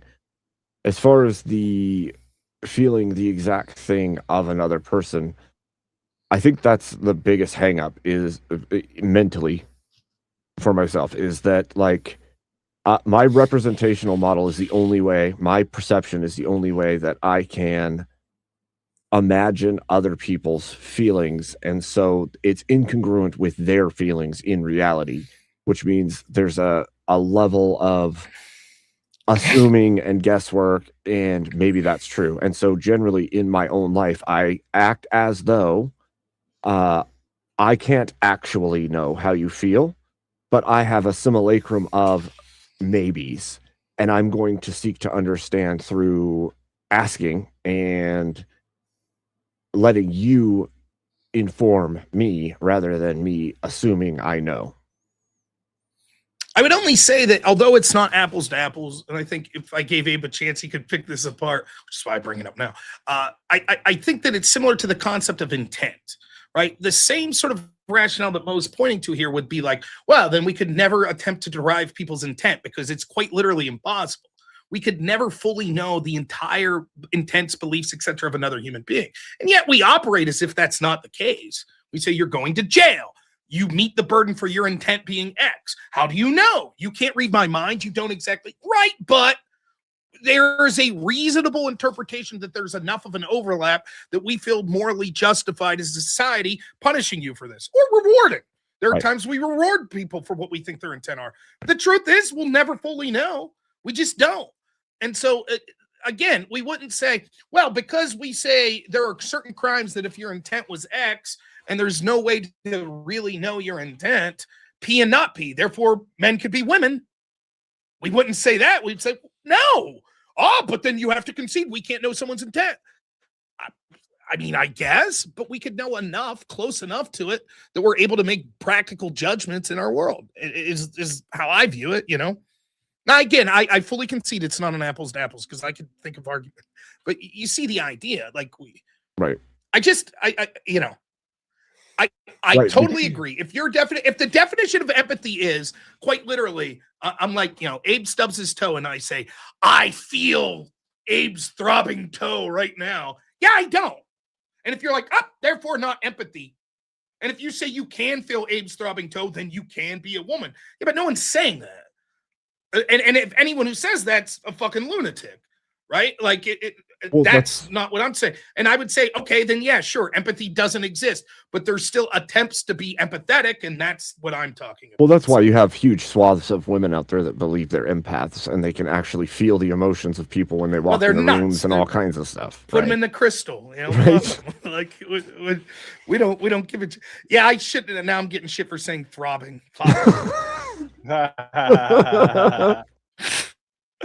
You forgot to say pause. You fucked it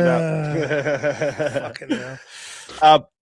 Peaches comes in with 5. Says Deuteronomy 23:19-20 says, you shall not charge interest on loans to your brother, interest on money, food, interest on anything that is lent for interest. I don't know. I don't see it's because earlier you made the comment about morality. About taxes. I think, yeah. He's being a smart ass with. Well, yeah, okay, there is that's actually a reason. Usury. Yeah, we all know. But Jesus also said pay unto Caesar. Like Jesus clearly didn't say it's immoral to tax, right? He didn't say that. But I do think that a lot of the this actually matters given recent events. Did you see Tucker Carlson had this dude on that was like, capitalism has no place in Christianity, and actually it's more socialist. It's like, well, no, I don't recall Jesus. I recall Jesus being like, you should be charitable. You of your own kindness should sacrifice and give to people. Not that you should take from one neighbor and give to another. I don't recall that. I don't recall Jesus saying it. On the other hand, Jesus didn't say taxation on its face is immoral. To my knowledge, I don't think he said that, which is sort of where the pay unto Caesar, which is Caesar's. So then it becomes a question of like, okay, given those two concepts, what would the moral tax rate be? And I think there's an argument to be had. We would disagree on the nuance of it, but I think you would agree with this too. I think most people in the chat would agree. I don't know. I'm a neophyte when it comes to Christianity, but my guess would be that most Christians would say there comes a point where it'd be like, yeah, that's immoral to take 99% of someone's wealth for taxation. That's too much. That becomes immoral. That becomes theft. But maybe 5% isn't. And then we could debate what is the moral number that would be allowed. I don't know. That's beyond my concept. I really, you want to know who I want to ask about this is Jay Dyer. I'm going to be talking to him soon, and because I'm very much interested in this. It may well be that there's an interpretation that's like, no, there is a right answer. God's forgiving. He's not going to punish you because it's like, actually the correct tax rate was 2% and you said 3%. So have fun in that lake of fire. I don't think that anyone believes that, but it may well be that it's like, no, there's a right answer. And you should try to get to that right answer, but you were wrong. I don't think so, though.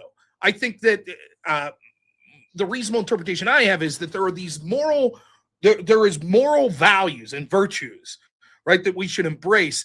And through those, if we are using the intent to embrace those virtues and we're making decisions that we are trying to fall in line with those, then there's a wide range of things, maybe not wide, but there's a range of things that fall within those guidelines, is how I interpret it. You know, but again, please do not listen to me for Christian ethics, because I'm admitting I don't know. It's funny you say that, because now I want to know what Jay Dyer thinks of empathy, actually. I bet he would agree with you. I bet. It's if I talk to him, supposedly I'm going to be talking to him soon, so I will ask him. I think it's an interesting question. I would say he would probably disagree with me quoting the golden rule. My chat's asking who you were talking about, who with that interview, or that he said was Rob talking about Josiah Trenum. Shit. It might be the guy. I just saw he looks dirty. I don't mean that as rude. Like, he's like tanned. He look like he's like my boys, like, as they're working outside road crews all day. But yeah, he was on maybe last week. If anyone who's interested, let me plug myself a little. If you go to my YouTube, one of the shorts like 2 or 3 days ago on my YouTube channel is literally that quote, and me being like, whoa, I don't think that's the case. So you'll see the guy I'm talking about, but I do not recall his name. All right. Okay. My audience is saying Brian Shapiro. I don't think it was Brian Shapiro. Oh my God, Brian Shapiro. Jack of Blades comes in for 20, says Spartacus, what up now? DX Chop. If you know, you know. Good debate, guys. Love y'all showing support. Thank you. Thank you, Jack. Yeah, it was a great one. And thank you for that, Jack. I appreciate that big time. Fuck it button comes in for 10, says if empathy had any value, we would have thought it would suck to be shot for trying to take over the colonies and not have the societal structure we know. We ought speak Brit Bong to our livestock. If empathy, we would have thought. No, that's not true whatsoever.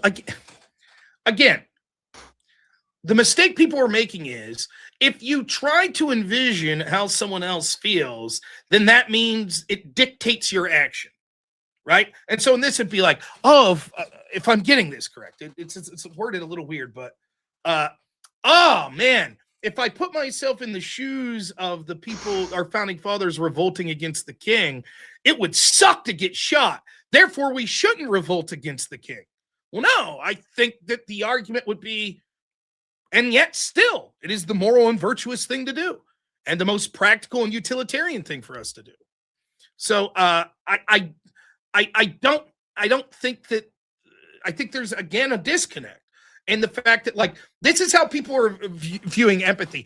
Oh, empathy's just being like, let criminals do whatever they want and constantly cower and never sacrifice or do anything hard because we always have to imagine like, oh, everyone has reasons for doing anything. No, that's not all. That's how some people might utilize empathy. Empathy's saying, imagine how you would feel if Irina Zertusk was your daughter. That's empathy as well. Right. That's a 180-degree different policy and cultural reaction to what they're saying. So no, it's not just, it dictates a one action, which is always the pussy action. I don't think that's the case. I think that part of the issue is that the inception, popularization, and creation of the term is through the psychological community, which is then dictating why we should release these people and allow these things to happen currently. And so there's a direct correlation between its current usage and its inception that is negative in society. Yeah, well, I think that the same could be said of sympathy. True. For example, I gave the exact example of how anti-empathy is weaponized. You can't know how it feels to be a black person, and therefore shut your fucking mouth. You can't know how it feels to be a woman, so therefore you get no say. You can't know how it feels to be a Native American, so shut the fuck up and give the land back. All of that is weaponized anti-empathy. Right. Right. I think. Again, I think there's an issue there, though, too, because there becomes a separation. Is this a chosen action, or is this an inherent non-chosen reaction? Like, does it happen automatically within you, or are you choosing it? Because it can't be both at the same time. It kind of has to be one or the other. And if it is the case that it's one, then it changes everything. Well, I think that it is both at the same time. I think that it's almost impossible not to utilize it, but you could focus on it intentionally more. Like, I think that it's very. I suppose there are situations that if you have a complete disconnect to, that it wouldn't be there. But anything that's sort of at least somewhat connected to the human experience, that's almost universal, like the idea of pain, there's going to be a gut reaction almost immediately to be like, what if I was big? Oh shit. Like, you watch the video of the guy getting kicked in the balls and you're like, oh, like you kind of, you that immediate reaction is like, oh fuck, that would hurt. Right. And like, it's because you know that because subjectively you've been hurt before. But like, let's say, for example, my wife winced at me getting hit in the nuts Right. by the dog. Yeah, my exactly. wife was like, "Oh, like she had." I was like, "Wait." So but yes, you could choose to be like, oh, fuck that, like, and try to separate from that totally, or you could try to focus on it more, I suppose. But again, in my opinion, right, it isn't like, I don't know, like, I just don't know, like, just at the base level, Rob, don't even remotely try to think what your son's going through because you were that age one. Don't do it. You can't do it. It's bad to even do it. I'd be like, how the fuck do I will myself to not do that? And again, for the people in the chat, it is absolutely like, let me try to make this as clear as possible. Let me concede 100% empathy is impossible. Doesn't exist. It's impossible. Rob, stick to the definition of empathy. You must stick to the definition of empathy. Stick to it. Stick to the definition. Empathy is impossible. Okay, then one of two things is true. All of Abe's argument is bullshit. There's nothing bad about empathy because empathy doesn't exist. It's like saying, you know what the problem with the United States is? And you're like, what? And you're like, that doesn't exist. That's made up. Oh, okay. Then I guess you're wrong, Rob. If empathy doesn't exist, then there's nothing bad about empathy. You'll say, but it's the attempts, the claims to utilize empathy, that's what's bad. Great. Then it's the attempts to utilize empathy that could be good. It's the attempts to utilize empathy that is inevitable. Same argument. So it doesn't matter. You're staunchly like, empathy doesn't exist. It doesn't exist. It's impossible. You've had cramps, but you can't know what it's like to be pregnant. You can't. It's impossible. You can't do it. Therefore, empathy doesn't exist. Okay, but still, even though there are situations that I could never fully experience, there is utility in trying to be like, okay, how would I feel if I'm in that situation? For example, the exact mentality that you're utilizing by saying stick to the definition, every single lefty would agree with you. You're right. That's why you need to shut up about abortion. You'll never know what it's like to be a woman. Therefore, you shouldn't have a voice. You'll never know what it's like to be a black person. Therefore, you shouldn't have a voice. Anti-empathy being weaponized. Well, but isn't it the case that you could create a conception that is an untrue thing, but you can codify it in some way? You can show us that it may be a thing, and then you can use that thing as a tool to manipulate. Sure. But you could do that. I agree. There's plenty of ways you could do it. But yes, the difference, there's a difference. There's an inherent difference. And the inherent difference is with sympathy, I feel something about something. That's an internal response. Just me. And most of the time, it doesn't matter outside of myself if I have sympathy for that thing. It's just I feel sympathy for that thing. The difference is with empathy, there's a claim of understanding the other person's plight based on yourself. And so it has a whole different ramification in the world, right? Just because I feel for somebody, right? I'm like, shit, man, that really sucks for that person. Now I can do whatever. I can make a choice. I can act on that feeling or not act on that feeling. That's fine. Empathy is same true of empathy. Right, but you can choose to act however you want afterwards. But there's an external source in the empathetic claim that I can feel with that person, in that person, whatever it is. And I know this is not, I'm not claiming the 100% right now. I'm just saying it actually has an outward facing reality rather than just an internal response reality. It is. There is a slight difference that I don't think ultimately matters in a practical application.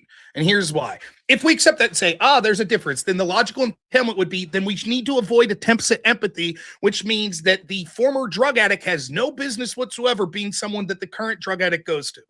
Period. Because that former drug addict has no more insight into what's going on with the current drug addict than me or you. All of us have equal potential insight, which is nothing. We can never really know what they're going through. Therefore, there's no utility whatsoever in trying to imagine what they're going through because we could never know. Because theoretically, we could weaponize it and we could do so maliciously or we could be inaccurate and do so. Therefore, there's no utility. None of us would agree with that. There's no utility in me trying to imagine what my son's thinking if I was him when he goes to get that shot. No utility whatsoever. Because I could do so erroneously and therefore make a bad outcome. I think clearly that's not true. Right. We clearly see that there's utility in those sorts of actions. Right. There's a certain level of like, and I've heard this repeatedly when I have any discussions about empathy specifically. When I'm talking about sympathy, which is like, again, we read it earlier. It's caring, having, what is it? I have to read it again because having concern for something to do with like a feeling or expression of sincere concern for someone who is experiencing something difficult or painful, right? So you could have sympathy. How do you know they're experiencing something difficult or painful? By witness. How would you know? Show me. Am I experiencing something difficult or painful right now? I have no idea. How would you know? What would you possibly look for? Well, that would be a claim of knowing absent seeking to know. But the definition of sympathy says that it's someone who's actually going through it, correct? A feeling or expression of sincere concern for someone who is experiencing something difficult or painful. Who is experiencing, but you can't know what they're experiencing. Well, do you have sensory perception? Can you see they're howling or that they're crying or that they're... Does everyone that experiences certain difficult things react the same way? Can people fake that? Sure, but are you going to express... Then you don't know. At the end of the day, you don't know, right? Sure. How could you ever really know? Sure. Okay, so then the concept of sympathy is subjective. At the end of the day, it's impossible. You could never really know. So sympathy doesn't exist because you could never really know. But that isn't my point, even. My point is... Well, that may be so, but you see the problem. Sure, but you could say that for everything. Nothing actually exists. We're just perceiving it. Well, not everything, but yes, many things. You're correct. So, but the claim that I'm making is different. So in many, many, many conversations that I've had, the immediate response to sympathy is that that's pity and you don't care about the person. That almost intrinsically across the board, when I talk to people, their immediate response to sympathy is it's somebody who doesn't actually care. They're just acting like it. But when I talk about empathy, there's an... Who are you hanging out with? This is across many conversations on the internet, many conversations even in real life.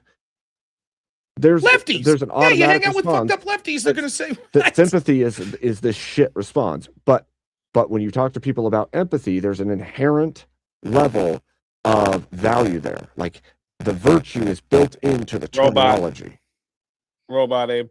Again, it's because people misutilize something or you're selectively talking to people. I could say the same thing. The people that I talk to about empathy, they tell me I'm bad for empathy. I'll never know what it's like to be a woman. I never know what it's like to be a black person. Those are I've had conversation. I used to debate almost every tournament I debated in college. Well, not every, but most tournaments.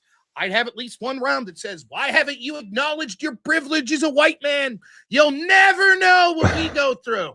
You won't know. You don't know about blackness. I say, what's blackness?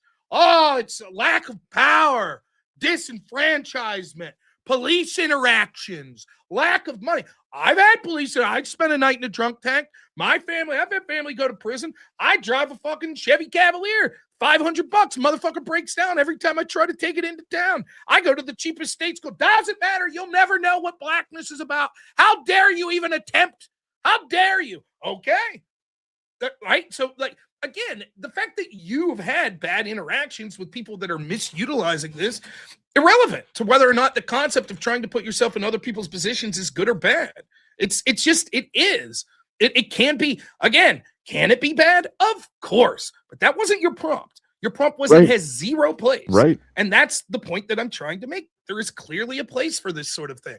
Do I want, just our politicians or our cultural leaders to just be out there being like, all life is about is imagining yourself in other people's shoes and forget the law? Of course not. But I think that, like, there are times and places for it. And I think that we absolutely should see that to counter what we see so much of the people that we view as opposition, that we should, in your words, quote, people who identify as similar traits to us, trying to imagine ourselves in their position. That's what I do. I imagine myself. I'm not a good redneck. I'm a bad redneck. I'm not a fucking handyman. All my friends are. They work 9 to 5s. They bust their fucking ass. I'm here to try to imagine that I'm in their position and they're treated like shit and told that they're in flyover country and how that fucking feels to be people that are the salt of this earth and are the backbone of this country that get treated like shit. Do I really know how they feel? I don't know. Probably not. I have a good idea. I try to put myself in that position. I tried to imagine what it would be like to own a restaurant and then get fucked over during COVID and then try to sit there with a smile on your face as the life goes on and people move on, but you're still devastated. I try to imagine that. It helps me. It helps keep me in mind to be like, this is why it's important to keep fighting for this shit. I don't know what to say because some asshole lefty you talk to is like, oh, well, you're only sympathetic, not empathetic. Fuck you. That I should be like, never mind, Goob, my friend Goob that owned this. Well, fuck you, man. No, never mind. I no longer try to imagine myself in that position because my buddy Abe had some asshole say something to me. It doesn't make sense to me. I'm being fair, I've asked that question on VK and across the board when sympathy came up, it was you just pity people. So I wouldn't say it's just leftist, but I get where you're coming from with that. That's just an anecdotal. Some people said it to you, so it doesn't make any sense. So my question to you would be, Rob, is empathy to you just sympathy plus? No, it could stand outside it. It could be empathy to me is attempting to imagine yourself in someone's situation. I could try to empathize and not be sympathetic for someone, right? Right. So, for example, I could be like, the George Floyd. Try to put myself in his position. I could try that and try to be empathetic and say, but fuck him. Yeah, you got what was coming. Right? That's possible. Right? Wouldn't it be? One is trying to put myself in their shoes and what they were feeling. And the other is saying, am I concerned for them? I'm not concerned. Fuck you, George Floyd. I feel bad for George Floyd's family. And a lot of that has to do with empathy because I'm like, what if it was my brother? Hypothetically, if I had a brother that had substance problems and this happened to him, how would I feel? I'd be devastated, right? But so they're not necessarily entailed. Now, I think most of the time they would be. Most of the time that you would imagine yourself in that position, which could lead to sympathy, which would lead you to have concern. I would say there would they're need mutually to be exclusive. A motivating factor of some kind to lead you to, right? I mean, let me give you an example. We talked about, it wasn't me and you. I'm sorry, I'm getting my shows confused. It's been a long day. On the extravaganza, we were talking a lot about Jordan Peterson today. One of my favorite original Jordan Peterson clips was when he did Joe Rogan in like 2017 or something, a long time. Right. And he talks about this fucking book. Let me think of the name of it. Ordinary Men. Have you ever heard of this book? I've heard of it. I haven't read it. I think it's about Polish police officers. I could be wrong about the nationality. I think it's Polish. Basically, the gist of it is Jordan Peterson's telling this story. This book's about these dudes that were, by all accounts, moral men, good men. They're these Polish police officers, and then obviously, that mustachioed man comes through and whatever, takes over Poland. And so these cops sort of ended up working with them. And they were good people, and by the end of it, they were taking pregnant Jewish women out in the field and executing. And when they asked them why, the most common response they gave was like, because I didn't want someone else to have to do it. They weren't pressured. They were told, you can quit. You don't have to do it. And yet, step by step by step. And Peterson says, the fucked up thing is when you realize you probably would have been a Nazi if you were there. That's the fucked up part, right? When you're like, you're not so special. We think we're like, oh man, if I was alive and like, I would have never accepted slavery. If I was alive, yeah, you probably would have. Yeah, if you were in Germany back then, you probably would have, right? That's the truth. Are you sympathetic? You don't have to be. You can say, nonetheless, you try to imagine, why would you do this? Put yourself in those shoes. Fuck, I mean, we have entire careers like FBI profilers. That's what they're doing. They're trying to put themselves in the shoes. They don't have to be sympathetic. They may be. It may lead to sympathy, and you could argue whether or not that would be good. But certainly, I don't think it's a necessary entailment that you have to have concern, legitimate, sincere concern for someone because you're trying to put yourself in their shoes.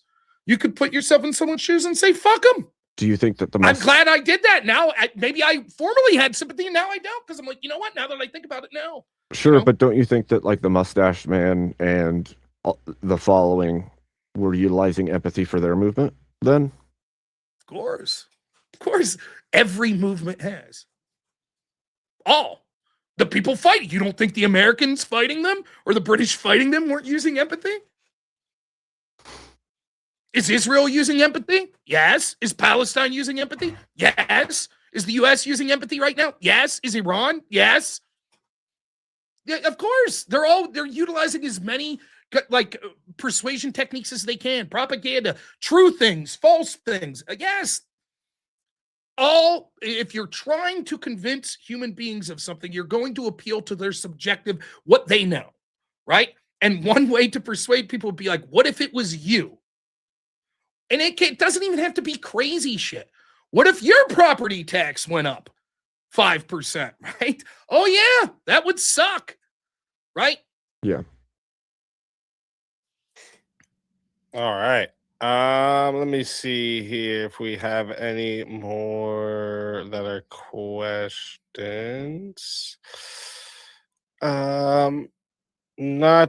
Oh well, this is not a question, but it just Peaches wants to say, if I was a defendant, I would want Rob to do my closing statement.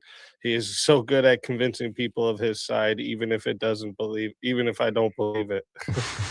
Yeah, but I'd throw out a bunch of slurs and then it would screw you over in the end. Thank you. I appreciate it. I do, by the way, I do believe what I'm saying here. I also could have argued the other side of it because I think a lot of time, this happens on Verbal Combat a lot, right? The problem is, so many of us that hang around Speakeasy's community have a large overlap in what our morality is, what our political beliefs. So oftentimes we're arguing on nuance or fringe issues. The big issues, we're probably going to agree on most things. And so when it comes to nuance issues, oftentimes it's very difficult. And there's truth on both sides that you can honestly believe. And then the question is, how do you evaluate that? If it's, I 51% believe this, but 49 this. In this question, I'll be honest, when Abe started talking, I was like, well, fuck, I largely agree with this, right? But then I thought about it, and I was like, okay, for the sake of argument, and to make it, because if I truly couldn't make an argument, I'd say, Abe, can you pick a different topic or something, right? But I was like thinking about it, and I'm like, okay, well, what does it mean? What does it mean to structure society? Well, that doesn't mean just law. And that was my first impression. Should Congress just be using empathy to pass law? No. I shouldn't have given you the family. I should not have done it. Well, and I agreed enough that I was like, that's how I structure. When I structure society, if I was king and I was structuring society and I would say, here's how I'm going to structure it. The family unit. That's it. That's the first thing. Does it make sense then for the father to be empathetic? Of course. Could a husband say, I can imagine, I try to put myself in the position. For example, I've done this, and I don't literally know what my wife feels. There was a point in time when I was broke, and we bought a house. And this house was so fucking dilapidated. We paid $6,000 for it. This woman lived in there with her mom, and her mom passed away. She was a big drug addict. And so the house, it was terrible. We had to rip the subfloor off. There was not even a shower here. I was 2 blocks away from my parents. I do block shifts. I'd be at work 4 days in a row, 24/7, right? We only had one car. My wife would be stuck at this fucking house without a shower, with the subfloor ripped up, with basically just the living room done. We slept in a fucking couch, and she'd have to go to my mom's to shower, right? Which I love my mom. Sue, you're the best, but I don't know if I'm my wife that I want to be there every day to shower. I tried to put myself in my wife's position to say, I need to fucking work hard, I don't literally know how she felt, right? But that's, and so I'm like, oh, for me, it is a moral thing as a husband, as a father, to try to put myself in the position of those people that I am tasked with providing for. That's my job. That morally, that's how I view it. It's my job to make sure they're safe. It's my job to make sure they're provided for, taken care of, right? And so I, from time to time, in trying to do that, I say, what if I put myself in my wife's position? I'm assuming my wife does the same. Now, we're not orthodox, and it's not as like what you listen to like Andrew talk about his role and what his marriage. It's not as clearly written as that. And yet intuitively, that's what we've done. My wife, when I left my job to stream, I asked my wife, and my wife, we talked it through, and my wife said, I trust you. You'll make the right decision for this family. That's it. I tried to put myself in her position. What must it feel like to be? Again, I can't say that I 100% emulated it, but I tried to be empathetic and think about those things. So once I start thinking about that, I'm like, oh, yeah, I think that's a fine way to structure society. But at the same time, I mean, my goodness, if me and Abe were arguing on the same side against two other people, we'd, it'd be like, are you fucking kidding? Like, these Soros fucking DAs, they're like, oh, we have to feel bad for these criminals. Imagine if you grew up in their family, blah, blah, blah. Fuck that. No, that's destroying this country, right? I totally agree. So I think that I am on the truthful side of this prompt, but certainly there are heavy arguments to make that it's gone too far. If the prompt was, although empathy can be used to structure society, it should be far more limited than what it's used today, then I'm fucking boned. I don't know what I would say. I would try to say we need to weaponize empathy on the other side. I tried to That's a decide tough prompt. if I was going to go with structure society or in governmental structures, and I wanted to go a little bit hardcore on the the absolute claim, basically, that it shouldn't be used at all, because then it's interesting, at least. Correct. It's once you start to get like prompts that are like, like not an absolute claim alone, then oftentimes you're like, well, how much is empathy being used? And what would the right amount be? And now we're having a debate of like, should we use it 5% less? Should we use it 10% more? And it's like, yeah, that's kind of boring, right? It's like, there's no definitive answer. It's gonna be like, so it's, no, I respect that. If I was making a prompt, I would draw a line in the sand too. But the truth is, I think largely your concerns are completely true and right. And like, you're also correct. Although I do find it, not you. I don't know. I'm trying to be polite. You here. can just say it. It's fine. I'm not going to be hurt. It's like sometimes you do these. Like, I'm not a philosophical debater, right? And like sometimes it's just like, things get in the weeds, and I'm just like, I don't know, man. It's like I just feel like everyone's like trying to put on the, well, I read this philosophy 101 book, and let me tell you, truth claims and blah blah blah. There are people that do that and do it well, and then there are people that are trying to emulate it. And like, so like a lot of times when I hear a claim like this, it's like, well, actually, if you look at like sort of the I'm so stupid, I don't even know the word. What's it got? Etymology, is that the word? Etymology. The etymology of the where the word came from. Yeah. If you look at the etymology of the word, actually in 1906, Professor so and so, blah blah blah. I'm like, go fuck yourself. Like, come on. Like it matters though. The criticism of my point, like I used to bitch at people that would be like, it's not a democracy, it's democratic republic. I'm like, yeah, okay. Like, what the fuck ever. But then it's like, well, actually, it does matter, right? Because not just for reasons you think, but also because actually the founding fathers kind of hated democracy. It's not just that it's like, well, it's just another form of democracy. It's like, no, they were kind of like, we'd be happy if only like 2% of the people had a voice in this shit. Like, so I get it, We can agree like words matter, right? So for me, with this one specifically, there's a huge connotation in that share. That's not like you shared a piece of pizza from a pizza. It's the share that's into, which means it's the same. It'd be like you're sharing the same bite of pizza. And it's like, that's incongruent with reality to me. So when you look into the psychology paperwork on empathy specifically, empathy as a colloquial thing of putting yourself in someone's shoes can make sense.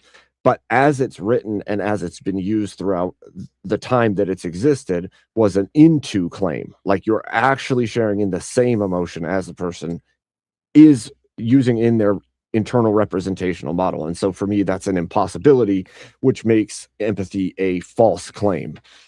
Now, in colloquial usage, the way you're saying it, just imagining that you are in that position, that makes more sense. But I hate that there is a term that has this heavy meaning that's been used to manipulate through its usage for 100 years to a, hey, you're just trying to imagine what it's like. Yeah, the literal, like, I would say, though, it's the concept of, like, can you ever be egalitarian? Can you ever be fair? Not literally, but you could still do what you might think you're fair, Right. even if you're not, but it's still worth working towards it. And so I would say that about when I'm thinking about empathy, I guess in general. And listen, everybody's good at debating different things, and there's every level of debate's important, right? Like, for me, you could boil everything down to just ethics, everything. And it's something that you see people do very well, like Andrew and Jay Dyer, right? Where it's like, who should we vote for? Kamala or Trump? Well, what do you mean should? How do we determine what we ought to do? What are your what is your framework? That's an 8-hour debate, right? That you could have just on that. And me, I'm like, let's just skip past that part, right? Now, the problem is if you try to skip past the part, oftentimes you're fucking shit up. Like this was what happened with me and Brian Shapiro. He debates Andrew about the ethics of, can you support Trump ethically, right? He messages me, says, I don't want to talk about ethics. I want to talk about Trump's policies. Great. I'm not one to talk about ethics that much. Is it good to have tariffs? Great. I'm up for that debate. Sounds great. First thing he asked me, how could you ethically support Trump? You roll your eyes. You're like, well, now we have to have the debate. Because how can I say if tariffs are good if our definition of good is different? But to me, it's like, that's not the style debate. I frame it this way. I've said it many times. Some people are the type of people that it's like, there's a stump in the yard. Ought I remove it? And they might have them and their friends might sit around like Plato and fucking Socrates for 5 days, like, what is an ought claim? Blah, blah, blah. And meanwhile, I'm just grabbing a shovel, like, yeah, get this fucking stump out of here. Yeah, they need all the logical entailments. Right. All the levels of that debate are important, though. They all are. And we're all operating, we all have different interests and we all have different specialties. And it's all important. It really is.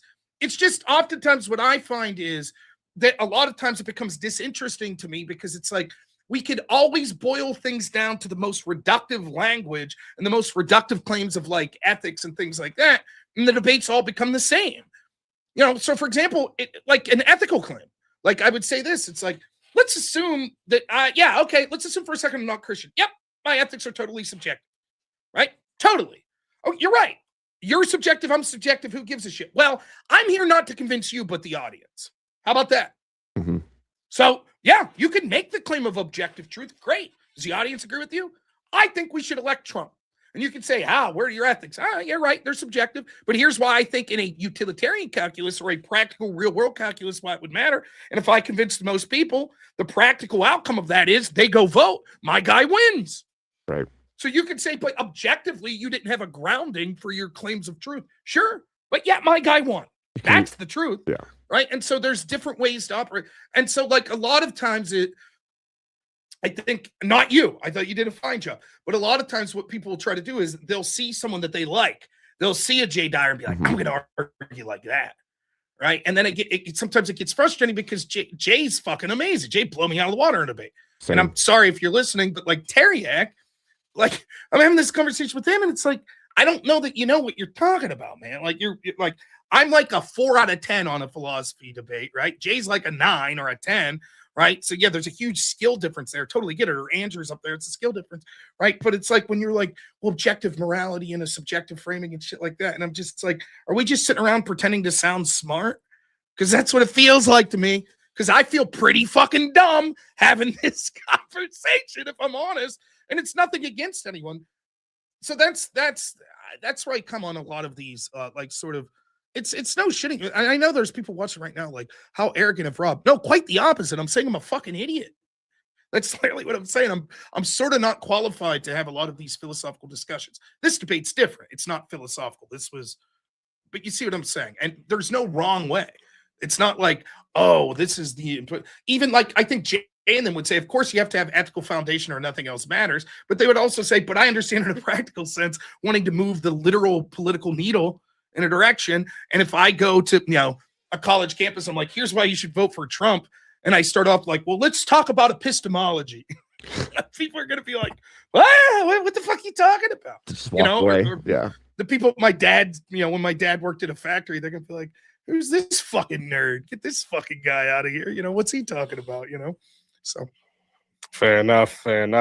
I also have to say, just because I forget the name of the person, there was somebody in your chat that was like, what?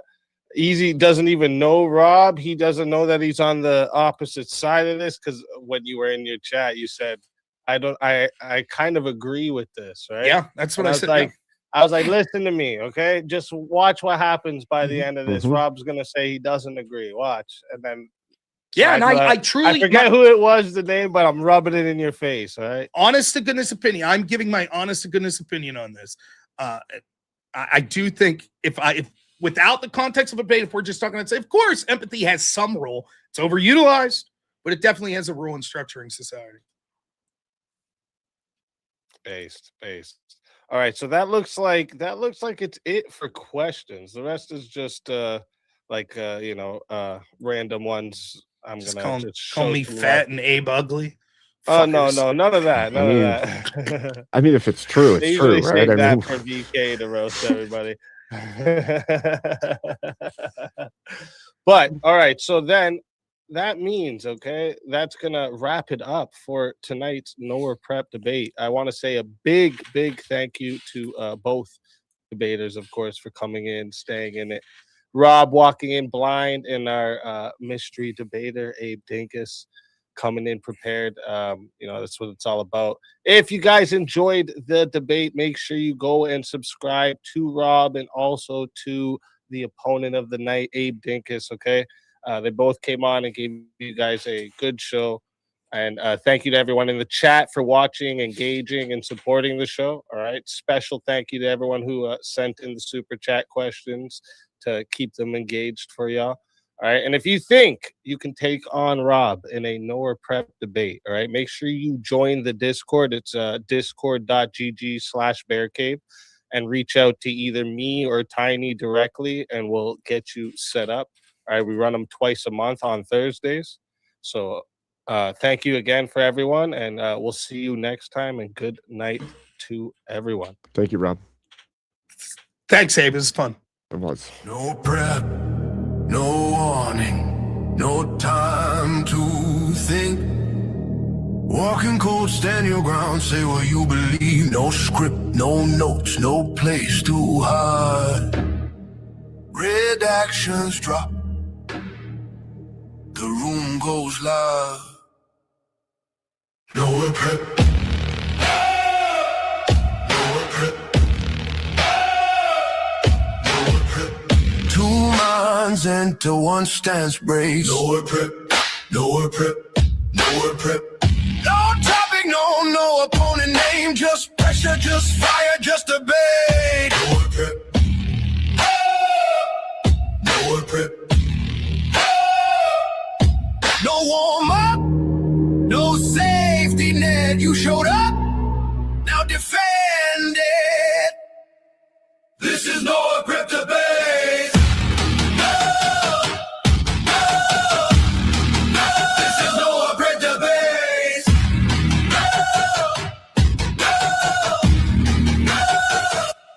Noerr Prep. Let's fucking go. Good job, Thanks, Abe. brother. I appreciate it. Thank you. I see you've really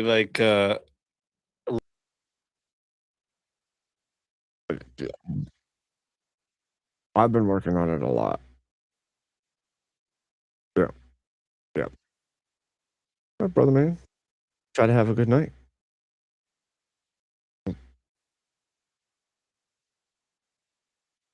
Yeah. And I did it an hour early so that I didn't give it away. I was trying to just BS with the chat, and I'm like, something's coming, you'll see. So all right.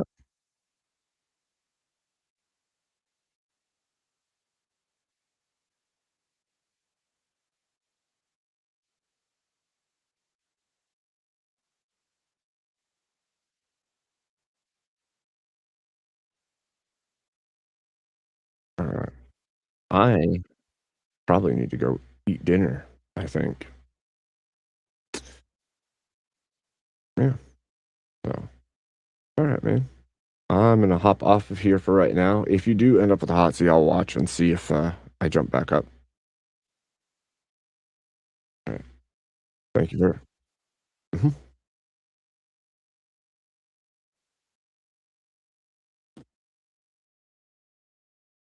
Wait, I don't know. I'm not on my screen. All right. Thank you so much, chat. You guys are amazing.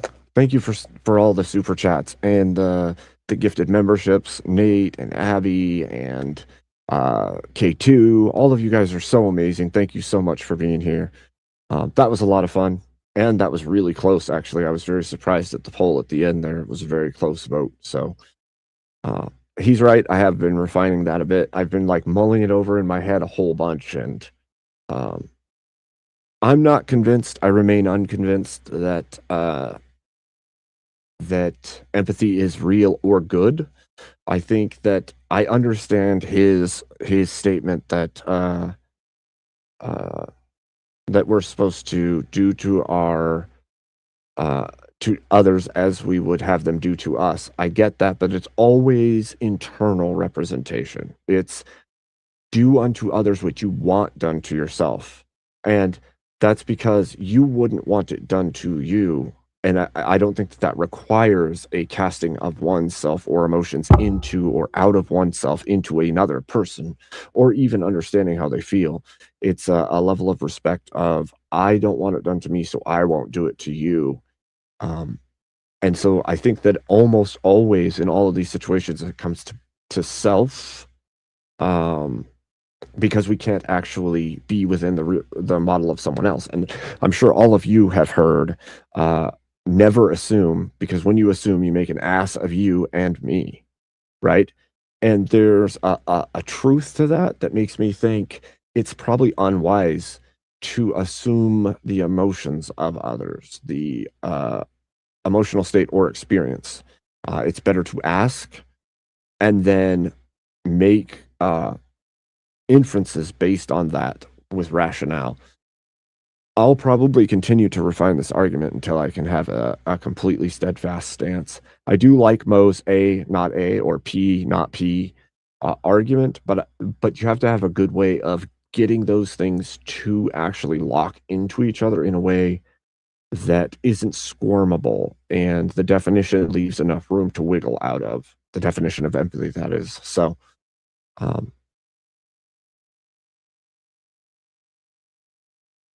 yeah, the thing with sympathy is real, and we know it because it's an internal thing. We have that compassion for the moment. And I understand what he's saying. How do you know they're feeling that? Well, you can perceive that there's a reason they're acting out of the norm, and because they're acting out of the norm, you have a compassionate reaction to it. With empathy, it's knowing, or what was it? It's sharing in the emotions through imagining. Well, you can't share in emotions through imagining because your imagination does not give you access to their emotions. And so to me, that equals a P not P, a falsehood. So, but you can't squirm out of it when it's, if you can just make the empathy claim that you're just imagining being in their shoes. If it's just that, then that doesn't actually fit the same definition. So the sharing part is important, and it's, to me, is a falsehood. So, and again, I do actually believe that there's a level of putting yourself in God's spot by claiming to know the heart, the mind, the feelings, the anything of another human being. I think you can notice their emotional state, make an inference, but you still don't know until you ask. And even then, you don't know for sure, but at the very least, you have their answer. And then you can make claims or choices based on that. So, anyhow, thank you all so much. I think it's time for me to go eat some food because I am getting hungry at this point. And so, I think I'm going to end this one here. I should join VK tomorrow. I will let you know more tomorrow, or I'll post that I'm joining. Raid more? Do you mean, who do you mean? K2. Mo? Okay, I can raid Mo. I can do that. I'll raid you guys over to Mo, and then I will go eat. And I appreciate everything you guys did. You were so amazing. I can't believe how legendary this chat is. Let's see. I have to go here to set up the raid. Let me set up the raid. I'm gonna play my song again for you guys because it's a fantastic song. Oh, it's turned down. What the heck?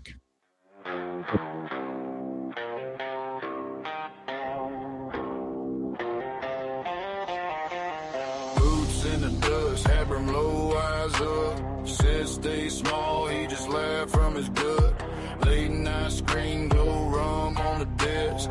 Pin like a pistol, heart pounding in his chest. It's time for Abe to rise to new heights. Stack that fuel, let him sharpen his mind.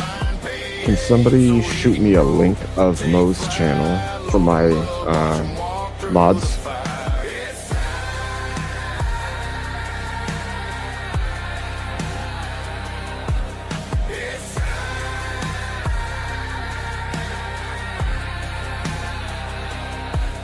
It's time for Abe to rise to new heights. Frontline words in a cultural fight. Pay Abe so he can grow. Take flight. Back this man, let him claim what's right.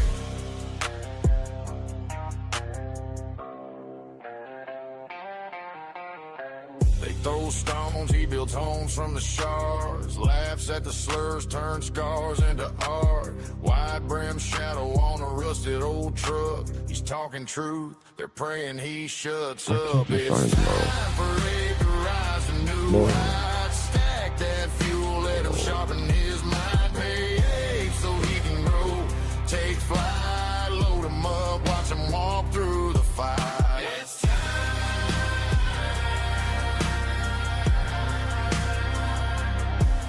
It's